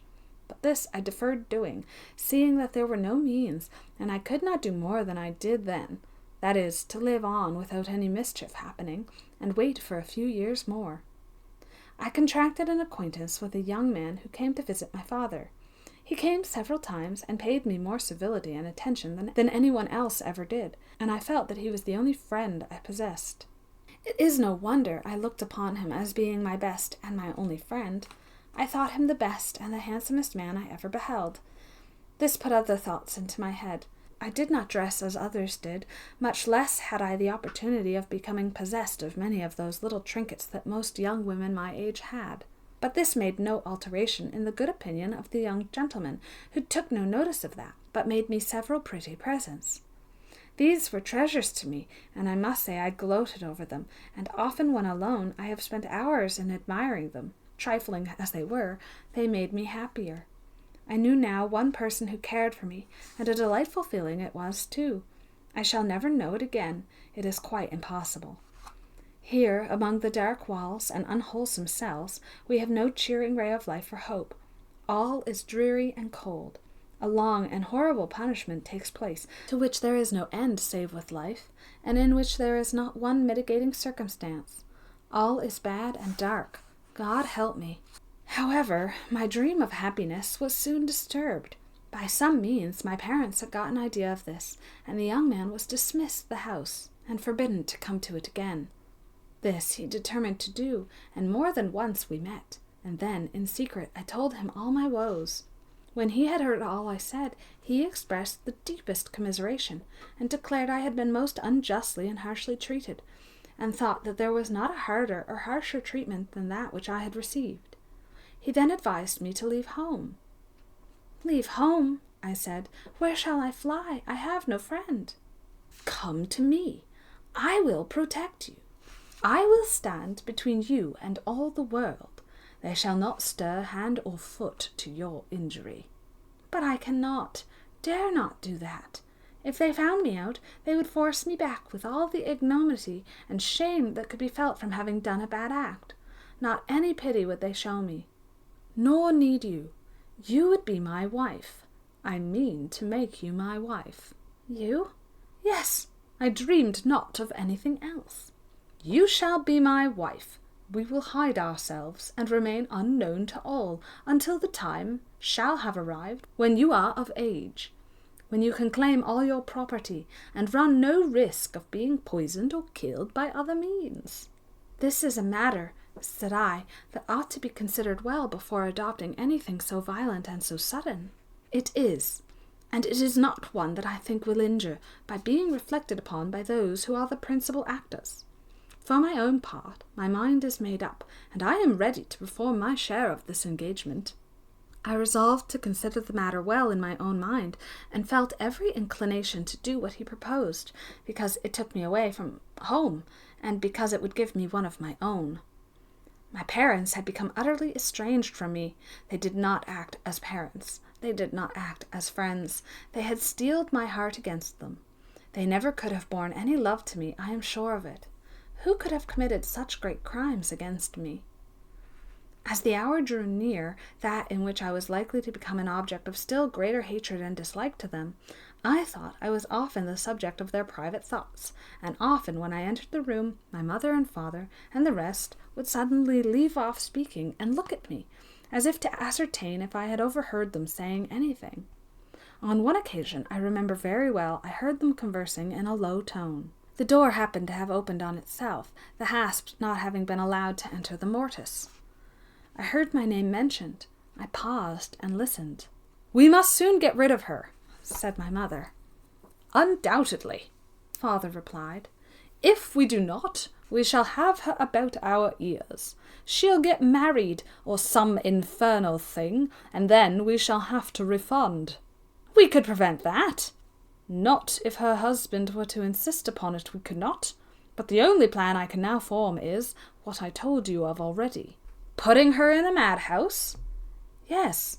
There, you see, she will be secured, and cannot get away. Besides, those who go there die in a natural way before many years." "But she can speak." "So she may. But who attends to the ravings of a mad woman? No, depend upon it, that is the best plan. Send her to a lunatic asylum, a private madhouse. I can obtain all that is requisite in a day or two." "Then we will consider that settled?" "Certainly." "In a few days, then?" "Before next Sunday, because we can enjoy ourselves on that day without any restraint, or without any uncomfortable feelings of uncertainty about us." I waited to hear no more. I had heard enough to tell me what I had to expect. I went back to my own room, and having put on my bonnet and shawl, I went out to see the individual to whom I have alluded, and I saw him. I then informed him of all that had taken place, and heard him exclaim against them in terms of rising indignation. "Come to me," he said. "Come to me at once." "Not at once." "Don't stop a day." "Hush," said I. "There's no danger.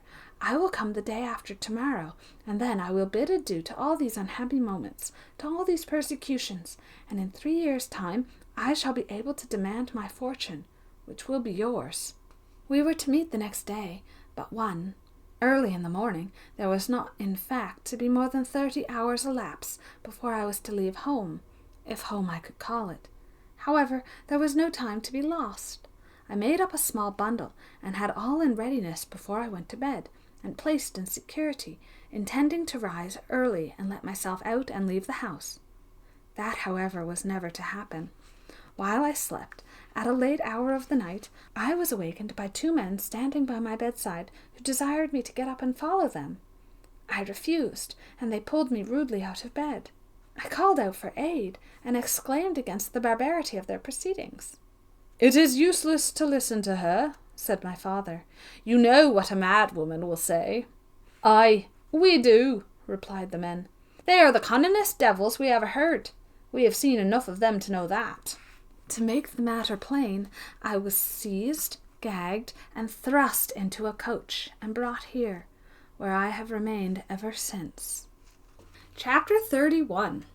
Tobias's rapid journey to London. There was something extremely touching in the tone, and apparently in the manner in which the poor persecuted one detailed the story of her wrongs, and she had the tribute of a willing tear from Tobias. "After the generous confidence you have had in me," he said, "I ought to tell you something of myself." "Do so," she replied. "We are companions in misfortune." Tobias then related to her at large all about Sweeny Todd's villainies, and how at length he, Tobias had been placed where he was for the purpose of silencing his testimony of the evil and desperate practices of the barber. After that, he related to her what he had overheard about the intention to murder him that very night, and he concluded by saying, "If you have any plan of escape from this horrible place, let me implore you to tell it to me, and let us put it into practice tonight. And if we fail, death is at any time preferable to continued existence here." It is. Listen to me." "I will indeed," said Tobias. "You will say you never had such attention as I will now pay to you." "You must know, then, that this cell is paved with flagstones, as you see, and that the wall here at the back forms likewise part of the wall of an old wood house in the garden, which is never visited." "Yes, I understand."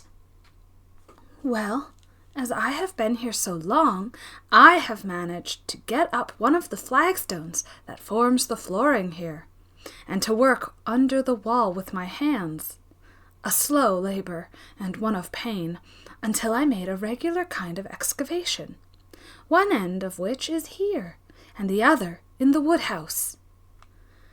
"Glorious," said Tobias. I see. Go on." "I should have made my escape if I could, but the height of the garden wall has always been the obstacle. I thought of tearing this miserable quilt into strips and making a sort of rope of it, but then how was I to get it onto the wall? You, perhaps, will, with your activity and youth, be able to accomplish that." "Oh, yes, you're right enough there. It is not a wall that shall stop me." They waited until from a church clock in the vicinity they heard 10 strike, and then they began operations. Tobias assisted his new friend to raise the stone in the cell, and there, immediately beneath, appeared the excavation leading to the wood-house, just sufficiently wide for one person to creep through. And it did not take long. It did not take long to do that, and Tobias took with him a piece of work upon which he had been occupied for the last 2 hours, namely the quilt torn up into long pieces, twisted and tied together, so that it formed a very tolerable rope, which Tobias thought would sustain the weight of his companion. The wood-house was a miserable-looking hole enough, and Tobias at once thought that the door of it was fastened, but by a little pressure it came open. It had only stuck through the dampness of the woodwork at the low point of the garden. And now they were certainly both of them at liberty, with the exception of surmounting the wall, which rose frowningly before him in all its terrors. There was a fine, cool, fresh air in the garden, which was indeed more grateful to the senses of Tobias, and he seemed doubly nerved for anything that might be required of him after inhaling that delicious, cool, fresh breeze. There grew, close to the wall, one of those beautiful mountain ash trees, which bend over into such graceful foliage, and which are so useful in the formation of pretty summer houses. Tobias saw that if he ascended to the top of this tree, there would not be much trouble in getting from there to the wall. "We shall do it," he said. "We shall succeed." "Thank God I hear you say so," replied his companion. Tobias tied one end of the long rope they had made of the quilt to his waist, so that he might carry it up with him, and yet leave him free use of his hands and feet. And then he commenced, with great activity, ascending the tree. In 3 minutes he was on the wall. The moon shone sweetly. There was not a tree or house in the vicinity that was not made beautiful now, in some portions of it, by the sweet soft light that poured down upon them. Tobias could not resist pausing a moment to look around him on the glorious scene. But the voice of her for whom he was bound to do all that was possible aroused him. "Oh, Tobias," she said, "quick, lower the rope, oh, quick!" In a moment, he cried. The top of the wall was here and there armed with iron spikes, and some of these formed an excellent grappling place for the torn quilt. In the course of another minute, Tobias had his end of it secure. "Now," he said, "can you climb up by it, do you think? Don't hurry about it. Remember, there's no alarm, and for all we know, we have hours to ourselves yet." "Yes, oh yes, thank God," he heard her say. Tobias was not where he could, by any exertion of strength, render her now the least assistance, and he watched the tightening of the frail support by which she was gradually climbing to the top of the wall with the most intense and painful interest that can be imagined. I come, she said. "I am saved."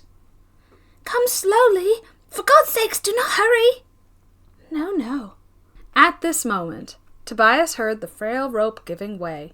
There was a tearing sound. It broke, and she fell. Lights, too, at that unlucky moment, flashed from the house, and it was now evident an alarm had been given. What could he do? If two could not be saved, he might himself be saved. He turned and flung his feet over the wall. He hung by his hands as low as he could, and then he dropped the remainder of the distance. He was hurt, but in a moment he sprang to his feet, for he felt that safety could only lie in instant and rapid flight. The terror of pursuit was so strong upon him that he forgot his bruises. "Thank heaven!" exclaimed Tobias. "I am free at last from that horrible place. Oh, if I can but reach London now, I shall be safe. And as for Sweeny Todd, let him beware, for a day of retribution for him cannot be far off." So saying, Tobias turned his steps toward the city, and at a hard trot soon left Peckham Rye far behind him as he pursued his route. Chapter 32. The announcement in Sweeny Todd's window. Johanna Oakley's adventure. Having thus far traced Tobias's career, we are the better enabled to turn now our exclusive attention to the proceedings of Johanna Oakley, who, we cannot help thinking, is about to commence a most dangerous adventure. The advice which had been given to her by her romantic young friend Arabella Wilmot had from the first taken a strong hold upon her imagination, and the more she had thought it over, and the more she found the others failed in procuring any tidings of her lost lover, the more intent she was upon carrying it out. "Yes," she said, "yes. True love will accomplish very great wonders, and what force or ability will fail at, confident affection even of a mere girl may succeed in it. 'Tis true I risk my life, but what is life to me without what made it desirable? What is continued existence to me, embittered with the constant thought that such a dreadful mystery hangs over the fate of Mark and Jeffery?" So it will be seen it was partly despair, and partly a kind of presentiment she had that success would attend her enterprise, that induced her to go to Sweeny Todd's. There was a placard in Todd's window which bore the following announcement: "Wanted, a lad, one of strict religious principles preferred, apply within." The fact is, as we have said, although Sweeny Todd now, from the sale of the string of pearls, had the means of retiring from his avocations, and fully meant to do so, he did not think it prudent to hurry over such a step, and was resolved to wait until all noise and inquiry, if any were made, about the pearls had subsided, and therefore it was that he found it necessary to provide himself with a new boy, who, for all he cared, might share the fate of poor Tobias. The fate which Sweeny Todd considered certain, but concerning which the reader is better informed. "Ah," muttered Todd to himself, "I like boys of a religious turn. They are much easier managed, for the imagination in such cases has been cultivated at the expense of the understanding. Hilloa, who have we here?" Todd was stropping a razor and peering out into the street while he spoke, and he saw a decent-looking young lad of remarkably handsome exterior stop at the window and read the tempting announcement. The lad advanced a step toward the door, hesitated, retreated, and then advanced again, as if he wished to apply for the vacant situation, and yet dreaded to do so.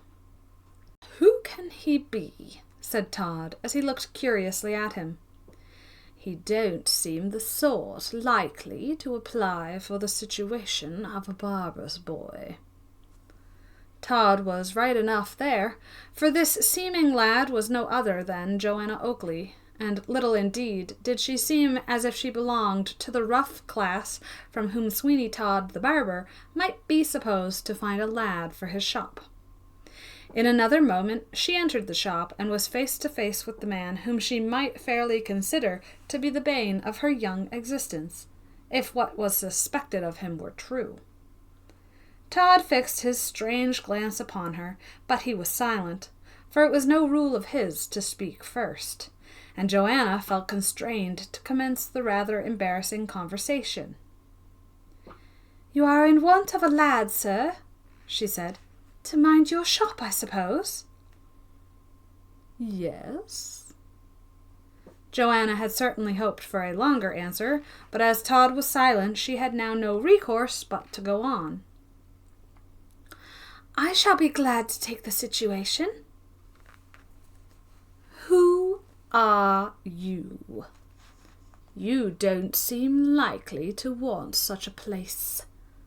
Who and what are you?" Johanna had her story ready, for of course she had anticipated questions being asked of her, so she replied with a readiness that did not seem at all forced. "I am an orphan. I was left in the care of a mother-in-law. I don't like her. She was cruel to me, and I ran away." "Where from?" "Oxford." "Oxford? Oxford?" muttered Todd.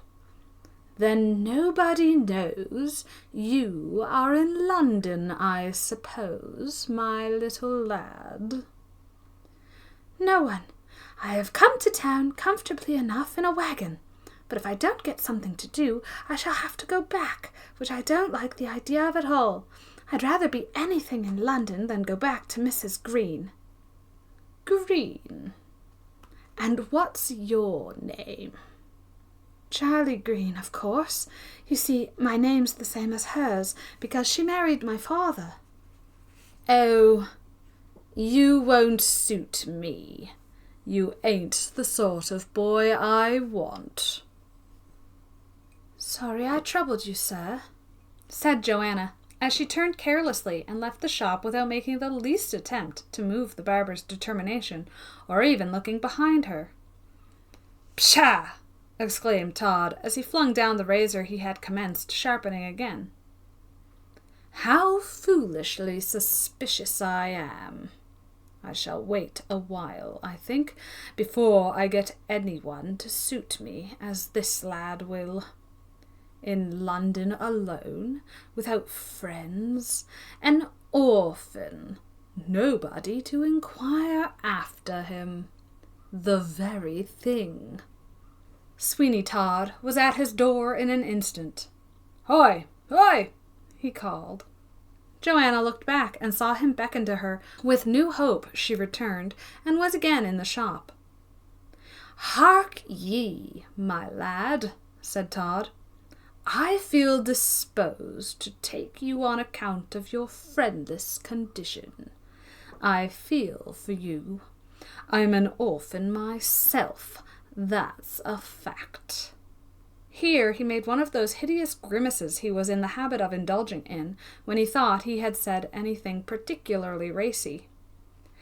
"Yes, I'm a poor orphan myself, with nothing but my strong sense of religion to support me. I'll take you on trial." "I am much beholden to you, sir." "Oh, don't mention that. Your duties will consist of minding the shop if I happen to be absent. You will have 6 pence a day, but nothing else from me. for out of that you provide yourself with food, and the cheapest and the best thing you can do is go always to Lovitt's in Bell Yard and have a pie for your dinner. You will sleep at night here in the shop, run messages, see and hear much. But if you gossip about me and my affairs, I'll cut your throat. You may depend upon me, sir. I am only too happy in being taken into the service of such a respectable gentleman. Respectable gentleman, repeated Todd as he finished stroking the razor. Respectable. And then he gave one of his hideous laughs, which thrilled through the very heart of Johanna, as she thought that it might have been the last noise that sounded in the ears of Mark and Jeffery in this world. Todd turned very suddenly round and said, "Did you groan?" "I groan?" replied Johanna. "What for?" "Oh, I only thought you did, Master Charlie. That's all. See if that water on the fire is hot, and if so, bring it to me. Ha! A customer." As Todd uttered these words, 2 persons entered the shop. They looked like substantial countrymen, farmers perhaps, in a good way of business, and one of them said, "Now, Mr. Barber, for a clean shave, if you please," while the other stood at the door, as if to wait for his companion. "Certainly, sir," said Todd. "Pray sit down here, if you please, sir. A nice day for the time of year. Come from the country, sir, I suppose?" "Yes, me and my cousin. We don't know much of London yet." "Indeed, sir, you ought not to leave it soon, then, I'm sure, for there is much to see, and that can't be seen quickly. And if you live far off, it's better to take the opportunity while you are here. Give me that soap dish, Charlie." "Yes, sir." "Ah, to be sure," replied the countryman. "It is, but we have brought up to the London market a number of beasts, which, having sold well, we have too much money about us to risk in going to see sights." "Indeed, you are prudent. Would you like your whiskers trimmed?" "A little, but not quite off." There was now a pause of some moments' duration, after which Sweeny Todd said in a very offhand manner, "I suppose you have seen the 2 figures at St. Dunstan's church strike the hour?" "2 figures?" said the one who was not being shaved, for the other would have had a mouthful of lather if he had spoken. "2 figures? No. What might they be all about?" "Well," resumed Todd, with the most indifferent air and manner in the world, "if you have not seen them, it's quite a shame that you should not. And while I am shaving your friend, as it now only wants about 5 minutes to 11, you have a good opportunity of going and getting back in time when your friend is disposed of. What do you say to that? Charlie, go with the gentleman and show him the figures striking the hour at St. Dunstan's. You must cross over to the other side of the way, you know, to see them properly and effectually. Don't hurry, sir." "Very much obliged," said the disengaged grazer, for such he seemed to be. "But I would rather go with my friend here when he is shaven. You can't think what cynical remarks he makes at anything he has not seen before, so that to go with him is really always to me half the treat." "Very good, and very right," said Todd. I shall soon be done. I have just about finished you off now, sir. That will do." There was no disappointment at all visible in Todd's manner, and the grazier rose, and wiped his face on the jack towel that hung from a roller for the use of those whom it might concern, paid his money, and with a civil good day to the barber, left the shop along with his friend. An awfully diabolical look came across the countenance of Sweeny Todd, as he muttered to himself, "Curses on them both! I may yet have one of them, though." "What did you say, sir?" asked Johanna. "What is that to you, you young imp?" roared Todd. "Curse you!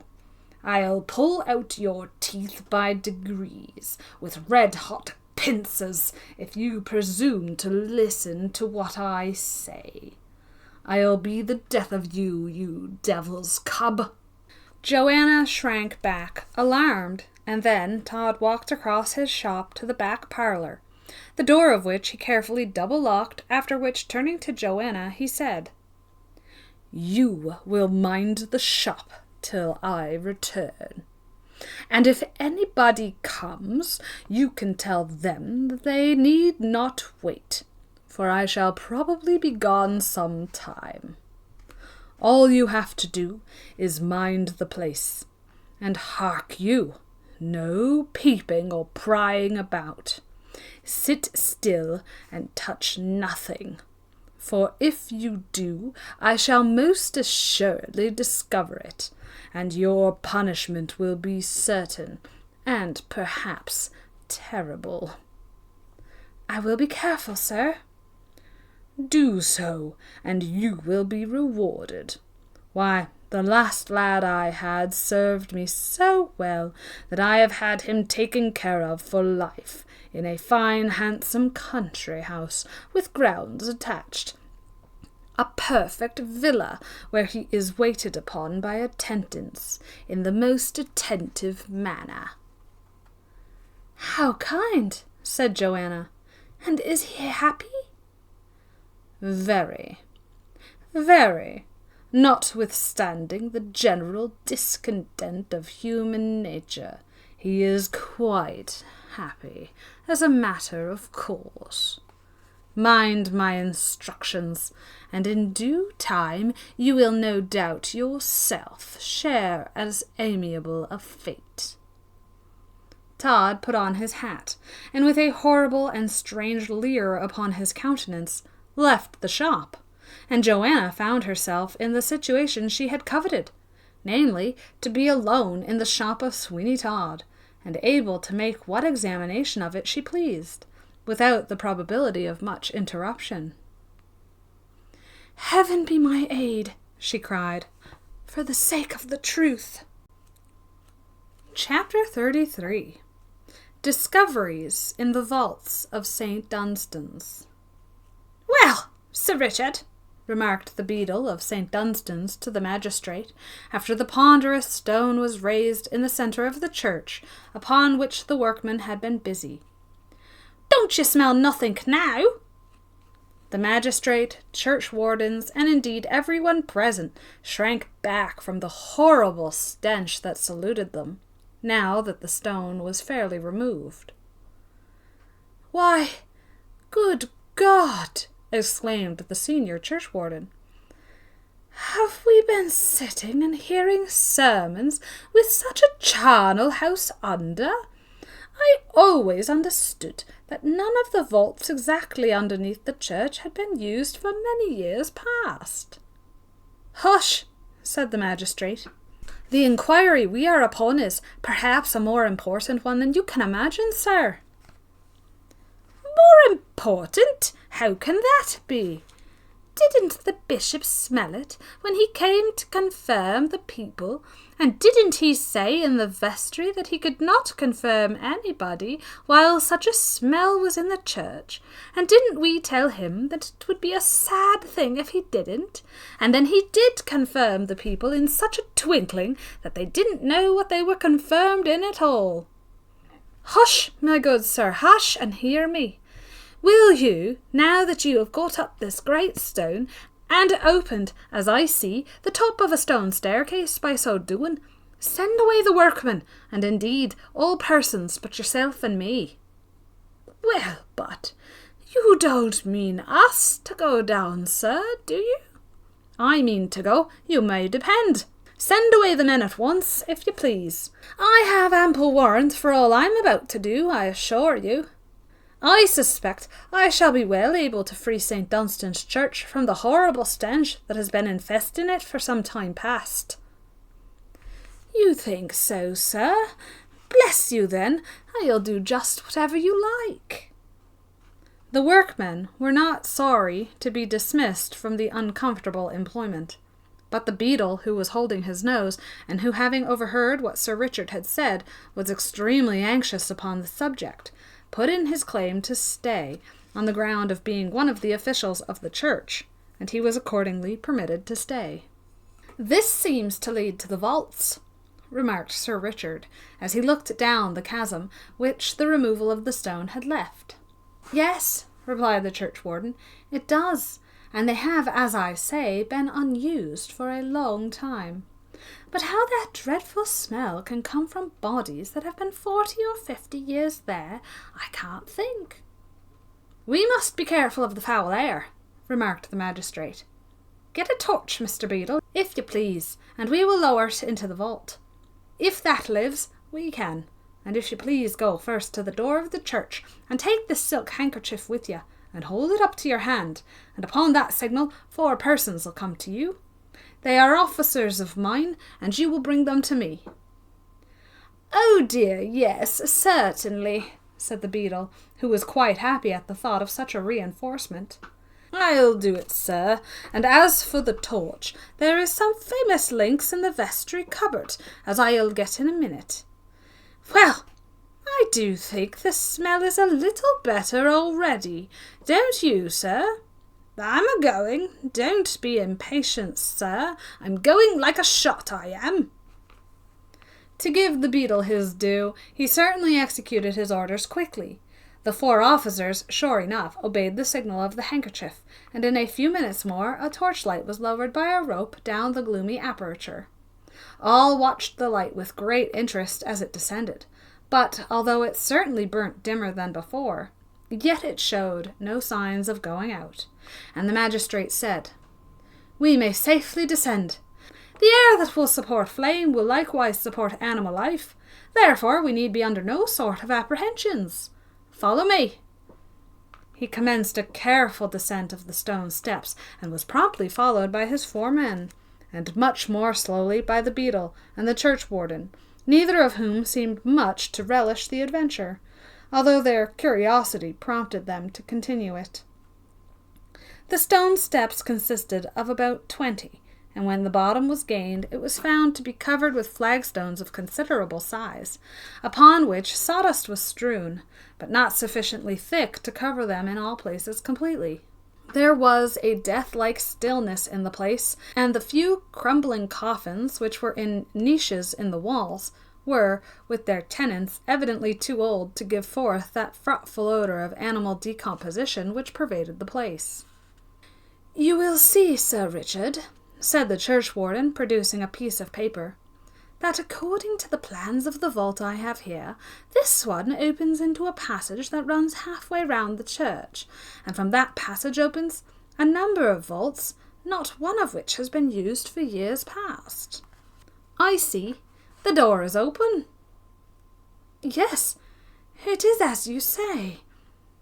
"That's odd, Sir Richard, ain't it?" "Oh, gracious! Just put your head out into the passage, and won't you smell it then?"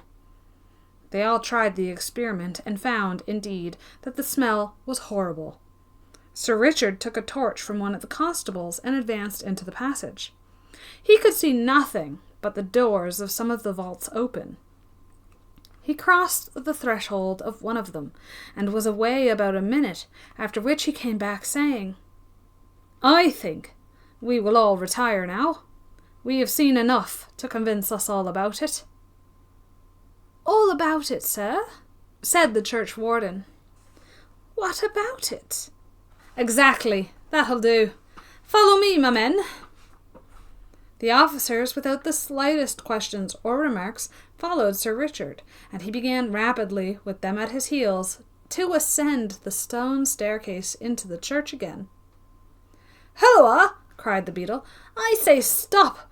Oh, Lord, don't let me be lost! Oh, don't! I shall think something horrible is coming up after me, and going to lay hold of my heels. Don't let me be lost! Oh, dear!" "You can't be lost," said one of the officers. "You know if anything is gonna lay hold of your heels. Take it easy. It's only a ghost at the most, you know." By the time the beadle got fairly into the church, he was in that state of perspiration and fright that he was obligated to sit down upon a tomb to recover himself, and the magistrate took that opportunity of whispering to the church warden. "I want to speak to you alone. Come out with me. Order the church to be locked up, as if we meditated no further search in the vaults." "Oh, yes, I knew there was some secret." "There's a horrible one. Such a one as all London will ring with in 24 hours. Such a secret as will never be forgotten in connection with old St. Dunstan's church while it is in existence." There was a solemnity about the manner in which the magistrate spoke, which quite alarmed the church warden, and he turned rather pale as they stood upon the church threshold. "Do you know one Sweeny Todd?" asked the magistrate. "Oh, yes, a barber." "Good. Incline your ear to me while we walk down to Downing Street. I'm going to call upon the Secretary of State for the Home Department, and before we get there, I shall be able to tell you why and what sort of assistance I want of you." The church warden did incline his ear most eagerly, but before they had got halfway down the Strand, he was compelled to go into a public house to get some brandy. Such an overpowering effect had the horrible communication of the magistrate upon him. What that communication was, we shall very soon discover, but it is necessary that we follow Mr. Todd a little in his proceedings after he left Johanna in charge of his shop. Todd walked briskly on till he came nearly to Pickett Street in the Strand, and then he went into a chemist's shop that was there, in which only a lad was serving. "You recollect," said Todd, "serving me with some rat poison?" "Oh, yes, Mr. Todd, I believe." "The same. I want some more, for the fact is that owing to the ointments I have in my shop for the hair, the vermin are attracted, and I have now as many as ever. It was only last night I awakened and saw one actually lapping up hair oil and another drinking some rose water that they had upset and broken a bottle of. So I will thank you to give me some liquid poison, if you please, as they seem so fond of drink." "Exactly, sir, exactly," said the lad, as he took down a bottle and made up a potion. "Exactly, sir. If you put a few drops only of this in a half-pint of liquid, it'll do." "A couple of drops? This must be powerful." "It is. A dozen drops or about half a teaspoonful would kill a man to a certainty.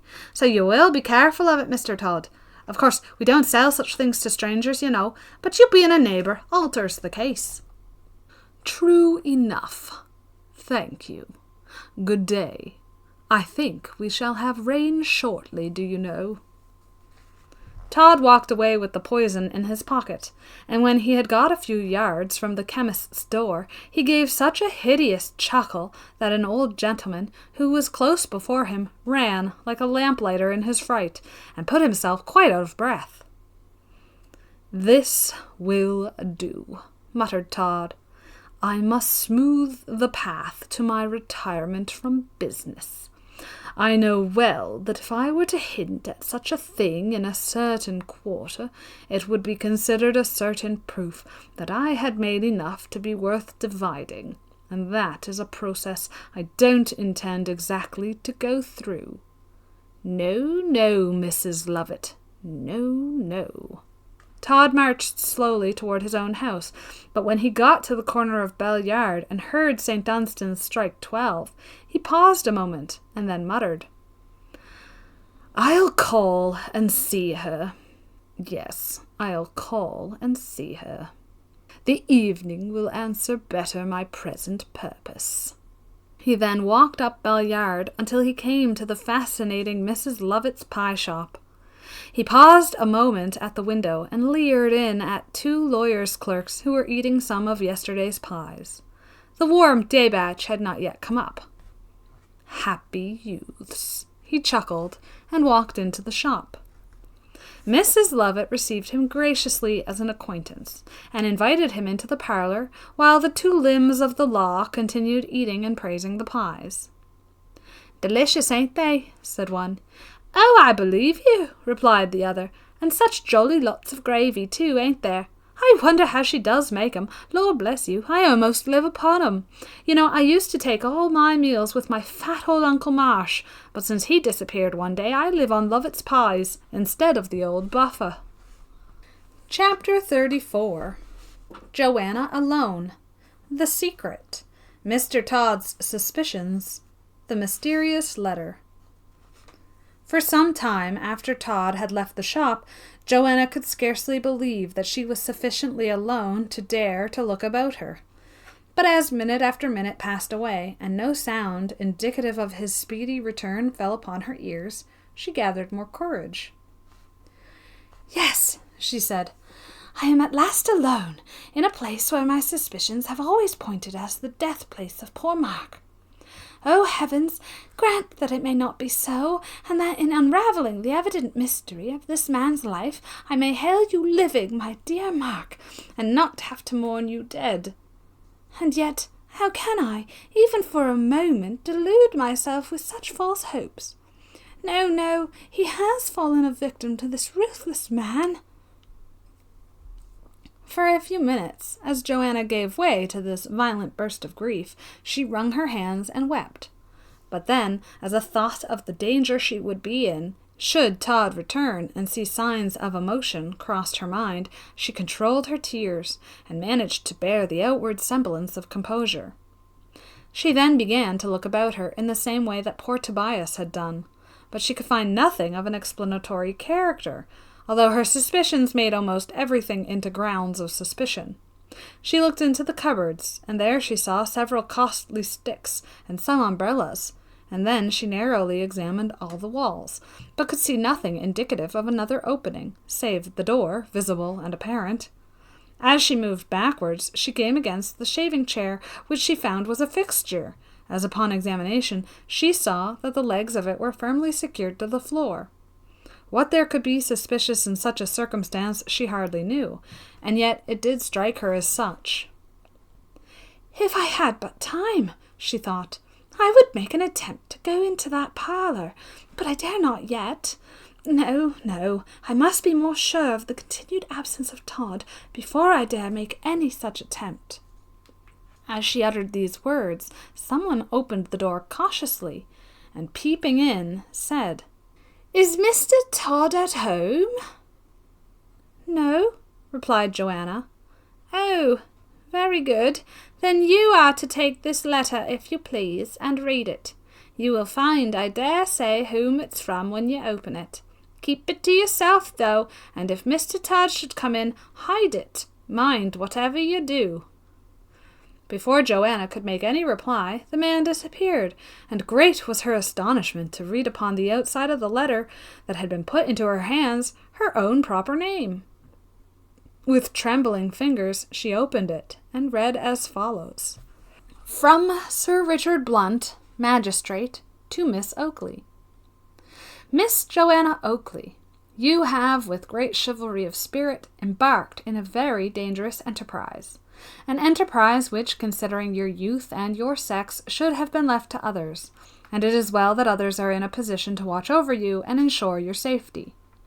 Your young friend Arabella Wilmot, after giving so much romantic advice, and finding that you followed it, became herself alarmed at its possible consequences, and very prudently informed one who brought the intelligence to me, so that you are now well looked after, and should any danger present itself to you, you have but to seize any article that comes within your reach and throw it through a pane of glass in the shop window, when assistance will immediately come to you. I tell you this in order that you should feel quite at ease. As, however, you have placed yourself in your present position in Todd's shop, it is more than likely you will be able to do good service in aiding to unmask that villain. You will, therefore, be good enough toward the dusk of the evening to hold yourself in readiness to do anything required of you by anyone who shall pronounce to you the password of St. Dunstan. From your friend mentioned above. Johanna read this letter, certainly, with most unmitigated surprise, and yet there was a glow of satisfaction in her mind as she perused it, and the difference in her feelings, now that she was assured of protection, was certainly something wonderful and striking. To think that she had but to seize any one of the numerous stray articles that lay about, and fling it through the window in order to get assistance, was a most conciliatory idea, and she felt nerved for almost any adventure. She had just hidden the letter when Sweeny Todd made his appearance. "Anybody been?" he asked. "Yes, one man, but he would not wait." "Ah, wanted to be shaved, I suppose. But no matter, no matter. And I hope you have been quiet, and not been attempting to indulge your curiosity in any way since I have been gone. Hush! There's somebody coming. Why, it's old Mr. Rankley, the tobacconist, I declare. Good day to you, sir. Shaved, I suppose? I'm glad you have come, sir, for I have been out till this moment. Hot water, Charlie. Directly hand me that razor." Johanna, in handing Todd the razor, knocked the edge of it against the chair, and it being uncommonly sharp, cut a great slice of the wood off one of the arms of it.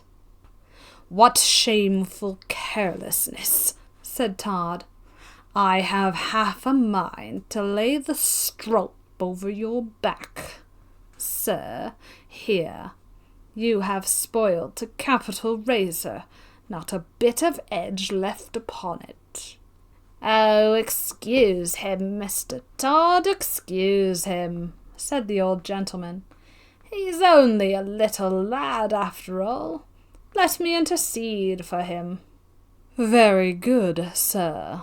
If you wish me to look over it, of course I will. And thank God we have a stock of razors, of course, always at hand. Is there any news stirring, sir?" "Nothing that I know of, Mr. Todd, except it's the illness of Mr. Cummings, the overseer. They say he got home about 12 to his own house in Chancery Lane, and ever since then he's been sick as a dog. And all they can get him to say is, 'Oh, those pies, oh, those pies.'" "Very odd, sir." "Yes, I think Mr. Cummings must be touched in the upper story, do you know, Mr. Todd? He's a very respectable man, but between you and I, was never very bright." "Certainly not, certainly not. But it's a very odd case. What pies can he possibly mean, sir? Did you call when you came from home?" "No, ha, I can't help laughing, but ha, I have come away from home on the sly, you see. The fact is, my wife's cousin, Mr. Mundle, Hilloa, I think you have cut me." No, we can't cut anybody for 3 halfpence, sir." "Oh, very good, very good. Well, as I was saying, my wife's cousin, Mr. Mundle, came to our house last night, and brought with him a string of pearls, you see. He wanted me to go to the city this morning with them to Round and Bridget, the court jewellers, and ask them if they had ever seen them before." "Were they beauties?" "Oh, yes, they're brilliant ones. You see, Mundle lends money, and he didn't like to go himself, so he asked me to go, as Mr. Round knows me very well. For between you and me, Mr. Todd, my wife's cousin, Mr. Mandel, thinks they belonged once upon a time to some lady." "Oh, indeed." "Yes, and as it won't do to say too much to women, I told my wife I was going over the water, you see, and just popped out. Ha, ha, ha! I've got the pearls in my pocket. Mandel says they're worth £12,000 at the least." "Indeed, sir. £12,000? A pretty sum that, sir. A very pretty sum. No doubt Mr. Mandel lent £7,000 or £8,000 upon the pearl. I think I will just give you another lather, sir, before I polish you off. And so you have the pearls with you. Well, how odd things come round, to be sure." "What do you mean?" "This shaving brush is just in a good state now. Always as a shaving brush is on the point of wearing out, it's the best. Charlie, you will go at once to Mr. Cummings and ask if he is any better. You need not hurry. That's a good lad. I am not at all angry with you now. And so, sir, they think at home that you have gone after some business over the water, do they? And have not the least idea that you have come here to be shaved. There, be off, Charlie. Shut the door. That's a good lad. Bless you." When Johanna came back, the tobacconist was gone. "Well," said Sweeny Todd, as he sharpened a razor very leisurely, "how is Mr. Cummings?" "I found out his house, sir, with some difficulty, and they say he is better, having gone to sleep." "Oh, very good. I am going to look over some accounts in the parlour, so don't choose to be disturbed, you understand, and for the next 10 minutes, if anybody comes, you will say I am out." Sweeny Todd walked quite coolly into the parlour, and Johanna heard him lock the door on the inside. A strange, undefined sensation of terror crept over her. She knew not why, and she shuddered as she looked around her. The cupboard door was not close shut, and she knew not what prompted her to approach and peep in. On the first shelf was the hat of the tobacconist. It was a rather remarkable one, and recognized in a moment. "What has happened? Good God, what can have happened?" thought Johanna, as she staggered back until she reached the shaving chair, into which she cast herself for support. Her eyes fell upon the arm, which she had taken such a shaving off with the razor, but all was perfectly whole and correct. There was not the least mark of the cut that so recently had been given to it, and lost in wonder, Johanna for more than a minute continued looking for the mark of the injury she knew could not have been, by any possibility, effaced. And yet she found it not, although there was the chair, just as usual, with its wide-spreading arms and its worn, tarnished paint and gilding. No wonder that Johanna rubbed her eyes and asked herself if she were really awake. What could account for such a phenomenon? The chair was a fixture, too, and the others in the shop were of a widely different make and construction, so it could not have been changed. "Alas, alas," mourned Johanna, "my mind is full of horrible surmise, and yet I can form no rational conjecture. I suspect everything, and I know nothing. What can I do? What ought I to do to relieve myself from this state of horrible suspense? Am I really in a place where, by some frightful ingenuity, murder has become bold and familiar? Or can it all be a delusion?" She covered her face with her hands for a time, and when she uncovered them, she saw that Sweeny Todd was staring at her with a look of suspicion from the inner room. The necessity of acting her part came over Johanna, and she gave a loud scream. "What the devil is all this about?" said Todd, advancing with a sinister expression. "What's the meaning of it? I suspect—" "Yes, sir," said Johanna, "and so do I. I must tomorrow have it out." "Have what out?"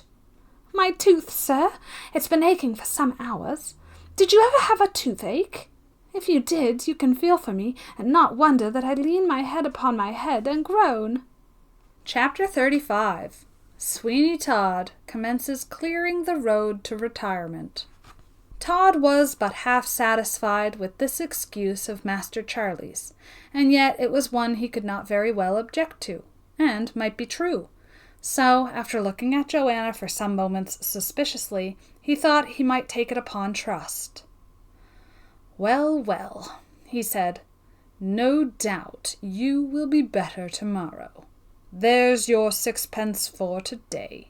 Go and get yourself some dinner, and the cheapest thing you can do is go to Lovitt's pie shop with it." "Thank you, sir." Johanna was aware as she walked out of the shop that the eyes of Sweeny Todd were fixed upon her, and that if she betrayed by even the remotest gesture that she had suspicions of him, probably he would yet prevent her exit. So she kept herself seemingly calm and went out very slowly. But it was a great relief to gain the street and feel that she was not under the same roof with that dreadful and dreaded man. Instead of going to Lovitt's pie shop, Johanna turned into a pastry cook's near at hand, and partook of some refreshments. And while she is doing so, we will go back again, and take a glance at Sweeny Todd as he sat in his shop alone. There was a look of great triumph upon his face, and his eyes sparkled with an unwonted brilliance. It was quite clear that Sweeny Todd was deeply congratulating himself upon something, and at length, diving his hands into the depths of a huge pocket, he produced the identical string of pearls for which he had already received so large a sum from Mr. Mundle. "Truly," he said, "I must be one of Fortune's prime favourites indeed. Why, this string of pearls to me is a continued fortune. Who could have for one moment dreamed of such a piece of rare fortune? I need not now be at all suspicious or troubled concerning John Mundle. He has lost his pearls, and lost his money. Ha, ha, ha! That is glorious. I will shut up my shop sooner than I intended by far, and be off to the continent. Yes, my next sale of the string of pearls shall be in Holland." With the pearls in his hand, Todd now appeared to fall into a very distracted train of thought, which lasted him about 10 minutes, and then some accidental noise in the street, or the next house, jarred upon his nerves, and he sprang to his feet, exclaiming, "What's that? What's that?" All was still again, and he became reassured. "What a fool I get," he muttered to himself, "that every casual sound disturbs me and causes this tremor. It is time now that I am getting nervous, that I should leave England. But first I must dispose of one whose implacable disposition I know well, and who would hunt me to the furthest corners of the earth if she were not at peace in the grave. Yes, the peace of the grave must do for her. I can think of no other mode of silencing so large a claim."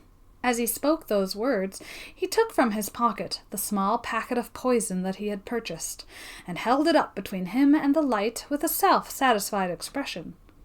Then he rose hastily, for he had again seated himself, and walked to the window, as if he were anxious for the return of Johanna, in order that he might leave the place.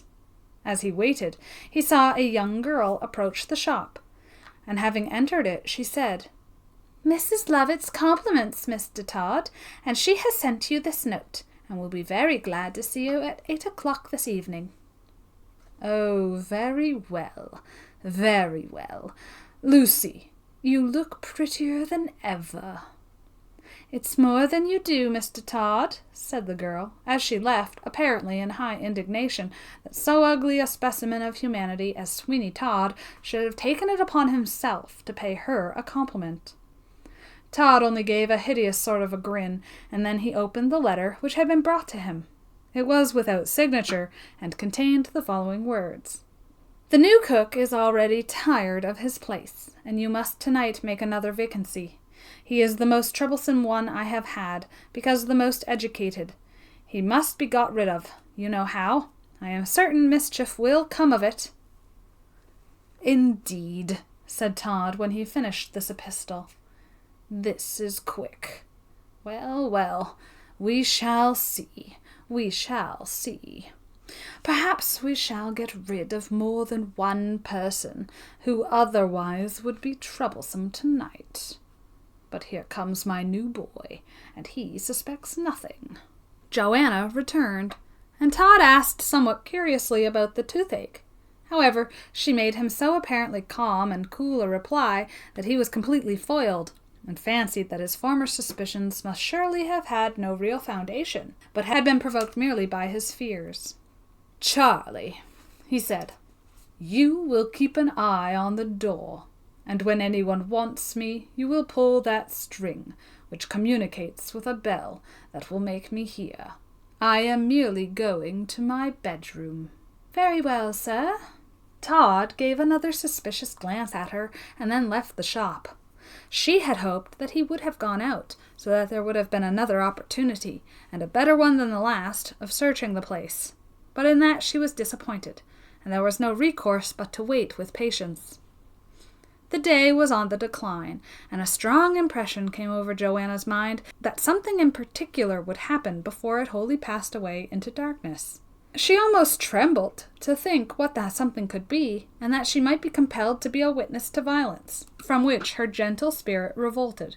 And had it not been that she had determined nothing should stop her from investigating the fate of poor Mark and Jeffery, she could even then have rushed into the street in despair. But as the soft daylight deepened into the dim shadows of evening, she grew more composed, and was better able, with a calmer spirit, to await the progress of events. Objects were but faintly discernible in the shop when Sweeny Todd came downstairs again, and he ordered Johanna to light a small oil lamp, which shed but a very faint and sickly ray around it, and by no means facilitated the curiosity of anyone who might wish to peep in at the window.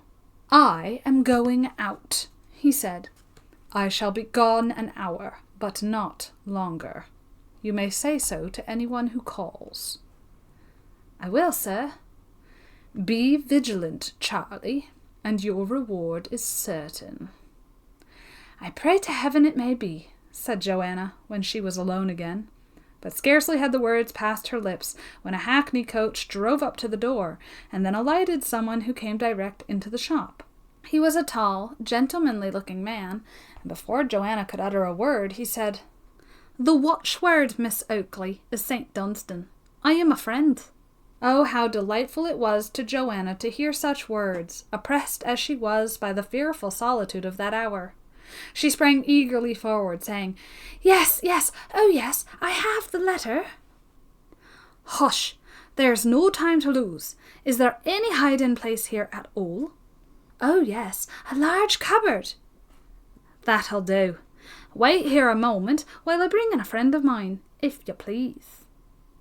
The tall man, who was as cool and collected as anyone might be, went to the door, and presently returned with two persons, both of whom it was found might with very little trouble be hidden in the cupboard.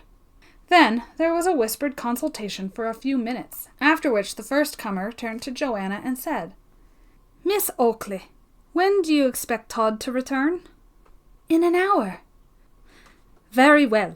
As soon as he does return, I shall come in to be shaved, and no doubt you will be sent away. But do not go further than the door, whatever you do, as we may possibly want you.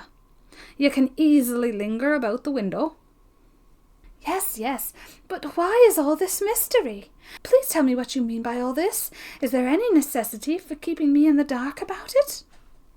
Miss Oakley, there is nothing exactly to tell you yet, but it is hoped that this night will remove some mysteries and open your eyes to many circumstances that at present you cannot see.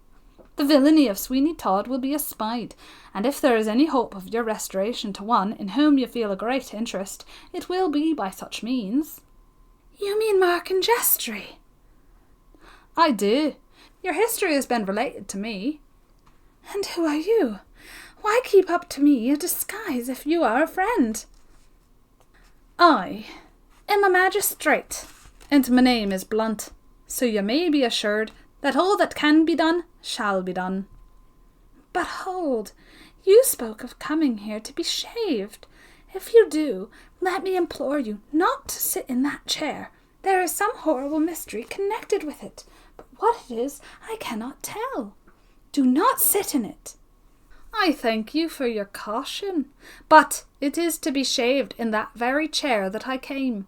I know there is a mystery connected with it, and it is in order that it should be no longer a mystery that I have resolved upon running what may perhaps be considered a little risk. But our further stay here would be imprudent. Now, if you please." These last words were uttered to the 2 officers that the magistrate had brought with him, and it was quite wonderful to see with what tact and precision they managed to wedge themselves into the cupboard, the door of which they desired Johanna to close upon them. And when she had done so and turned round, she found that the magistrate was gone. Johanna was in a great state of agitation, but still it was some comfort to her now to know that she was not alone, and that there were 2 strong and no doubt well-armed men ready to take her part, should anything occur amiss. She was much more assured of her own safety, and yet she was much more nervous than she had been. She waited for Sweeny Todd, and strove to catch the sound of his returning footstep, but she heard it not. And as that gentleman went about rather some important business, we cannot do better than follow him, and see how he progressed with it. When he left his shop, he went direct to Bell Yard, although it was a little before the time named for his visit to Mrs. Lovitt. Chapter 36. The Last Batch of the Delicious Pies. It would have been clear to anyone who looked at Sweeny Todd as he took his route from his own shop in Fleet Street to Bell Yard, Temple Bar, that it was not to eat pies he went there. No, he was on very different thoughts, indeed intent, and as he neared the shop of Mrs. Lovitt, where those delicacies were vendored, there was such a diabolical expression upon his face that had he not stooped like grim war to smooth his wrinkled form ere he made his way into the shop, he would, most unquestionably, have excited the violent suspicions of Mrs. Lovitt that all was not exactly as it should be, and that the mysterious bond of union that held her and the barber together was not in that blooming state that it had been. When he actually did enter the shop, he was all sweetness and placidity. Mrs. Lovitt was behind the counter, for it seldom happened that the shop was free of customers. For when the batches of hot pies were all over, there usually remained some which were devoured cold with avidity by the lawyers' clerks from the offices and chambers in the neighbourhood. But at 9 o'clock there was a batch of hot pies coming up, for of late Mrs. Lovitt had fancied that between 8:30 and 9 there was a great turnout of clerks from Lincoln's Inn, and a pie became very desirable and comfortable prelude to half-price at the theatre, or any other amusements of the 3 hours before midnight. Many people, too, liked them as a relish for supper, and took them home quite carefully. Indeed, in Lincoln's Inn it may be said that the affections of the clerks oscillated between Lovitt's pies and sheep's heads, and it frequently so nicely balanced in their minds that the 2 attractions depended upon the toss-up of a halfpenny whether to choose Sang Amory James's from Clare Market or pies from Lovitt's. Half and half washed both down equally well. Mrs. Lovitt then may be supposed to be waiting for the 9 o'clock batch of pies, when Sweeny Todd on this most eventful evening made his appearance. Todd and Mrs. Lovitt met now with all the familiarity of old acquaintance. "Ah, Mr. Todd," said the lady, "how do you do? Why, we have not seen you for a long time."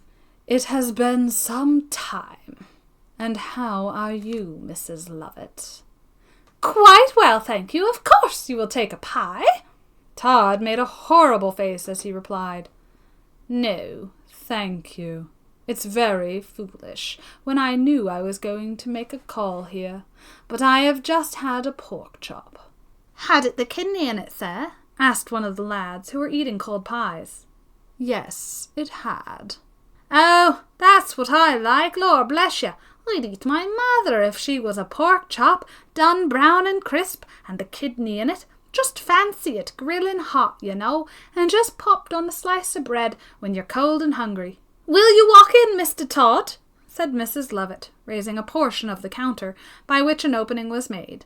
That enabled Mr. Todd to pass into the sacred precincts of the parlour. The invitation was complied with by Todd, who remarked that he hadn't above a minute to spare, but that he would sit down while he could stay, since Mrs. Lovitt was so kind as to ask him. This extreme suavity of manner, however, left Sweeny Todd when he was in the parlour, and there was nobody to take notice of him but Mrs. Lovitt. Nor did she think it necessary to wreathe her face in smiles, but with something of both anger and agitation in her manner, she said, "And when is all this to have an end, Sweeny Todd?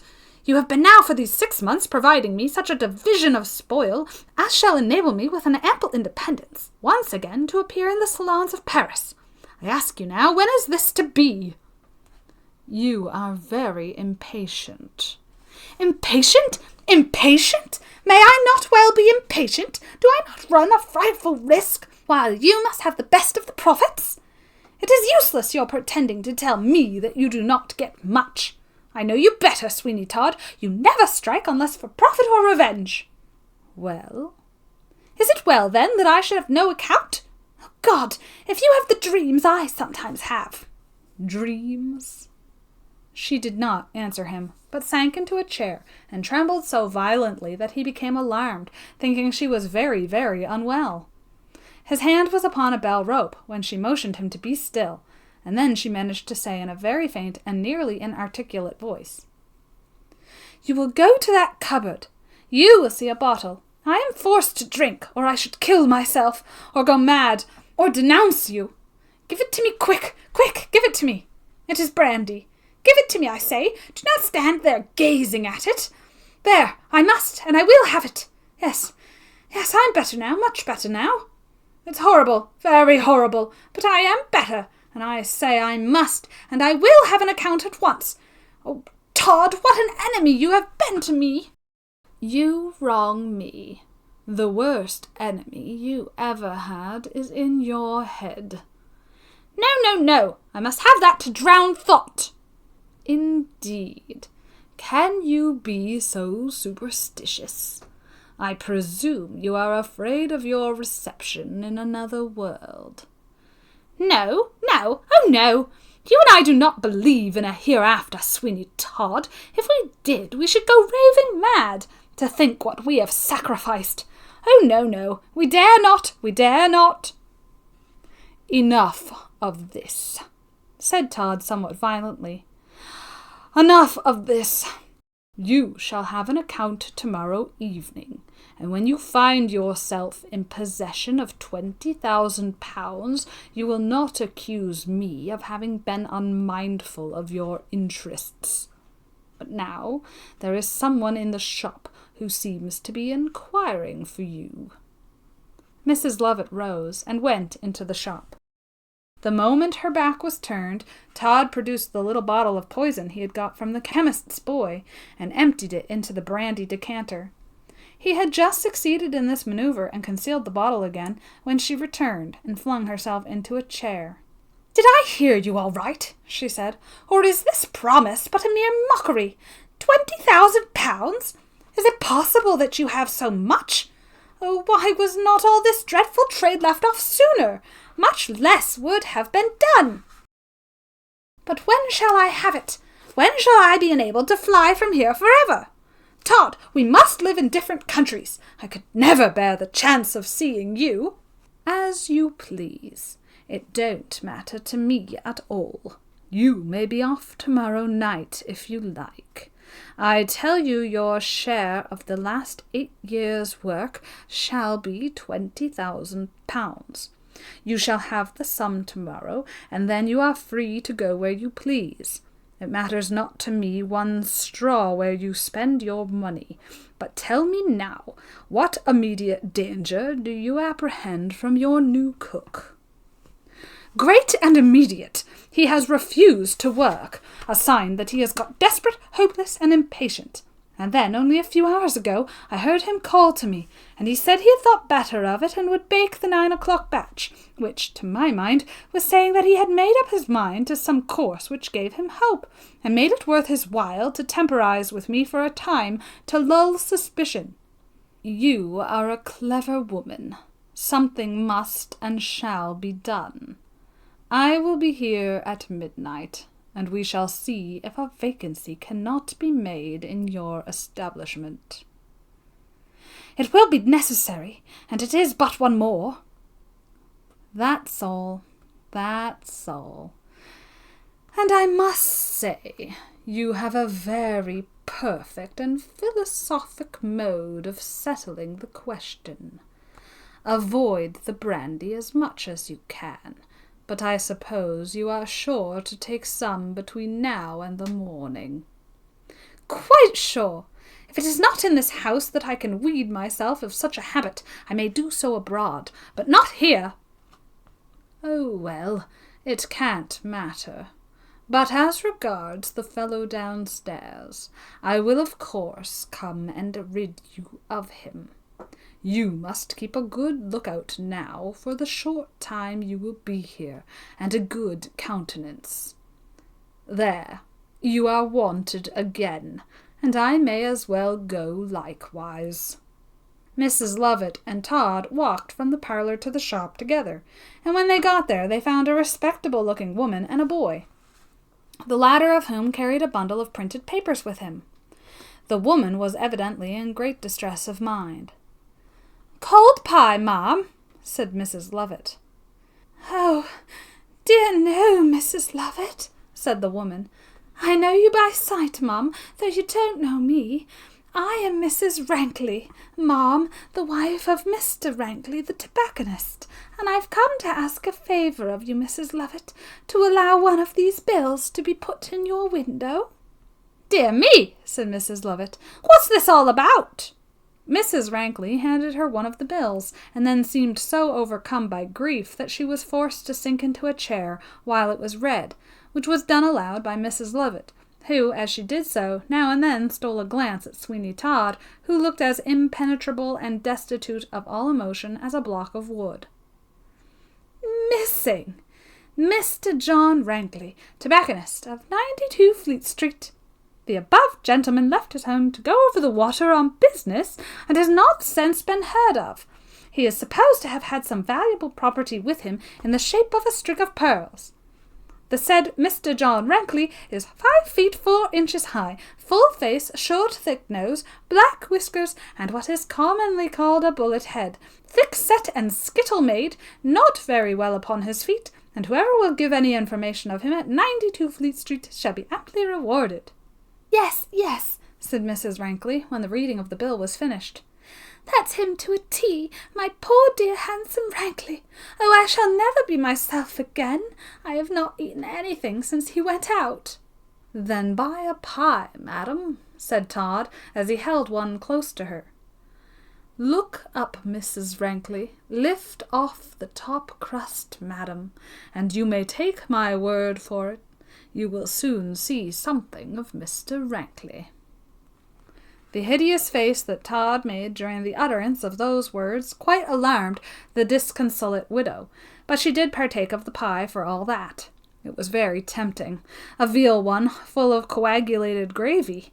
Who could resist it? Not she, certainly, and besides, did not Todd say she would see something of Rankley? There was hope in his words, at all events, if nothing else. "Well," she said, "I will hope for the best. He may have taken ill, and not have had his address in his pocket, poor dear soul, at the time." "And at all events, madam," said Todd, "you need not be cut up about it, you know.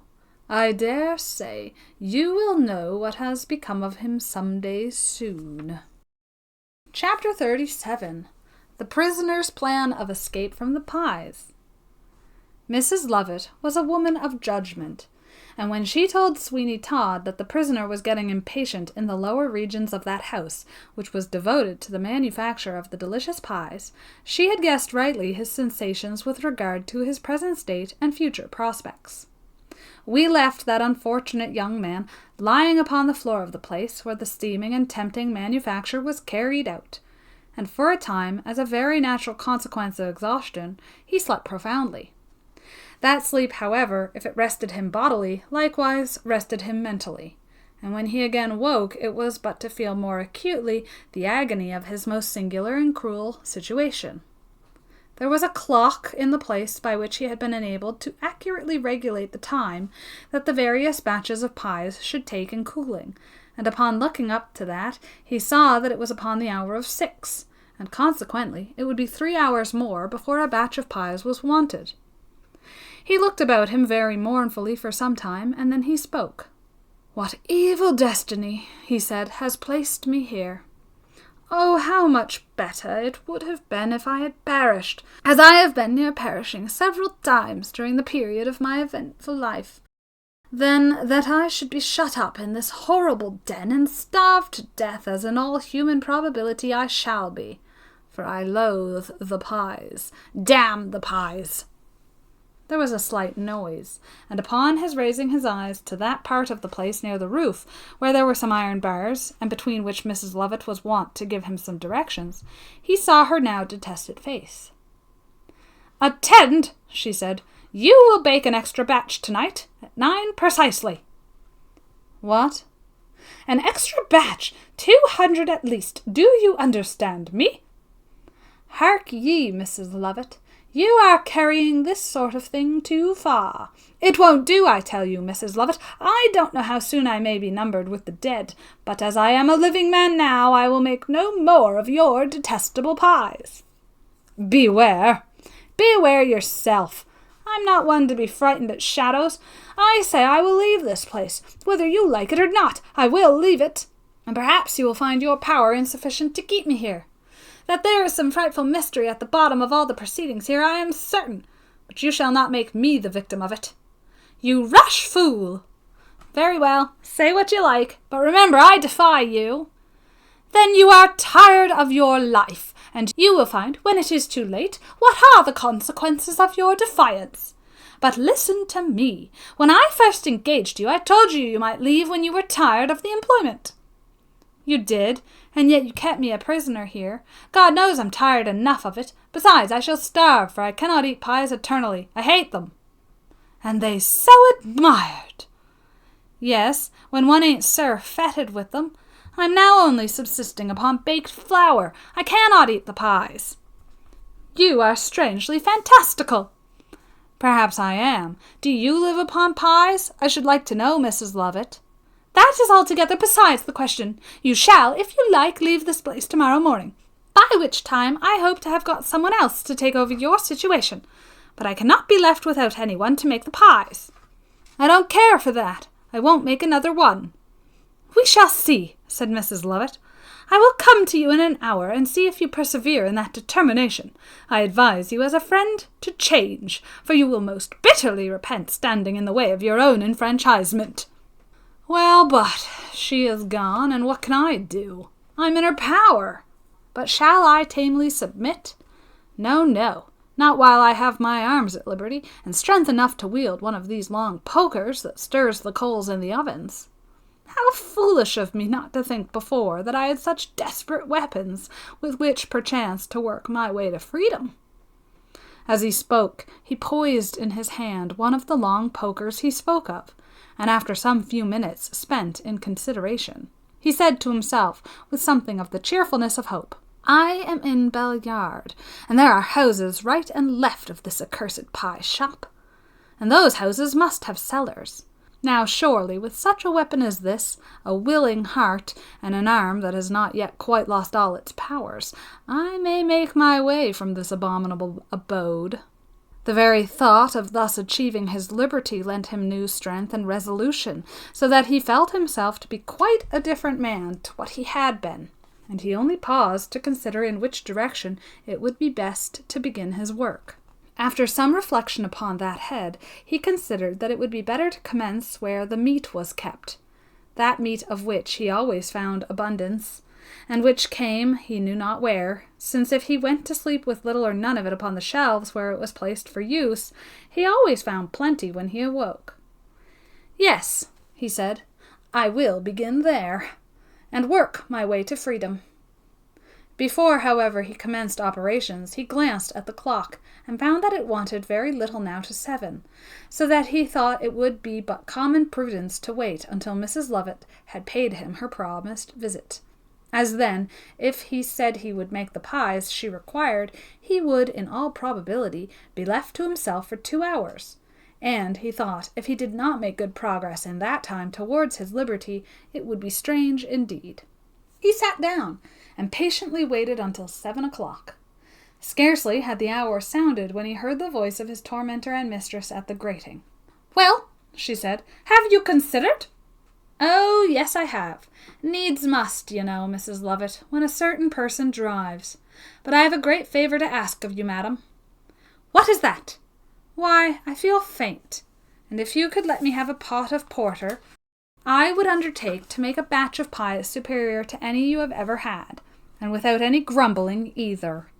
Mrs. Lovitt was silent for a few moments, and then said, "If you are supplied with porter, will you continue in your situation?" "Well, I don't know about that, but perhaps I may. At all events, I will make you the 9 o'clock batch, you may depend." "Very well, you shall have it." She disappeared at these words, and in about 10 minutes a small trap-door opened in the roof, and there was let down by a cord a foaming pot of porter. "This is capital!" cried the victim of the pies, as he took half of it at a draught. "This is nectar of the gods! Oh, what a relief, to be sure! It puts new life into me." And so it really seemed, for shouldering the poker, which was more like a javelin than anything else, he at once rushed into the vault where the meat was kept. "Now," he said, "for a grand effort at freedom, and if I succeed, I promise you, Mrs. Lovitt, that I will come round to the shop, and rather surprise you, madam. Damn those pies!" We have before described the place in which the meat was kept, and we need now only say that the shelves were very well stocked indeed, and that our friend, in whose progress we have a great interest, shovelled off the large pieces with celerity from one of the shelves, and commenced operations with the poker. He was not slow in discovering that his work would not be the most easy in the world, for every now and then he kept encountering what felt very much like a plate of iron. But he fagged away with a right good will, and succeeded after a time in getting down one of the shelves, which was 1 point gained at all events. "Now for it," he said. "Now for it I shall be able to act, to work upon the wall itself, and it must be something unusually strong to prevent me making a breach through it soon." In order to refresh himself, he finished the porter, and then, using his javelin-like poker as a battering-ram, he banged the wall with the end of it for some moments, without producing any effect, until suddenly a portion of it swung open, just like a door, and he paused to wonder how that came about. All was darkness through the aperture, and yet he saw that it was actually a little square door that he had knocked open, and the idea then reoccurred to him that he had found how the shelves were supplied with meat, and he had no doubt that there was such a little square door opening at the back of every one of them. "So," he said, "that mystery is solved. But what part of Mrs. Lovitt's premise have I got upon now? We shall soon see." He went boldly into the large cellar and procured a light, a flaming torch made of a piece of dry wood, and returning to the opening he had made in the wall, he thrust his head through it and projected the torch before him. With a cry of horror he fell backwards, extinguishing the torch in his fall, and he lay for a full quarter of an hour insensible upon the floor. What dreadful sight had he seen that so chilled his young blood and frozen up the springs of life? When he recovered, he looked around him in the dim, borrowed light that came from the other vault, and he shuddered as he said, "Was it all a dream?" Soon, however, as he rose, he gave up the idea of having been the victim of any delusion of the imagination, for there was the broken shelf, and there the little square opening, through which he had looked and seen what had so transfixed him with horror. Keeping his face in that direction, as if it would be dreadful to turn his back for a moment upon some frightful object, he made his way into the larger cellar where the ovens were, and then he sat down with a deep groan. "Oh, what shall I do? What shall I do?" he muttered. "I am doomed. Doomed." "Are the pies doing?" said the voice of Mrs. Lovitt. "It's 8 o'clock." "8, is it?" "Yes, to be sure, and I want to know if you are bent upon your own destruction or not. I don't hear the furnaces going, and I'm quite sure you have not made the pies." "Oh, I will keep my word, madam, you may depend. You want 200 pies at 9 o'clock, and you will see that they shall come up quite punctually to the minute." "Very good. I'm glad you're better satisfied than you were." "I am quite satisfied now, Mrs. Lovitt. I am quite in a different mood of mind to what I was before. I can assure you, madam, that I have no complaints to make, and I think the place has done me some good. And if at 9 o'clock you let down the platform, you shall have 200 pies up, as sure as fate, and something else too." "And something else too," he added to himself, "or I shall be of a very different mind to what I now am."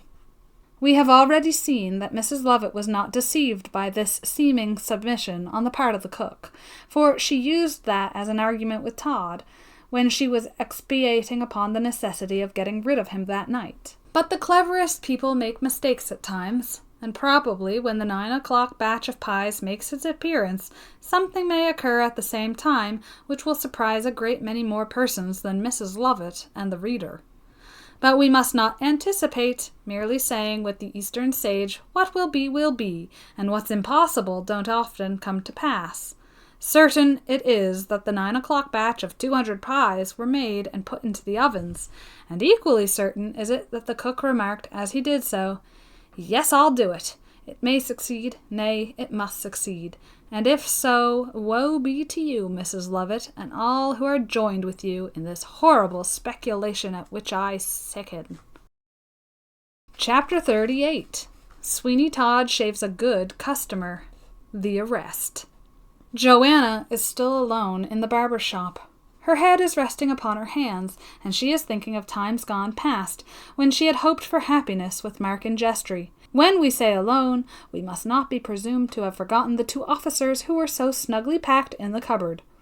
But Johanna, as her mind wandered back to her last interview with him, whom she had loved so well, and clung to so fondly, and so constantly, almost for a time forgot where she was, and that there was such a person as Sweeny Todd in existence.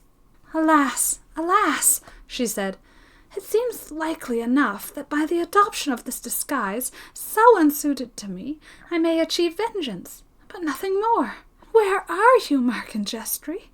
Oh, horror! Something seems to tell me that no mortal voice can answer me." Tears came trickling to her relief, and as she felt them trickling through her fingers, she started as she thought that the hour which Todd had said would expire before he returned must have nearly gone. "I must control these thoughts," she said, "and this emotion. I must seem that which I am not." She rose and ceased weeping. She trimmed the little miserable lamp, and then she was about to go to the door and look for the return of Todd, when that individual, with a slow and sneaking footstep, made his appearance, as if he had been hiding just within the doorway. Todd hung his hat upon a peg, and then turning his eyes inquiringly upon Johanna, he said, "Well, has anyone been?" "Yes." "Who? Speak out. Confound you, you mumble so. I can hardly hear you." "A gentleman to be shaved, and he went away again. I don't know what puts you in such a passion, Mr. Todd. I'm sure nothing—" "What is it to you? Get out of my way, will you, and you may begin to think of shutting up, I think, for we shall have no more customers tonight. I am tired and weary. You are to sleep under the counter, you know." "Yes, sir, you told me so. I dare say I shall be very comfortable there." "And you have not been peeping or prying about, have you?" "Not at all." "Not looking even into that cupboard, I suppose, eh? It's not locked, but that's no reason why you should look into it. Not that there is anything secret in it, but I object to peeping and prying upon principle." Todd, as he spoke, advanced toward the cupboard, and Johanna thought that in another moment a discovery would undoubtedly take place of the 2 officers who were there concealed, and probably that would have been the case had not the handle of the shop door been turned at that moment, and a man presented himself, at which Todd turned quickly, and saw that he was a substantial-looking farmer with dirty top boots, as if he had just come off a journey. "Well, master," said the visitor, "I want a clean shave." "Oh," said Todd, not in the best of humours. "It's rather late. I suppose you would not like to wait till morning, for I don't know if I have any hot water." "Oh, cold will do." "Cold? Oh dear, no. We never shave in cold water. But if you must, you must. So sit down, sir, and we will soon settle the business." "Thank you. I can't go to bed comfortable without a clean shave, do you see? I've come up from Braintree with beasts on commission, and I'm staying at the Bull's Head, you see." "Oh, indeed," said Todd, as he adjusted the shaving cloth. "The Bull's Head." "Yes, master. Why, I brought up a matter of 220 beasts, I did, do you see, and was on my pony, as good a stepper as you'd ever wish to see, and I sold them all, do you see, for 550 pun. Ha ha! Good work that, do you see, and only 42 on 'em was my beasts, do you see. I got a missus at home and a daughter. My girl's called Johanna. Ahem." Up to this point, Johanna had not suspected that the game had begun, and that this was the magistrate who had come to put an end to the malpractices of Sweeny Todd. But his marked pronunciation of her name at once opened her eyes to the fact, and she knew that something interesting must happen soon. "And so you sold them all," said Todd. "Yes, master, I did, and I've got the money in my pocket now, in bank notes. I never leaves me money about at inns, do you see, master. Safe bind, safe find, you see. I carries it about with me." "A good plan, too," said Todd. "Charlie, some hot water. That's a good lad. And Charlie." "Yes, sir." "While I am just finishing off this gentleman, you may as well just run to the Temple to Mr. Sergeant told Runnis, and ask for his wig. We shall have to do it in the morning, and may as well have it the first thing in the day to begin upon. And you need not hurry, Charlie, as we shall shut up when you come back." Johanna walked out, but went no further than the shop window, close to which she placed her eyes, so that between a pomatum jar and a lot of hairbrushes she could clearly see what was going on. "A nice-looking little lad, that," said Todd's customer. "Yes, sir, an orphan boy. I took him out of charity, poor little fellow. But there, we ought to try to do all the good we can." "Just so. I'm glad I've come to be shaved here. Mine's a rather strong beard, I think, do you see?" "Why, sir, in a manner of speaking," replied Todd, "it is a strong beard. I suppose you didn't come to London alone, sir?" "Oh, yes, quite alone, except the drovers. I had no company with me. Why'd you ask?" "Why, sir, I thought if you had any gentleman with you who might be waiting at the Bull's Head, you would recommend him to me if anything was wanting in my way, you know, sir. You might have just left him saying you were going to Todd the barber's to have a clean shave, sir." "Oh, no, not at all. The fact is, I didn't come out to have a shave, but a walk. And it wasn't until I gave my chin a stroke and found what a beard I had that I thought of it. And then passing your shop, in I popped, do you see?" "Exactly, sir. I comprehend. You are quite alone in London." "Ah, quite. But when I come again, I'll come to you to be shaved, you may depend, and I'll recommend you too." "I'm very much obliged to you," said Todd, as he passed his hand over the chin of his customer. I'm very much obliged. I find I must give you another lather, sir, and I'll get another razor with a keener edge, now that I have taken off all the rough, as one may say, in a manner of speaking. Oh, I shall, though. No, don't move, sir. I shall not detain you a moment. I have my other razors in the next room, and will polish you off now, sir, before you will know where you are. You know, sir, you have promised to recommend me, so I must do the best I can with you.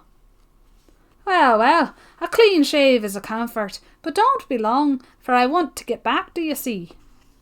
Not a moment.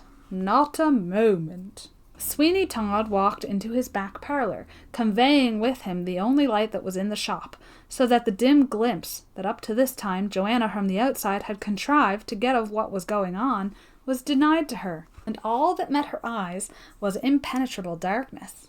Oh, what a world of anxious, agonizing sensations crossed the mind of the young and beautiful girl at that moment. She felt as if some great crisis in her history had arrived, and that she was condemned to look in vain into the darkness, to see of what it consisted. We must not, however, allow the reader to remain in the same state of mystification, which came over the perceptive faculties of Johanna Oakley, but we shall proceed to state clearly and distinctly what did happen in the barber's shop while Todd went to get an uncommonly keen razor from his back parlour. The moment his back was turned, the seeming farmer, who had made such a good thing of his beasts, sprang from the shaving chair as if he had been electrified, and yet he did not do it with any appearance of fright, nor did he make any noise. It was only astonishingly quick. And then he placed himself close to the window and waited patiently with his eyes fixed upon the chair to see what would happen next. In the space of about a quarter of a minute, there came from the next room a sound like the rapid drawing of a heavy bolt, and then, in an instant, the shaving chair disappeared beneath the floor, and the circumstances by which Sweeny Todd's customers disappeared was evident. There was a piece of the flooring turning upon a centre, and the weight of the chair, when the bolt was withdrawn, by means of a simple leverage from the inner room, weighed down upon one end of the top, which, by a little apparatus, was to swing completely round, there being another chair on the under surface, which thus became the upper, exactly resembling the one in which the unhappy customer was supposed to be polished off. Hence was it that in one moment, as if by magic, Sweeny Todd's visitors disappeared, and there was the empty chair. No doubt he trusted to a fall of about 20 feet below onto a stone floor to be the death of them, or, at all events, to stun them until he could go down to finish the murder, and to cut them up for Mrs. Lovitt's pies, after robbing them of all money and valuables that they might have about them. In another moment the sound of a bolt was again heard, and Sir Richard Blunt, who had played the part of the wealthy farmer, feeling that a trap was closed again, seated himself in the new chair that had made its appearance with all the nonchalance in life as if nothing had happened. It was a full minute before Todd ventured to look from the parlour into the darkened shop, and then he shook so that he had to hold by the door to steady himself. "That's done," he said. "That's the last, I hope. It is time I finished. I never felt so nervous since the first time. Then I did quake a little. How quiet he went! I have sometimes had a shriek ringing in my ears for a whole week." It was a large, high-backed piece of furniture, that shaving chair, so that when Todd crept into the shop with the light in his hand, he had not the remotest idea it was tenanted. But when he got round it and saw his customer calmly waiting with the lather upon his face, the cry of horror that came gurgling and gushing from his throat was horrible to hear. "Why, what's the matter?" said Sir Richard. "Oh, God! The dead! The dead! Oh, God!" cried Todd. "This is the beginning of my punishment. Have mercy. Heaven, oh, do not look upon me with those dead eyes." "Murderer!" shouted Sir Richard in a voice that rang like the blast of a trumpet through the house. In an instant he sprang upon Sweeny Todd and grappled him by the throat. There was a short struggle, and they were down upon the floor together, but Todd's wrists were suddenly laid hold of, and a pair of handcuffs were scientifically put upon him by the officers, who at the word murderer, that being a preconcerted signal, came from the cupboard where they had been concealed. "Secure him well, my men," said the magistrate, "and don't let him lay a violent hand upon himself. Ah, Miss Oakley, you're in time. This man is a murderer, and I found out the secret about the chair last night after 12 by exploring the vaults under the old church. Thank God, we have stopped his career." Chapter 39. The Conclusion. It wants 5 minutes to 9, and Mrs. Lovitt's shop is filling with persons anxious to devour or to carry away one or more of the 9 o'clock batch of savoury, delightful, gushing gravy pies. Many of Mrs. Lovitt's customers paid her in advance for the pies, in order that they might be quite sure of getting their orders fulfilled when the first batch should make its gracious appearance from the depths below. "Well, Jiggs," said one of the legal fraternity to another, "how are you today, old fella? What do you bring it in?" "Oh, I ain't very bloomin'. The fact is, the Count and I and a few others made a night of it last evening, and somehow or another I don't think whiskey and water, half and tripe, go together." "I should wonder if they did." "And so I've come for a pie just to settle my stomach, you see. I'm rather delicate." "Ah, you're just like me, young man, there," said an elderly personage. "I have a delicate stomach, and the slightest thing disagrees with me. A mere idea will make me quite ill." "Will it really?" "Yes, and my wife, she—" "Oh, bother your wife. It's only 5 minutes to 9, don't you see?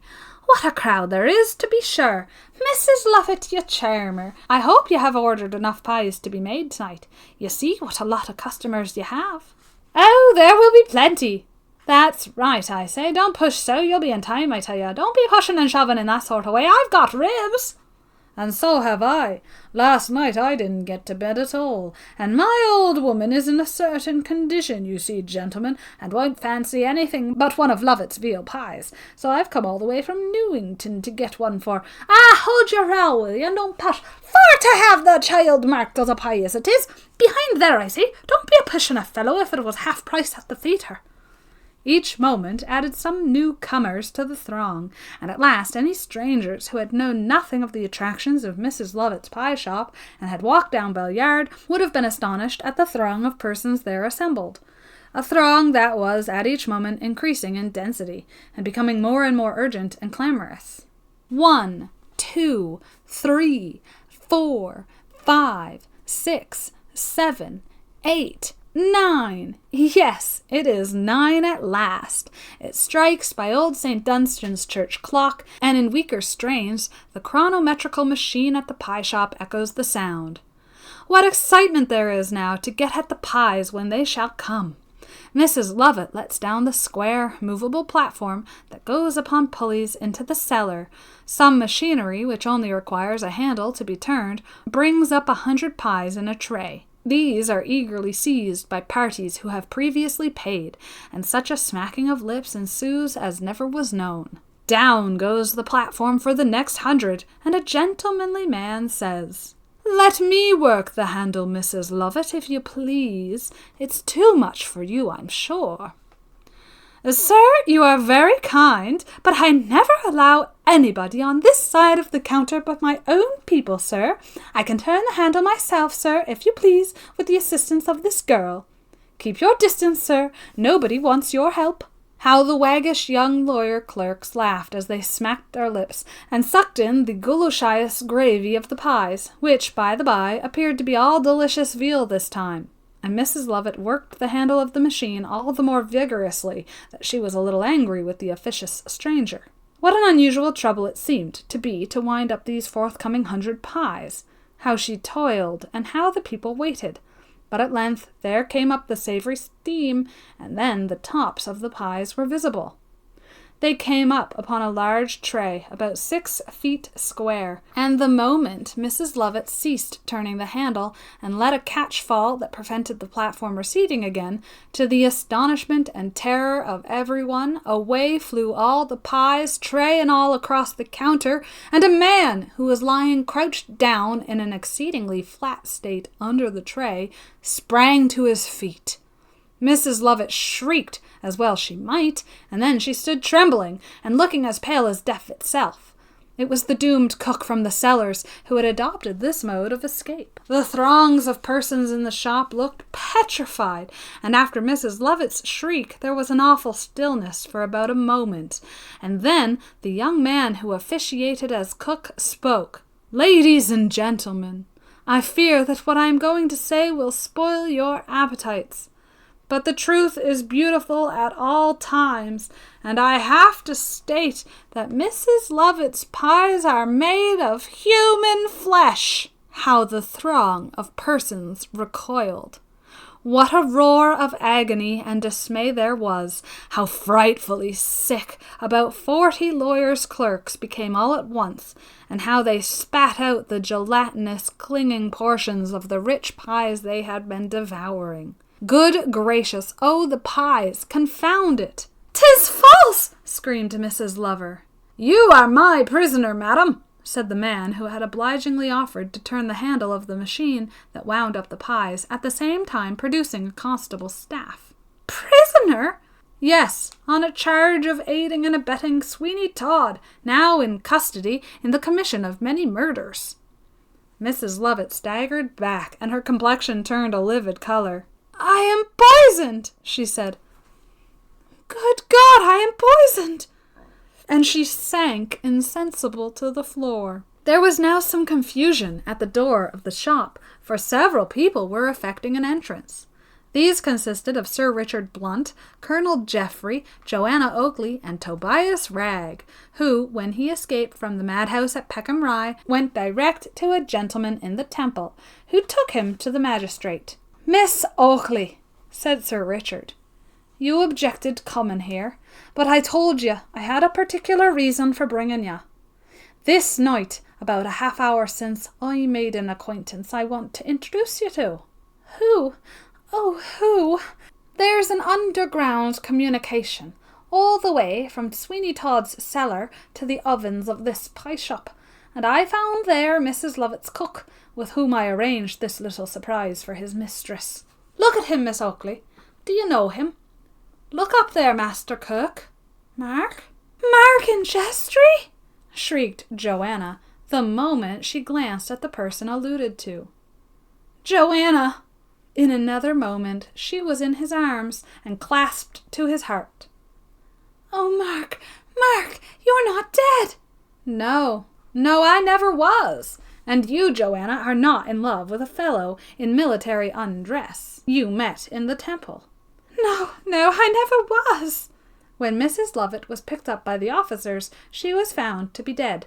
The poison which Sweeny Todd had put into the brandy she was accustomed to solace herself with, when the pangs of conscience troubled her, and of which she always took some before the evening batch of pies came up, had done its work. That night Todd passed in Newgate, and in due time a swinging corpse was all that remained of the barber of Fleet Street. Mr. Fogg's establishment at Peckham was broken up, and that gentleman persuaded to emigrate, for which the government kindly paid all expenses. Tobias went into the service of Mark and Jeffery, and at the marriage of Mark with his beautiful bride, Big Ben the Beefeater did some extraordinary things, which space and opportunity will not permit us to chronicle in these pages. The youths who visited Lovitt's pie shop and there luxuriated upon those delicacies are youths no longer. Indeed, the grave has closed over all but one, and he is very, very old. But even now, as he thinks of how he enjoyed the flavour of the veal, he shudders and has to take a drop of brandy. Beneath the old church of St. Dunstan were found the heads and bones of Todd's victims. As little as possible was said by the authorities about it, but it was supposed that some hundreds of persons must have perished in the frightful manner we have detailed.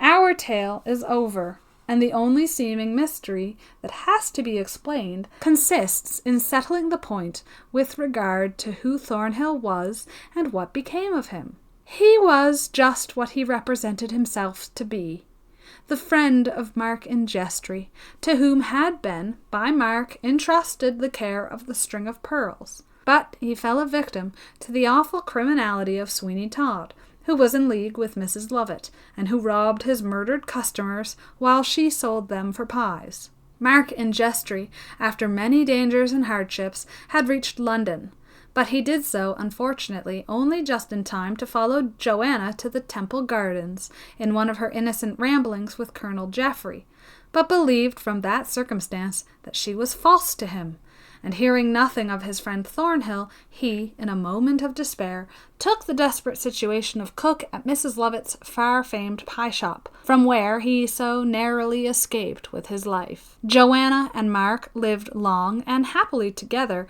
enjoying all the comforts of an independent existence. But they never forgot the strange and eventful circumstances connected with the string of pearls. The end. This has been the reading of Sweeny Todd, The String of Pearls by James Malcolm Rymer.